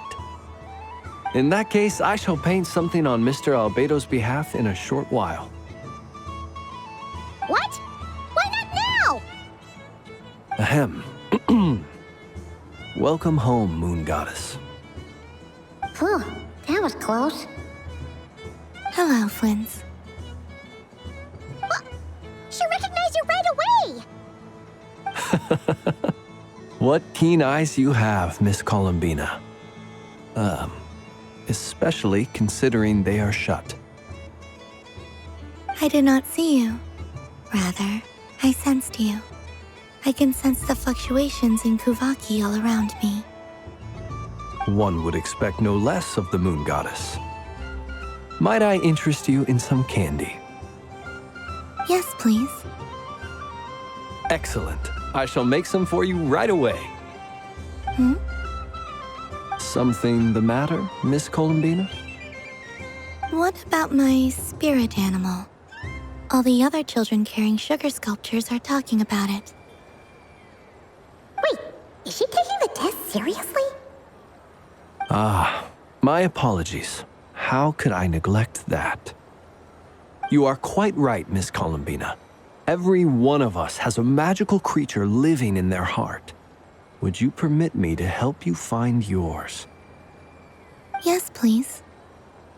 Do you prefer the day or the night? Night. Which of the 4 seasons is your favorite? Winter. Think of a perfect day. What is the weather like? Sunny, rainy, or perhaps cloudy? Rainy in the morning, sunny at night. What kind of answer is that? Forests, lakes, and open seas. Which do you prefer of these? I like them all. Imagine you opened your very own shop. What would you sell there? Moonlight, I think. Wow! Paimon would totally shop there. It wouldn't cost anything. You'd just need to visit. Aha! I believe I know what your spirit animal is. Here, for you. Oh, it's a Kohenki! Indeed. A free-spirited being with a deep love for all things here in Nordkai, who selflessly lends her aid to as many people as she can reach. It is the perfect fit for you, Miss Columbina. Thank you. It would be my honor. But you shall have to forgive me. We have known each other for quite some time. I doubt there is any answer I could give that would come as a surprise to you. So instead, would you accept this sugar sculpture as a token of our friendship? It's a lantern. Hey, why don't you two go enjoy your candy over there? Paimon wants to try out this spirit animal thing too. Right, Flint's? Come on, play ball. I get this drawing done. But I want to hear Paimon's answers. But it'll probably take ages. Paimon's a complex soul. And we don't want your candy to melt while you wait, huh? Oh. Okay then.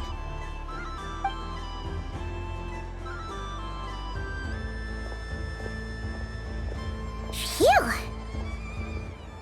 Nice excuse, Lady Paimon. That was some quick thinking. Yeah, no thanks to you. Although, help next time.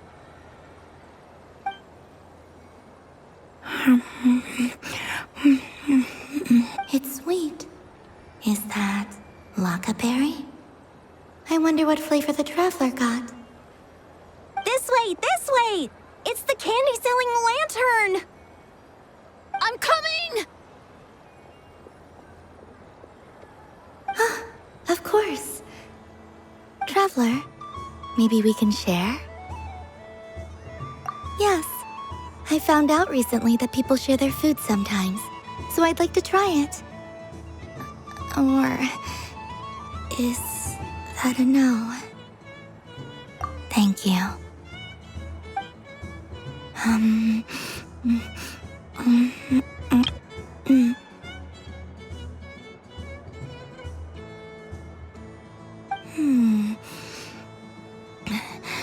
Yours is a little more sour than mine. Here, you try it. Amazing. My sugar sculpture has shrunk, yet my heart is filled with feelings of sweetness. I will remember this feeling. Sure.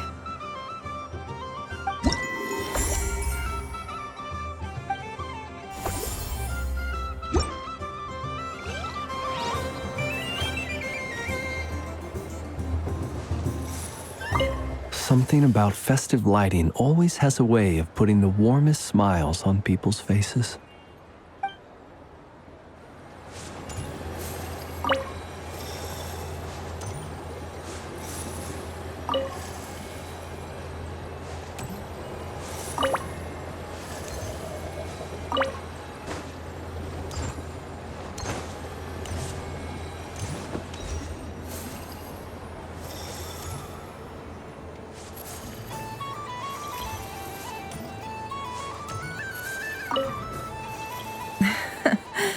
That was fun. It's a shame Ashfur doesn't like playing with water, or I'd have roped him in as well.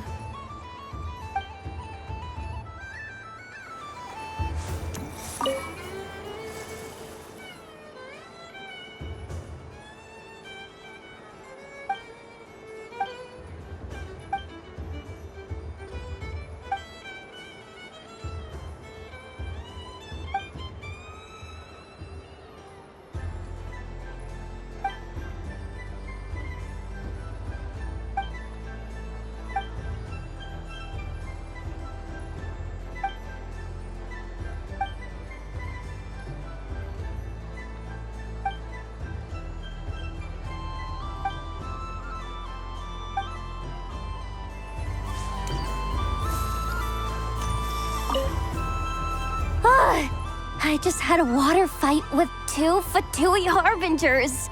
Pretty scary, but also surprisingly fun. What's this? Should I give it a try?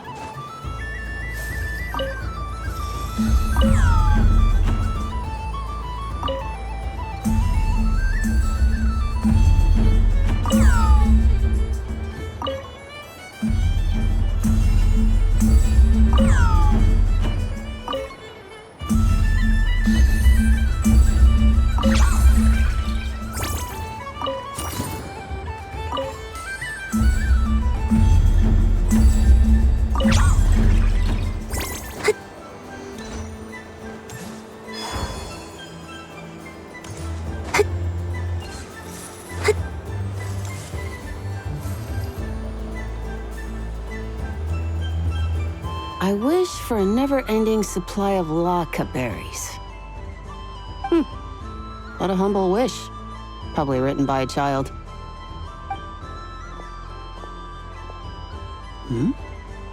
Is that Lama the Moon Chanter?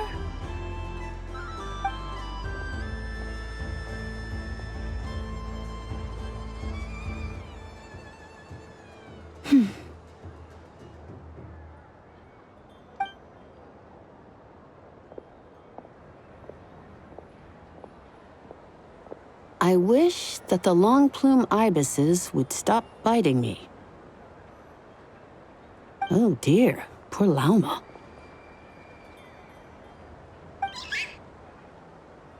All right, I'll write that one down for you.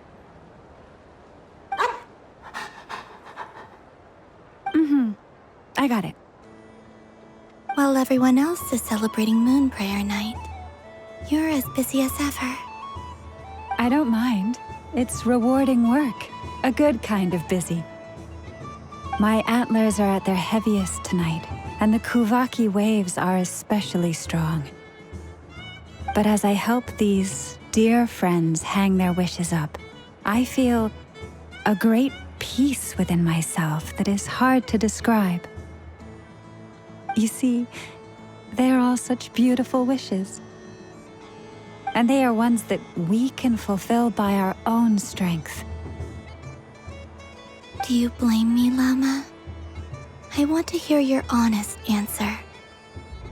It is by the help of so many people that I can return to the moon. But I feel as though I've hardly done anything in return. You've done plenty, Columbina.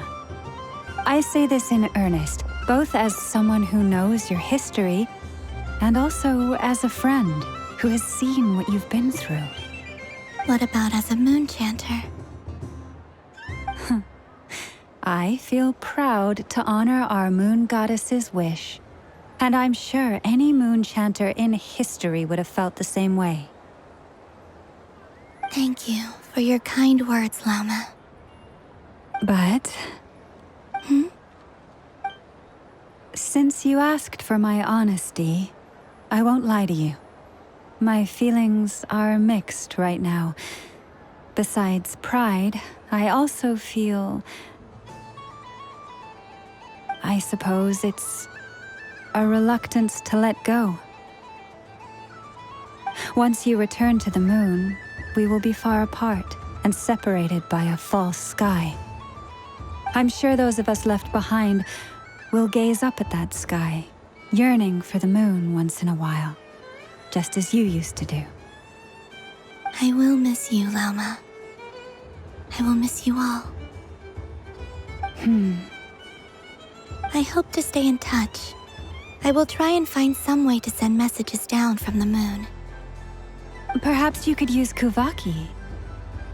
I've heard Yehoda say that signals can be sent using long and short waves, or strong and weak lights.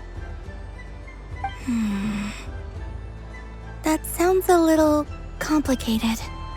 What if we forget what the signals mean? We could prepare a codebook beforehand, but... You're right. It wouldn't really suit you. Still, whatever happens, I believe that you will find your own unique way of communicating with us. And now that I think about that, my heart feels lighter. Because you trust in me? Yes. I have faith in you, and in the power of truth. In my experience, the truth tends to be difficult, but that's what makes it stand out from what is false. So I'm confident that your thoughts and your love will shine through the curtain of lies. We will know it when we see it. Thank you. Now, could you help me hang up my wish? Is this? I wish that all who dwell in this moonlit world can find a place to belong. And I wish that I shall one day see my friends again. It's 2 wishes. I hope that's not too greedy of me. Not at all. And I think you speak for us all with the second one.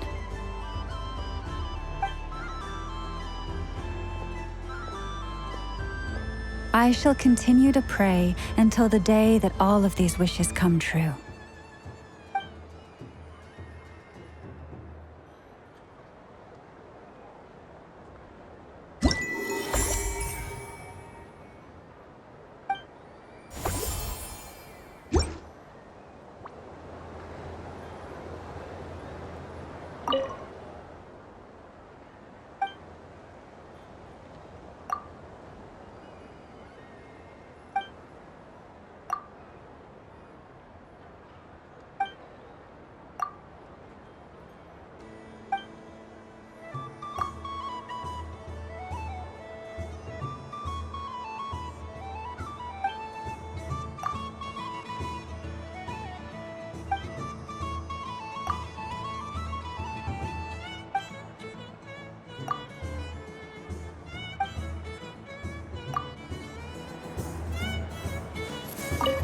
Yes.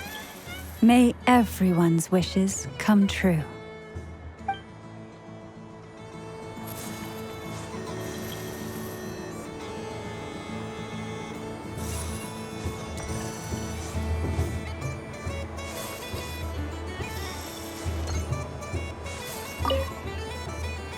Miss Laliki!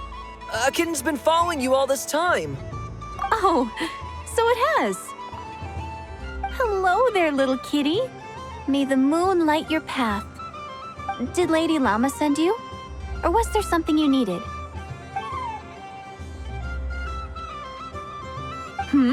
You'd like some moon prayer candies? No? I believe it wants that box. The one with the moon prayer candies in it. Oh, I see. Here, kitty. Come on. Here you go. Thank you, Lady Mr. Cantor, did you see that young lady dressed as the moon goddess? When did she leave? Sorry, no, I was looking at... I was watching the... cat. I see. The resemblance was uncanny. She seemed like the true Lady Kutar, the one who guides souls.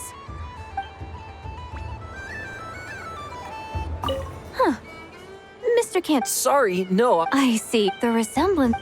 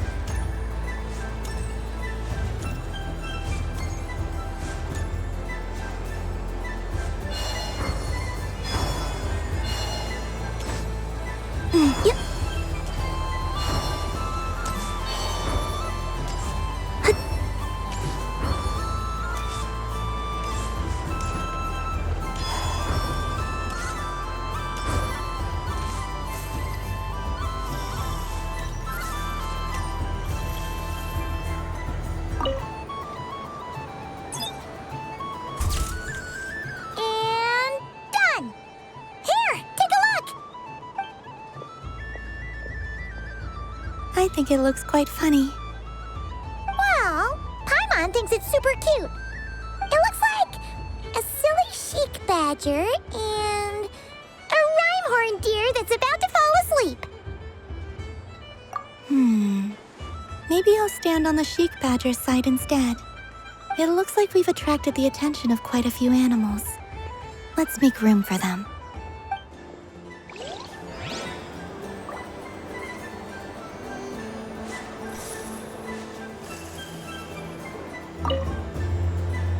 If this were any other day, I'm sure it would make for a great photo opportunity. But Moon Prayer Night has rendered my antlers uncomfortably large. Doesn't it look like this rhyme-horn deer has 2 sets of antlers?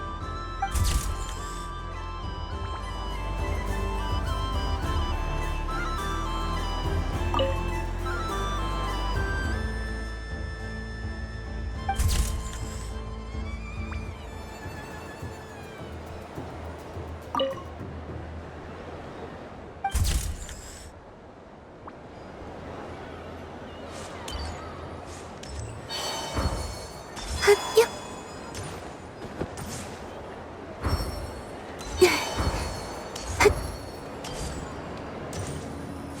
are so many attractions here. Since I rarely get out, I might as well make the most of it.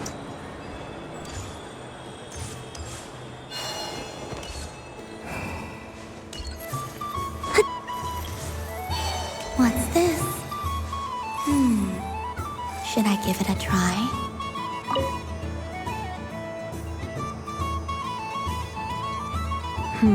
I don't have enough data. Need more samples. Who should I ask for help? Is this one of the amusements? Or is it a research project? Bit of column A, bit of column B. I'm currently running some synchronization tests on these bots. Basically, you need to press the button to help them successfully obtain the treasure. But you've got to time it right.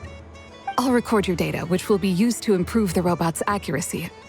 But, ma'am, I mean, Moon Goddess, don't you think you should take your eye mask off first? There's no need. I will be all right. Okay then. Whatever you're comfortable with. Great. Then let's begin.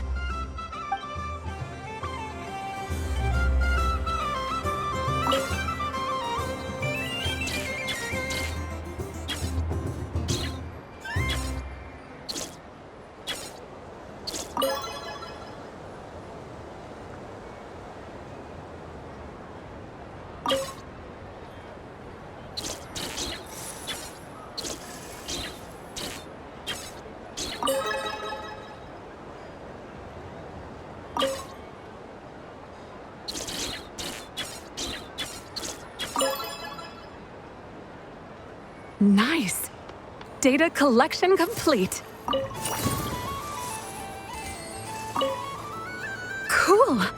So much useful data. I'm progressing much faster than I expected. Thank you so much, Moon Goddess.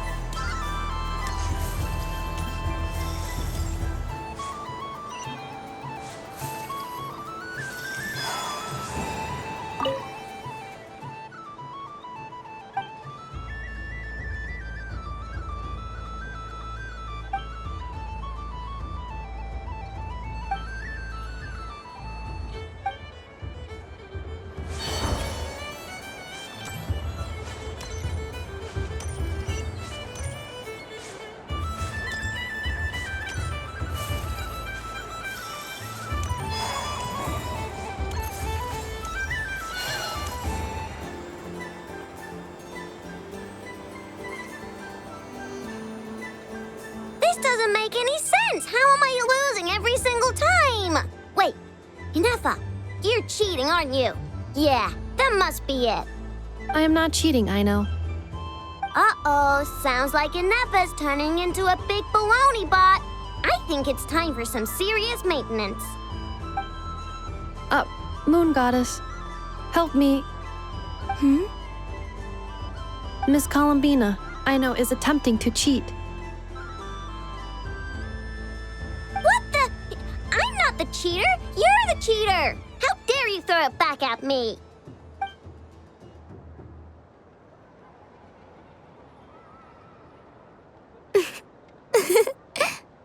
Alright, fine. Let's all laugh at Ino. Just you wait till I get home, because I'm gonna make a game bot that can win 100% of the time. Let's see you laugh when I come back and beat your butts. You'll all have your heads covered in stickers when I'm through with you. We came to check everything was okay after all that yelling, but,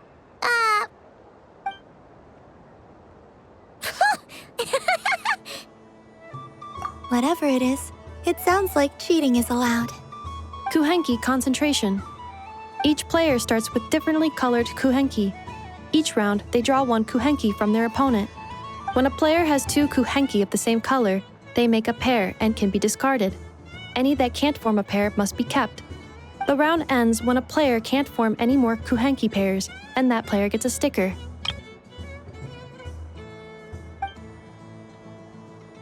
Ooh! Can 4 people play as well? That is fine, so long as the turn order is fixed beforehand. Alrighty then. In that case, the 2 of us will join as one team.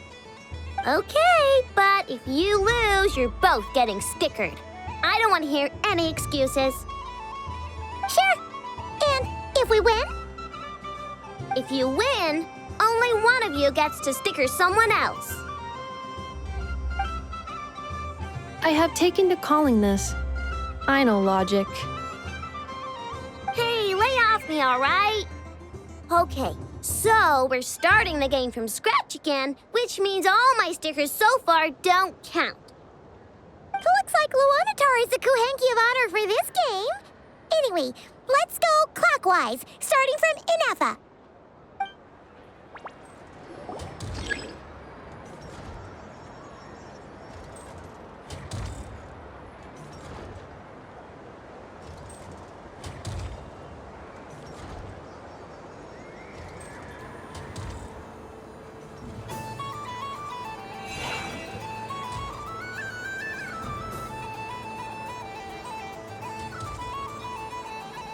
Nice! That's a pair!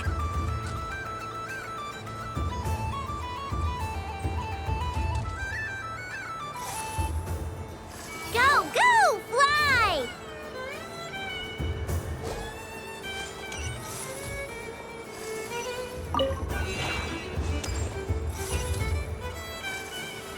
Go on.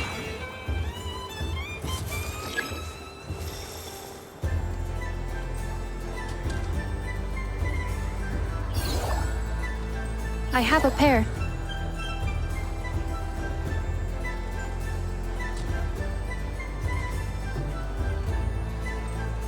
Uh-oh! We gotta pick up the pace!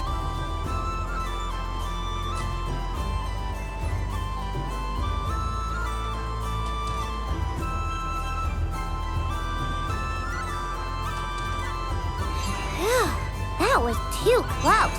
I thought I was gonna lose.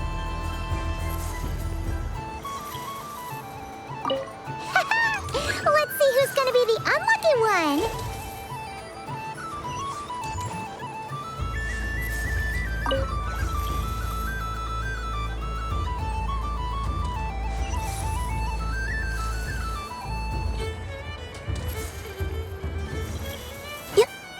Good luck, everyone.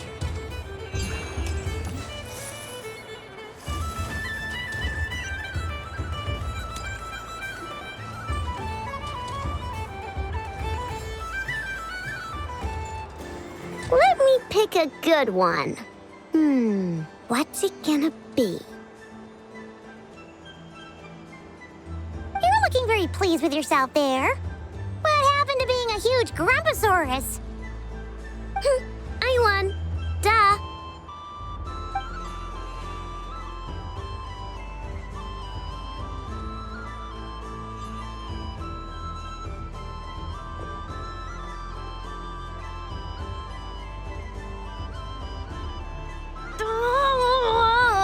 Me again? Don't fidget too much, Ino, or the sticker's going to fall off. I don't care. If it falls off, it falls off. If a pair of Kuhenki get discarded, why not a pair of stickers? Huh? Huh?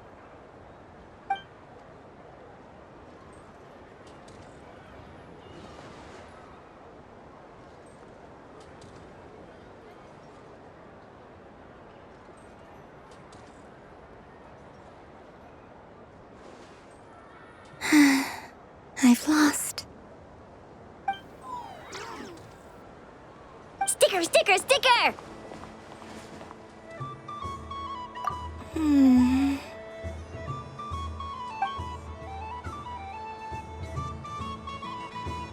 Cute!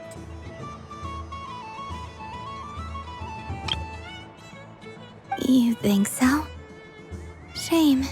I can't see it for myself.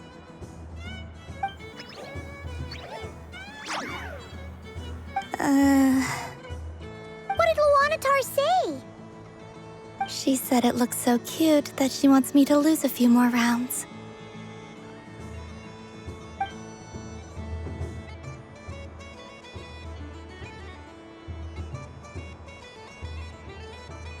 Who put these stickers on Paimon's eyebrows? Ugh, she can barely see! Alright, now, I think we got enough evidence to prove that there's a serious problem here. Yes, I agree as well.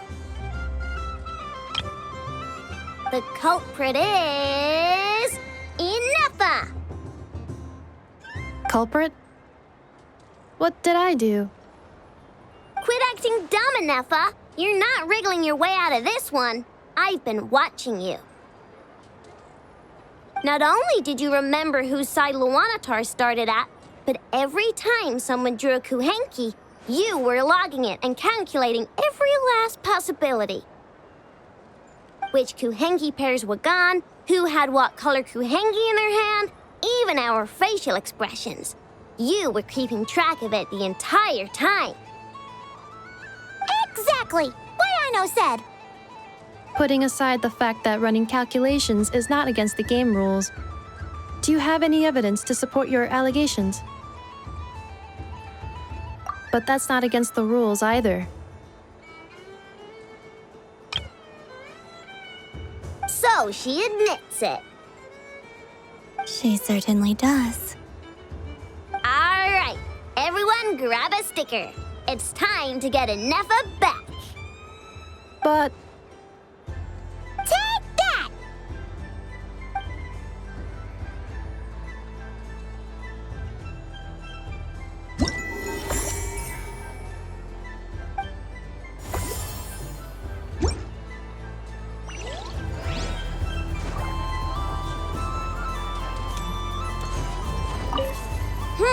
I'm never playing games with you ever again, Ineffa.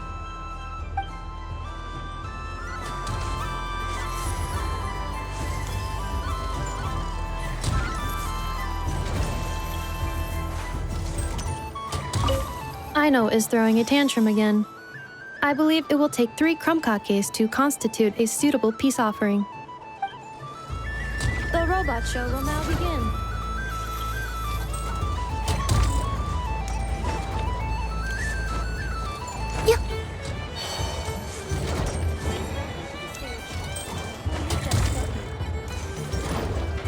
Combining precision engineering with water cooling technology, this high-performance sprinkler fires powerful, controlled balls of water.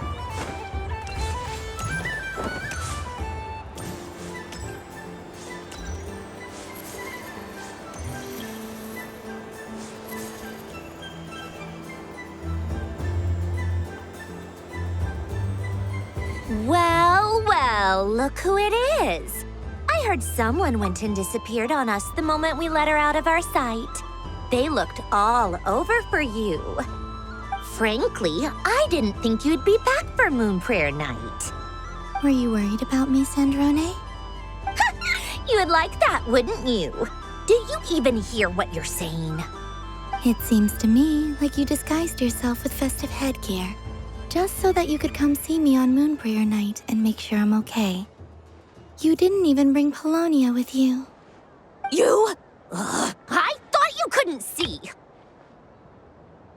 I cannot. But I sense the confusion of those around us rippling through the Kuvaki currents. Based on what I know about you, let me guess what you're wearing. Is it cat ears? Shut up! I'm only here to protect the Fatui's interest in this territory. Running into you was pure bad luck. Really? But you were the one who asked Arlecchino to help everyone find my name. Columbi! Candra! Ugh! Just one more word, and I'll unscrew your vocal cords. It's Columbina hyposelenia now. Tell someone who cares. I've missed you, Sandrone. The whole time I was gone, I was thinking. I hope I get a chance to say some ugly words to you. Is that supposed to be a joke?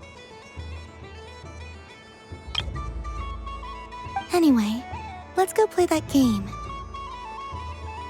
What? You mean that frostfin whale? Yes. It's some kind of game where you get bitten if you step on the wrong tooth. Seems like fun.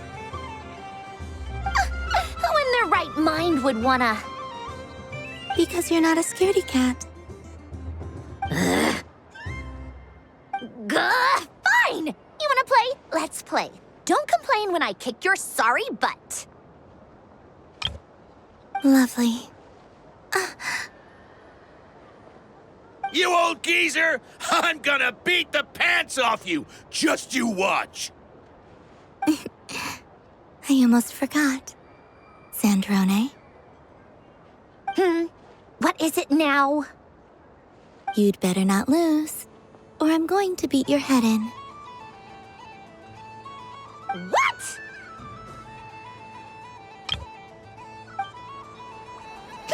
Allow me to demonstrate since I'm feeling so nice.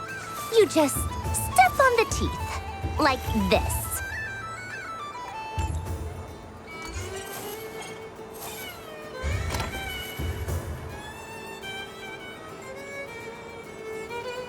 Which should I pick? Your turn, Sandrone.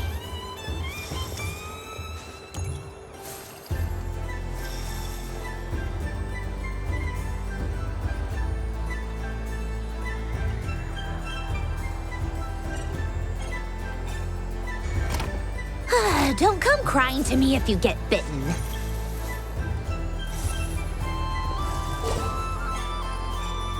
There are less and less teeth remaining.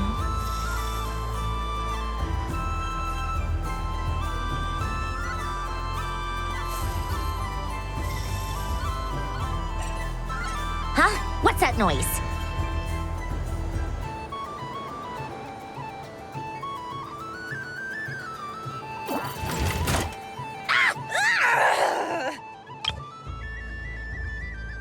I think you might have picked a bad tooth, Sandrone.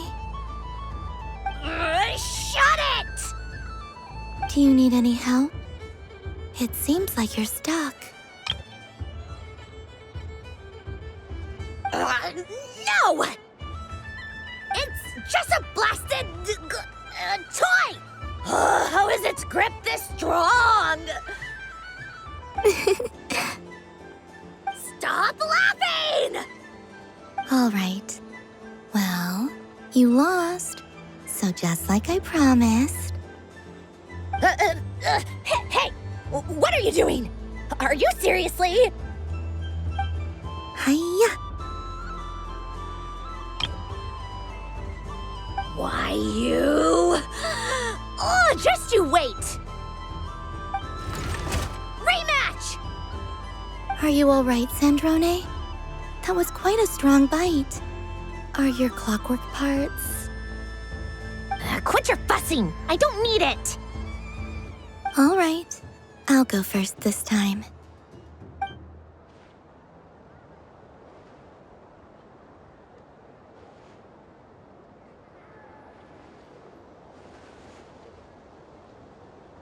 I see it now. She can sense which teeth are rigged. So I just need to avoid the same ones that she does.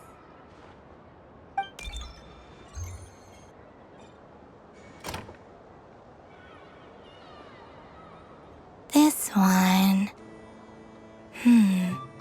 Seems fine. She avoided that one then? Now I've got you. All right, my turn.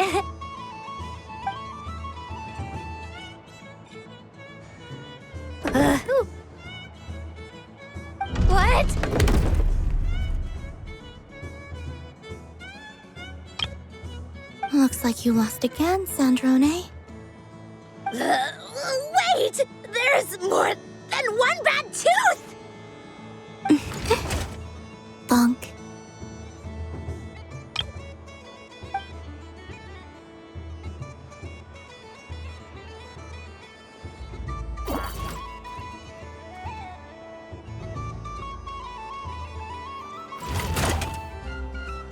Stupid game! What idiot came up with this? Are you alright, Sandrone? You said some nasty things just now. Oh, I'm peachy. Should I let you bonk me on the head as well? Ah, forget it! Come on, bonk away. It can be your consolation prize for losing so badly. I told you, forget it! Gah, you've always been so annoying. Singing right outside my door, inviting yourself to my tea parties, going AWOL. And now you're off to the moon or something. Of all my days with the Fatui, the times I spent with you, Arlecchino, and Rosaline, they were my favorite. I will not forget them, just as I shall not forget this moment.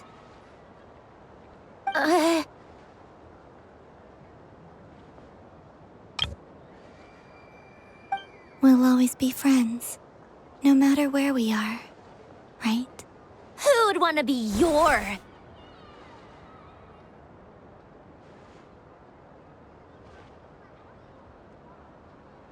I'll miss you, Sandrone.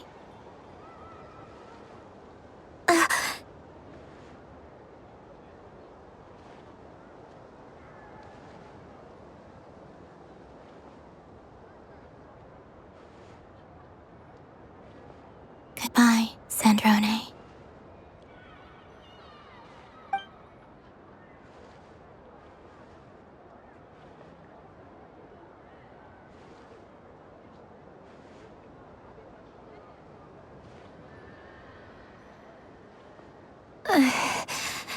I'll miss you too, Columbina. Sorry, what was that? Ah! Ah! Yeesh! No need to freak out. What's wrong? We've been looking everywhere for you. What do you want? Oh, nice ears.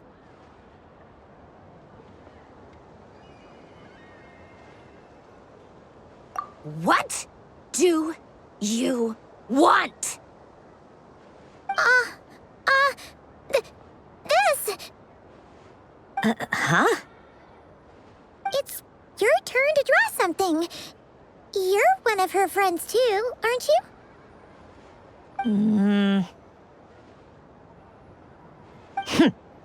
Doesn't know how lucky she is.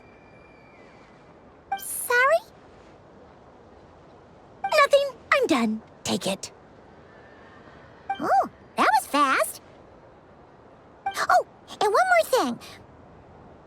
Last time we spoke, you mentioned you were interested in the Narcissan Kreuz Ordo's research, remember? There were too many people when we last met, so we didn't get the chance to do this. What are you talking about?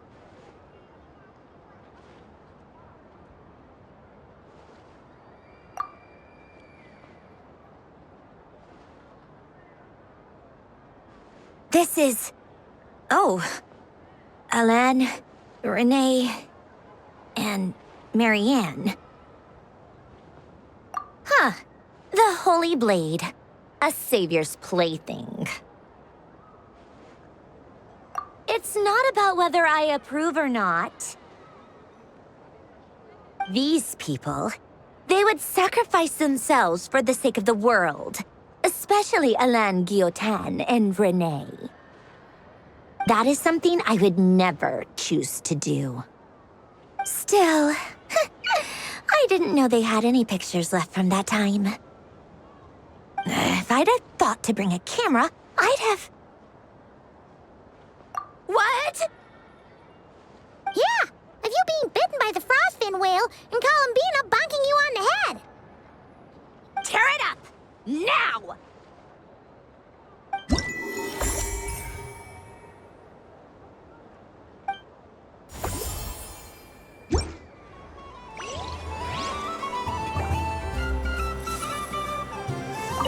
What's there to see on that moon anyway?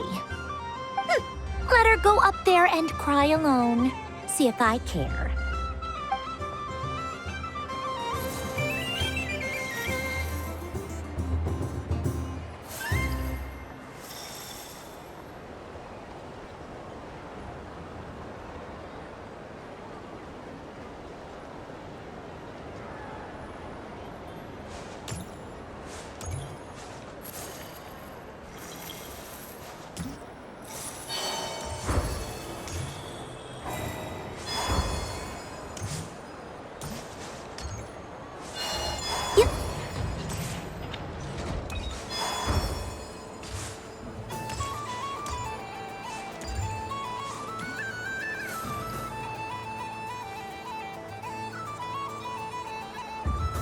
What is going on over here? It looks like fun. Hold it right there! You can't run away from me, Moon Goddess. Are you talking to me? Of course. Do you see anyone else here dressed up as the Moon Goddess besides me and you? Hey, come on. Call me by my title. Happy Moon Prayer Night, Moon Goddess. And the same to you. Anyway, there's no time to waste.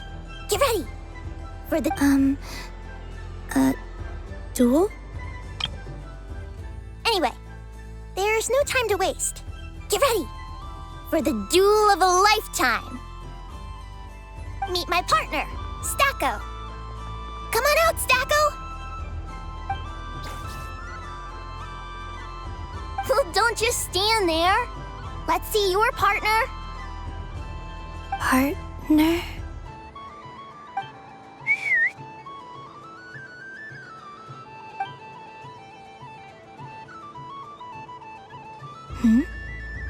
So I need to select a partner and command them in battle. Partner. I need a partner.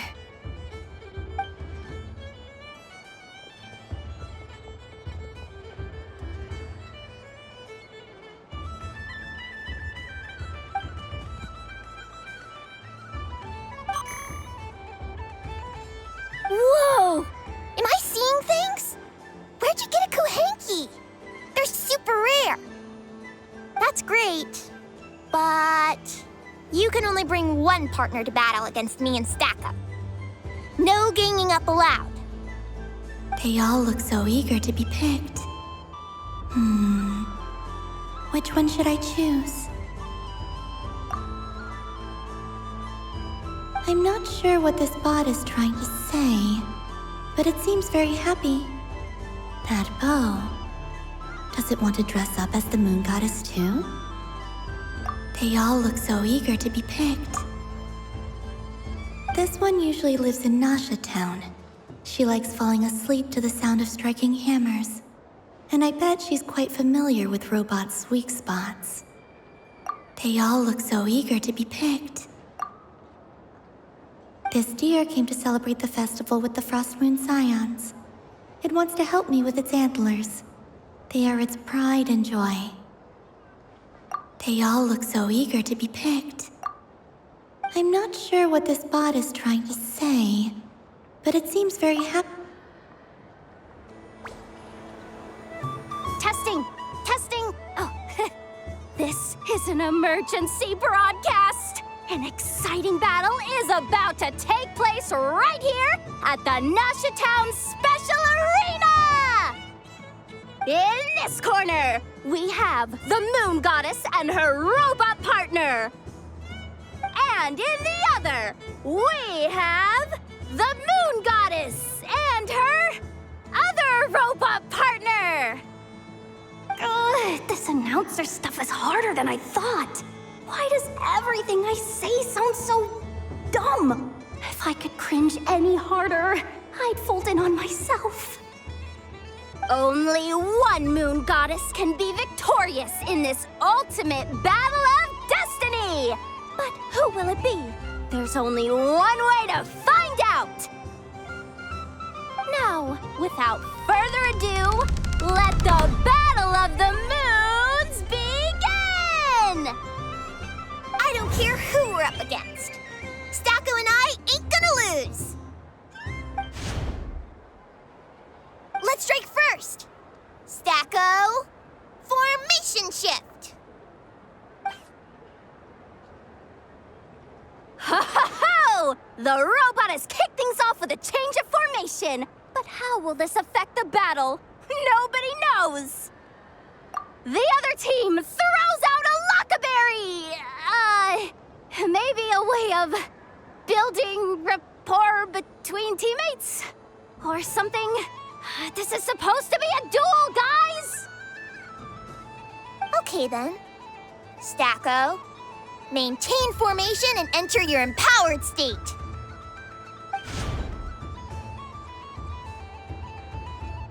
Empowered state? There we go. Now we're talking. Absorbing the immense Kuvaki present on Moon Prayer Night, this lean, mean machine has greatly increased its offensive power. Here it comes. A Lockaberry! Oh, what could the Moon Goddess be planning now? Frankly, I don't have a clue, so your guess is as good as mine. The battle is heating up fast! I'm about to start sweating machine oil over here! Go for it, Stacko! Set Kuvaki to maximum! Can their opponents withstand this blow? And what will this Moon Goddess do? Don't be afraid. Fight however you wish. And it's the empowered state! Both robots empowered now! The attack comes in, but oh, attacks repelled! Opposites attract, but likes repel. And now you've seen it in action! What a powerful repulsion! The robot crashes into the wall! Can it keep going? Stacko! Oh, Stacko is down for the count! Our winner is the Moon Goddess! The slightly taller one, I mean. You did your best, Stacko. I'll take you to Ino's for a checkup right away, don't you worry.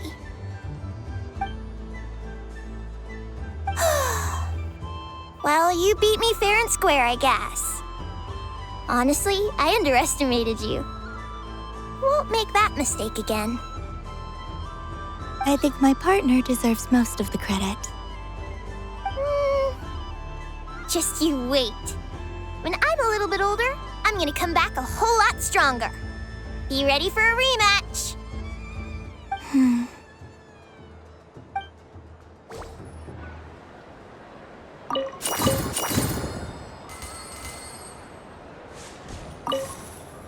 gonna come back a whole...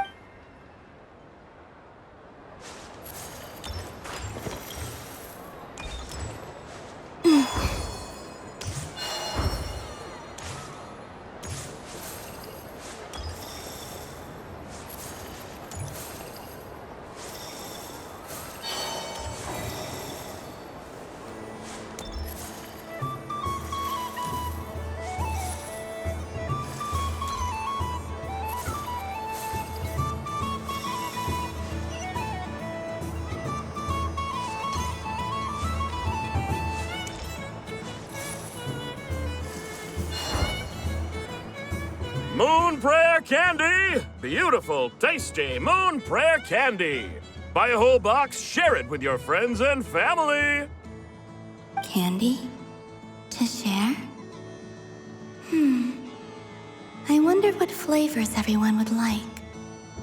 Welcome home, Moon Goddess. Fancy a box of Moon Prayer Candy?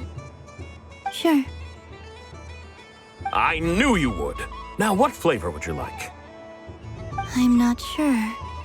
What flavors do you have? Is this for yourself or as a gift?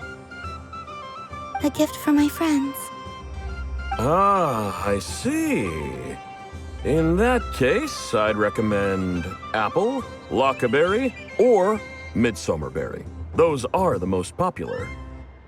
Do you have nocturnal blossom flavor? Huh. I've seen couples give those as gifts before, but I did not know they were edible. No?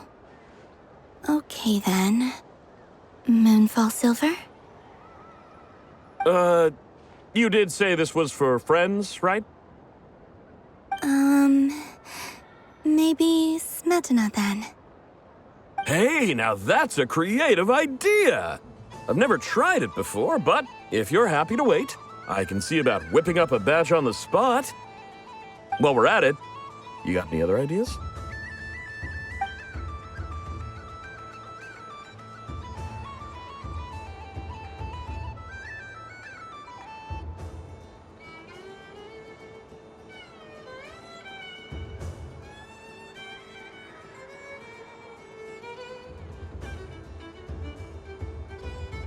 Here you go.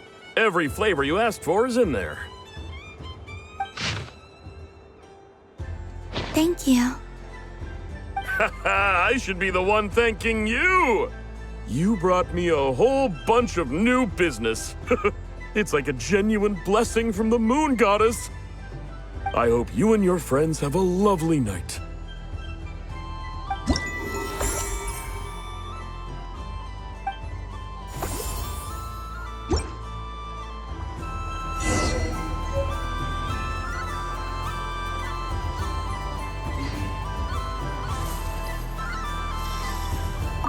Assorted Moon Prayer Candy! All your favorite flavors in a box! All right, kids, just line up over here.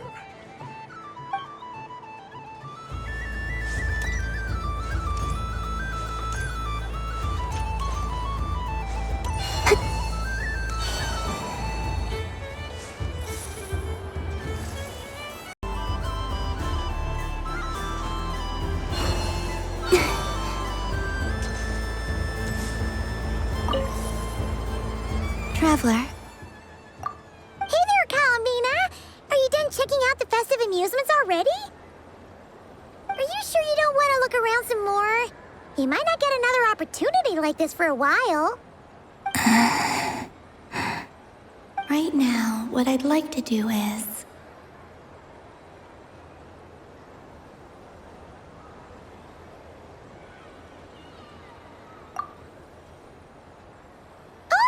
Candy for us?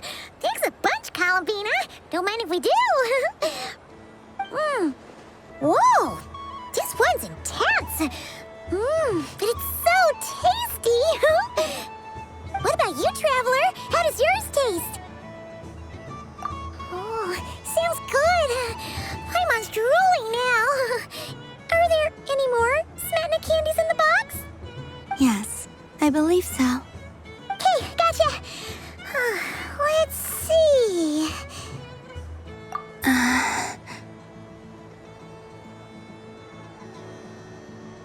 Sure.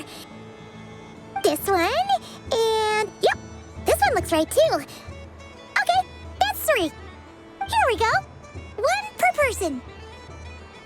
It's so sweet.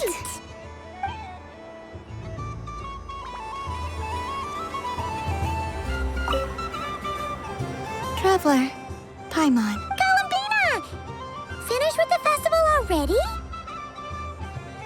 Okay, no need to rush, just take it easy.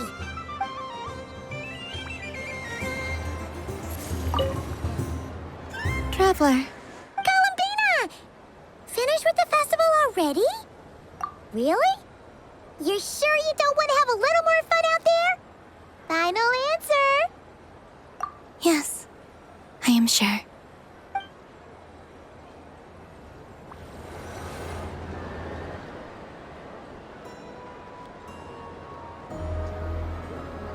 This was the most fun I've ever had on a moon prayer night. Everywhere I went, people were saying, "Welcome home," and there were friends at every turn. I only wish it could last longer than one night. Oh. Yes, you're right. The moon prayer blossoms. Ooh, look! Look! Moon prayer night has come.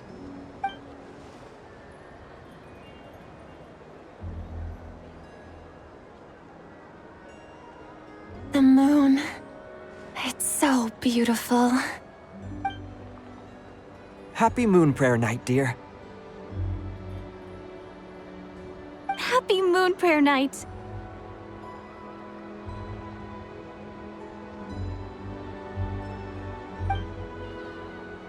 Happy Moon Prayer Night.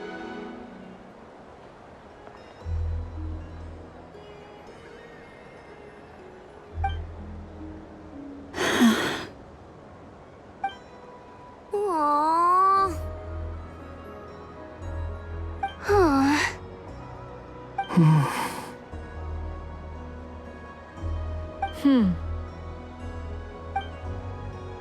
Huh. Time flies when you're having fun.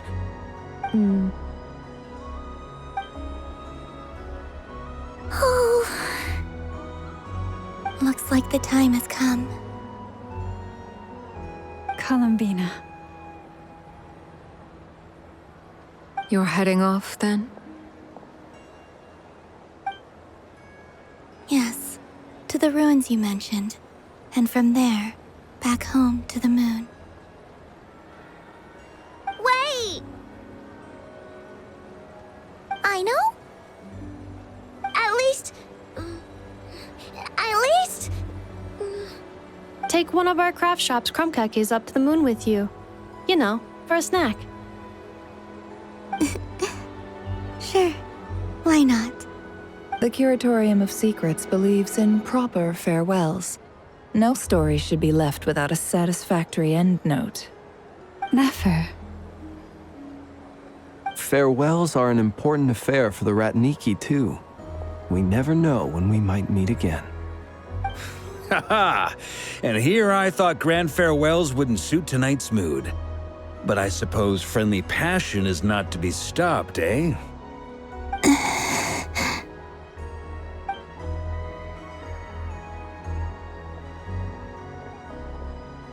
We made a little something for you, Columbina. Ta-da!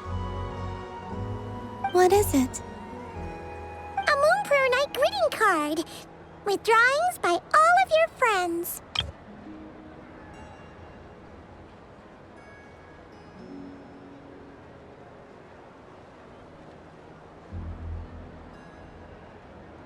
You did mention that you'd like a portrait done, so I took the liberty of creating one for you.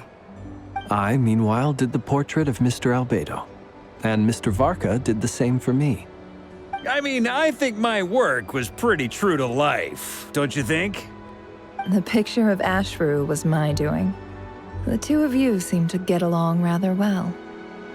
Wait, was I the only one who did a full-body picture?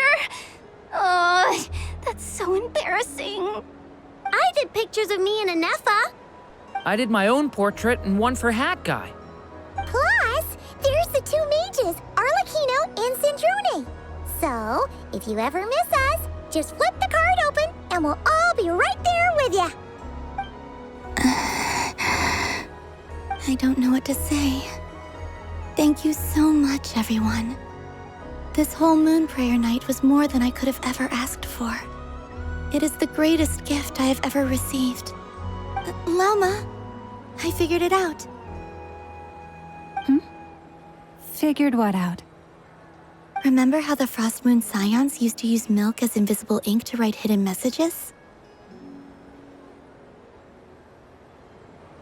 That was a very long time ago. Oh, are you saying? Yes. When I miss you all, I shall use moonlight in the same way to write words that only you can see upon the moon itself. Wow. That sounds lovely. Quite. But how will we see them? Simply open your windows on nights when the moon shines bright, and the moonlight will naturally flow towards the words I have written. That sounds most fitting indeed. Very true to form. I'll try to write them in places that won't disturb your sleep. I, for one, would sleep all the better for having read one of your messages before settling down for the night. Exactly! So don't worry about disturbing anyone's sleep. Just promise you'll write to let us know you're okay, alright? All right. I promise.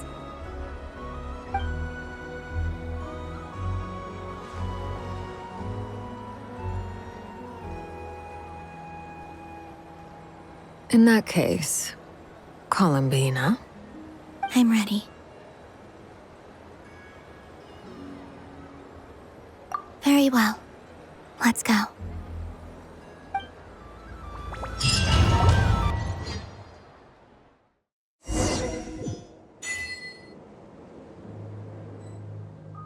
In just a few moments, I will be gone. I still don't know what to expect on the moon. Will I really be able to send messages to my friends? The Kuhenki, the animals of Nordkai. I'll never get to see them again. I wonder where I'll be when the next moon prayer night comes.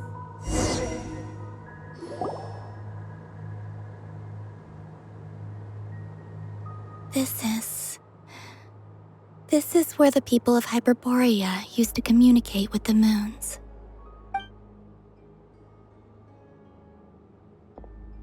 Eternal moon, frost moon, iridescent moon. When the power of all three converge, the gate to the moons shall open. Moon marrow preparations are complete. Only the final step remains. I'm sure Nasha Town is livelier than ever at this moment. Yeah, it's a shame you couldn't be there for it, but it's now or never, right? It's fine. I'm more than happy with this. My last piece of luggage. My only piece of luggage.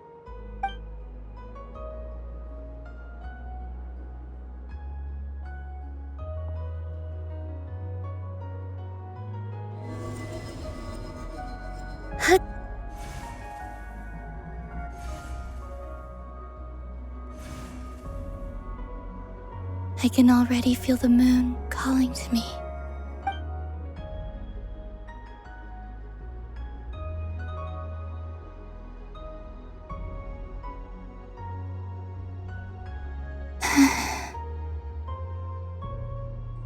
Your home lies on the far side of this light, Columbina. From now on, we will at last have a reason to pray to the true moon. Columbina. Yes? I'm listening. Be sure to come back and see us when you get the chance.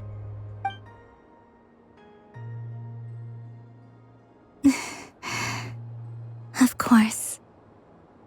But if that chance doesn't come, then remember that you have friends on this planet. People who will miss Columbina. Yes, I will. Thank you for everything you've done for me. And remember, come night or day, the moonlight shall always connect us. Well then, farewell, my friends.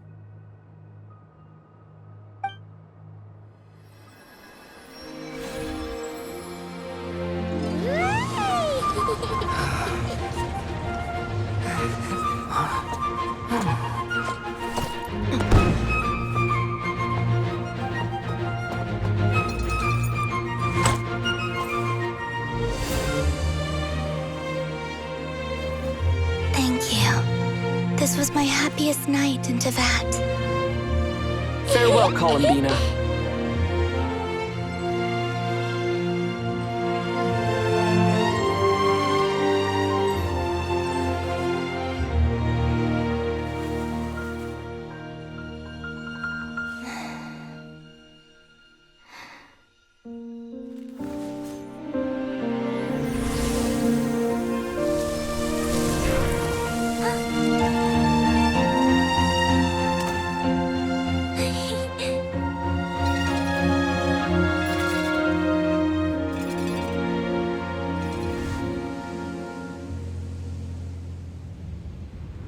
The moon really is closer than ever tonight.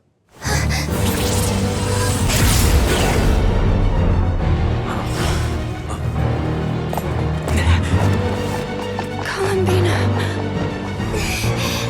All 3 moons in one place. Time for one final experiment. Reason, life, death, time, and space. They all believed I would fail.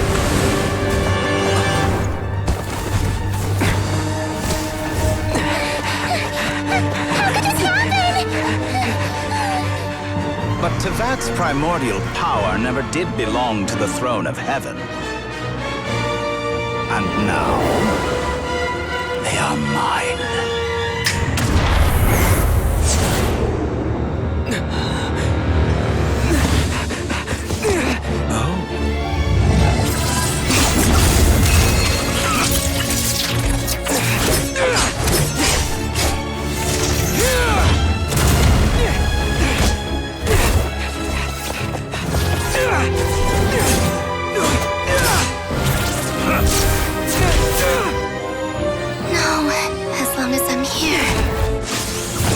Is free to wield the 3 moons' power.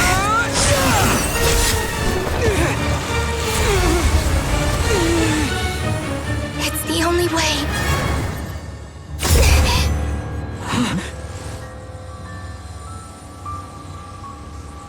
I guess I won't be going home today. Columbina! No!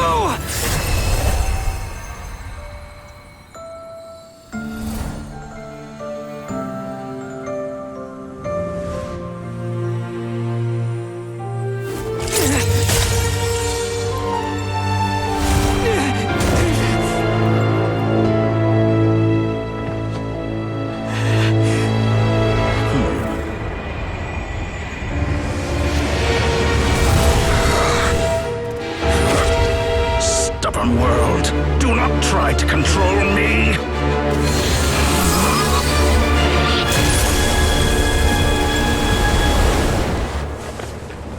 Columbina.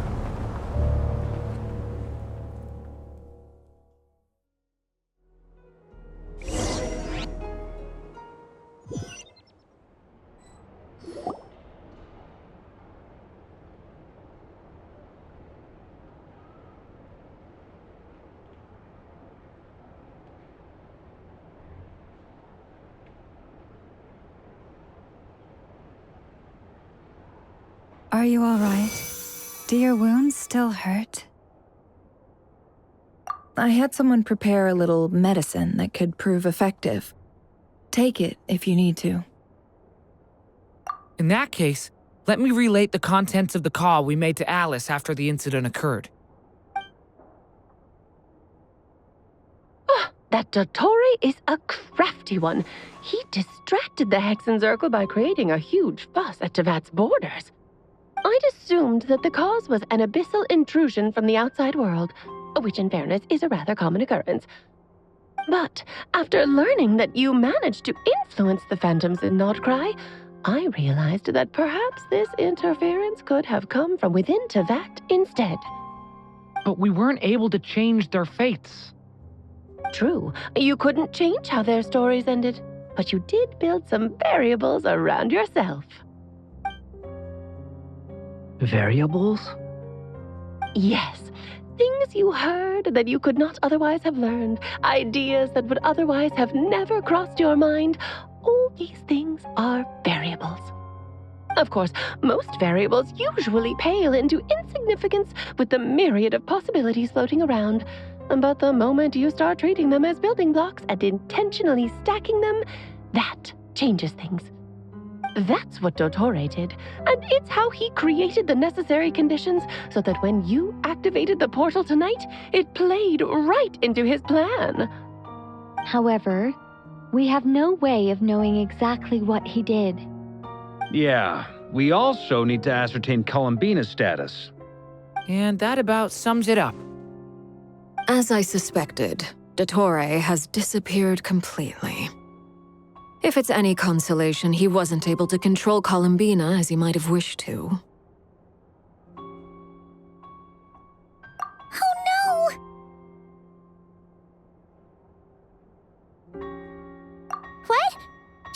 What? All we saw was Dotori appeared and used some kind of power. The next thing we knew, he and Columbina were gone, and you were falling into the sea.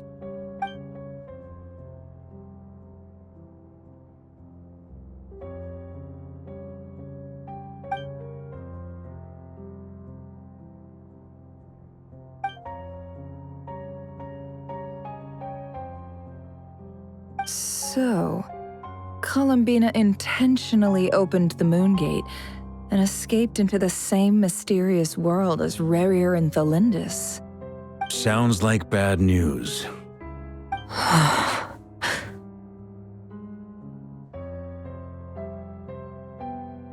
Seen in that way, the trilunar syzygy and Rerir's emergence, Dotori might have been pulling the strings in both cases.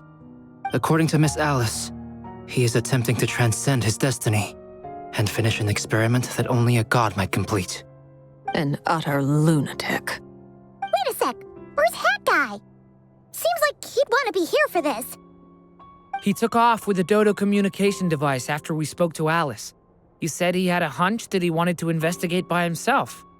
The look on his face was terrifying. I've never seen him like that before.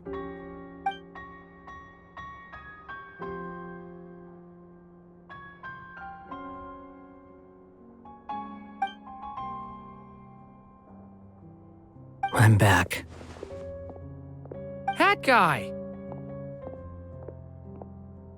I went to look for the Hyperborean phantoms again. I think I've gotten to the bottom of it. I got them to talk to Nicole on the other end of the communications line. Turns out, the history they describe is different from how Nicole remembers it. Really? But how? Surely Nicole can't have been wrong. Because the phantoms are the ones who are deceived. They speak of a savior who appeared in their history, one who never should have existed. This savior promised to create a new moon within the false sky, and even bring back their moon goddesses.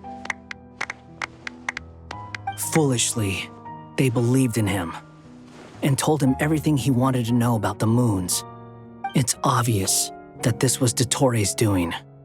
Now you mention it, the first time we entered the Hyperborean ruins, we heard the phantoms discussing their history, and I remember Nicole commenting that something sounded a little strange.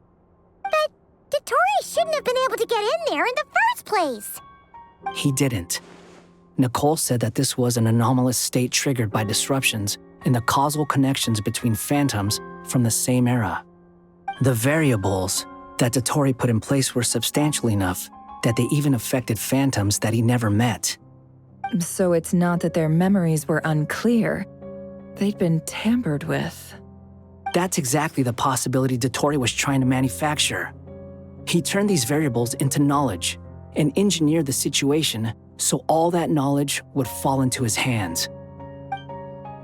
Then, he harnessed that knowledge on Moon Prayer Night to truly create a false moon. How is that even possible? To be precise, he exploited a weakness in the way the spell works.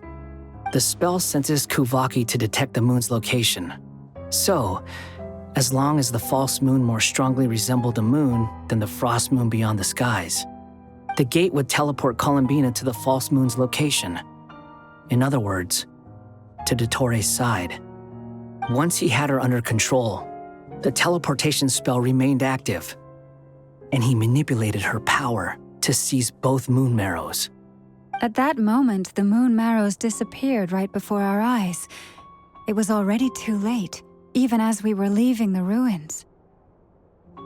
By then, Dotori had already amassed the power of all 3 moons. So, where does that leave us? What do we do now? I'd certainly like to know what Her Majesty thinks, now that the concerns I expressed to her have come to pass. But we cannot simply sit and wait for her to decide the matter. And in any case, it is not the Fatui Harbinger Damselette who sees us as her friends, but rather Columbina Hyposelenia. If Even in such extreme circumstances, Her Majesty will not lift the prohibition on harbingers drawing steel against one another. Then I will do as my heart demands. I will fight as Peruware instead.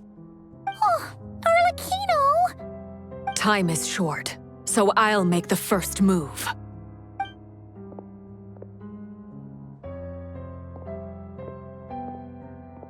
Whew. Even Arlecchino seems to be losing her cool now.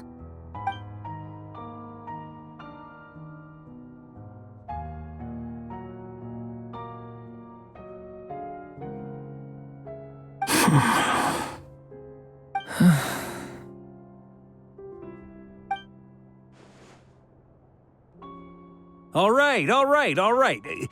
Lose those dejected looks for a moment and let me get a word in. It looks bad, I won't lie. Very bad, in fact. So Dotori's pulled some real dirty tricks to gain the upper hand. For now. And yeah, it's to the point where even the mages say that his variables have affected destiny. I'm not so sure, though. Many have told me that Tevat's destiny is fixed, and that does appear to be the case. Well, what makes Dotori so sure he'll be the exception? And since he was able to stack these variables up, who's to say we can't do the same? You of all people should not be discouraged, traveler from afar. This isn't over yet. And you're not alone in that. Everyone here does, whether they've spoken thus far or not. But none of us are the type to sit back and wait for the sun to shine again. That's exactly how a knight should roll. If they knock you down, you get back up and get back in it. Don't forget, Honorary Knight, you're a legitimate member of Mondstadt too. Fark is right. This is far from over. Dotori's already way overdue a butt-kicking given his past shenanigans. And after this, he's earned himself a double dose. That's what I'm talking about. How's everyone else feeling? I'll use Kuvaki to investigate Columbina's whereabouts. I am not ready to give up either. Leave the intel gathering to me. Whatever happens within Nordkai's borders, when the Curatorium of Secrets wants to be in the know, we always find a way. Aino and I will do all we can to support you. We will attempt to reverse engineer Dotori's actions and seek a breakthrough that way. Alice and Nicole are busy dealing with an emergency at Tevat's borders, so they can't return just yet. But they're both very angry about this. They've asked Albedo and me to act on the Hexen Circle's behalf and do everything in our power to fight back against Dotori. Are you ready then? We're going to have to conduct a lot of research, even in the early stages. I'll do my best. As for me, I'm pretty familiar with Dotori's way of doing things, so I can try to predict his next move. I'll help with your investigation. Nice! Looks like we have our basic division of labor. I'll get in touch with Flints and Itlua, get them to have a chat with their Starshiner. It couldn't hurt to bring the Lightkeepers on board as well. At the same time, I'll pass on instructions to the Knights present in Nordkai to assist the Lightkeepers and other organizations in ensuring the safety of those living here. Yeah! We'll show him!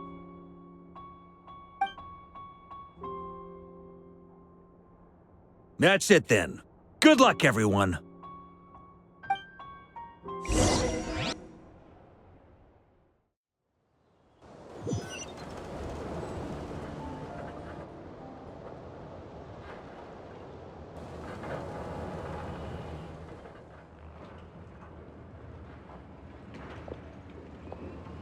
I never thought that Columbina would become my real name.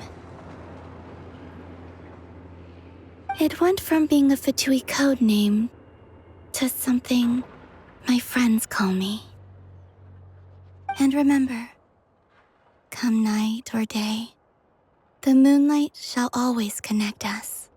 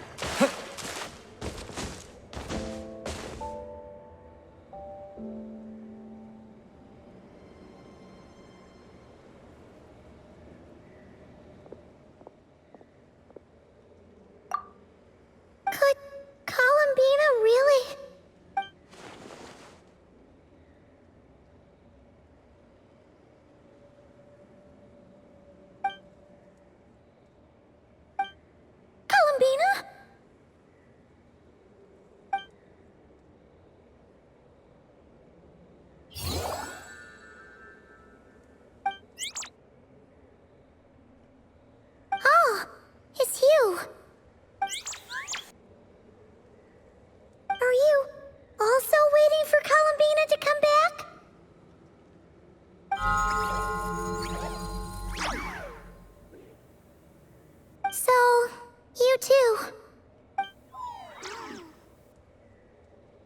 Hey, come on, don't be so sad.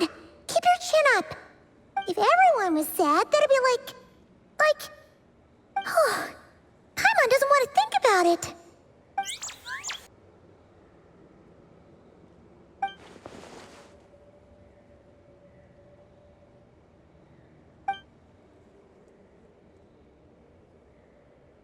I haven't given up yet. Columbina, all of her friends, none of them would ever just give up like this. Give us a little more time. I can't promise anything, but I'll do everything I can.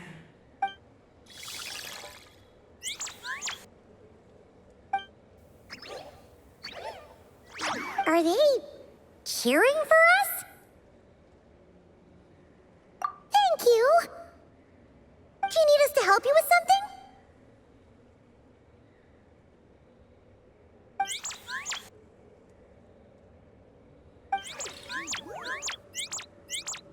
This Kohenki. Paimon thinks she looks a little flustered. Why don't you play something? If they hear a familiar melody, maybe they'll calm down a little bit.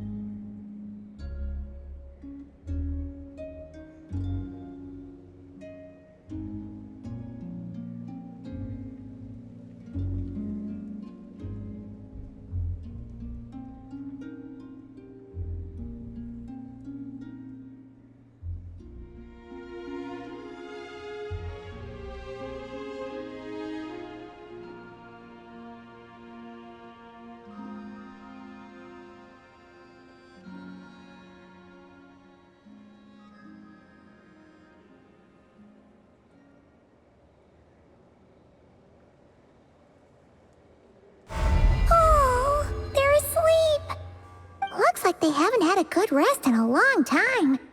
Shh, let's leave.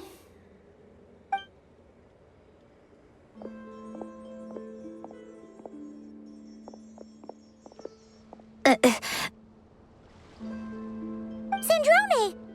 What are you doing here? What? Am I not allowed to take walks now? Thought as much. No such thing as a free miracle, you know. Hey, which way are you headed? Paimon means we don't see much of each other. Maybe we could join you for a bit. Let's not. I'm not in a good mood today and don't have anything nice to say. Besides, comfort is the last thing this place needs.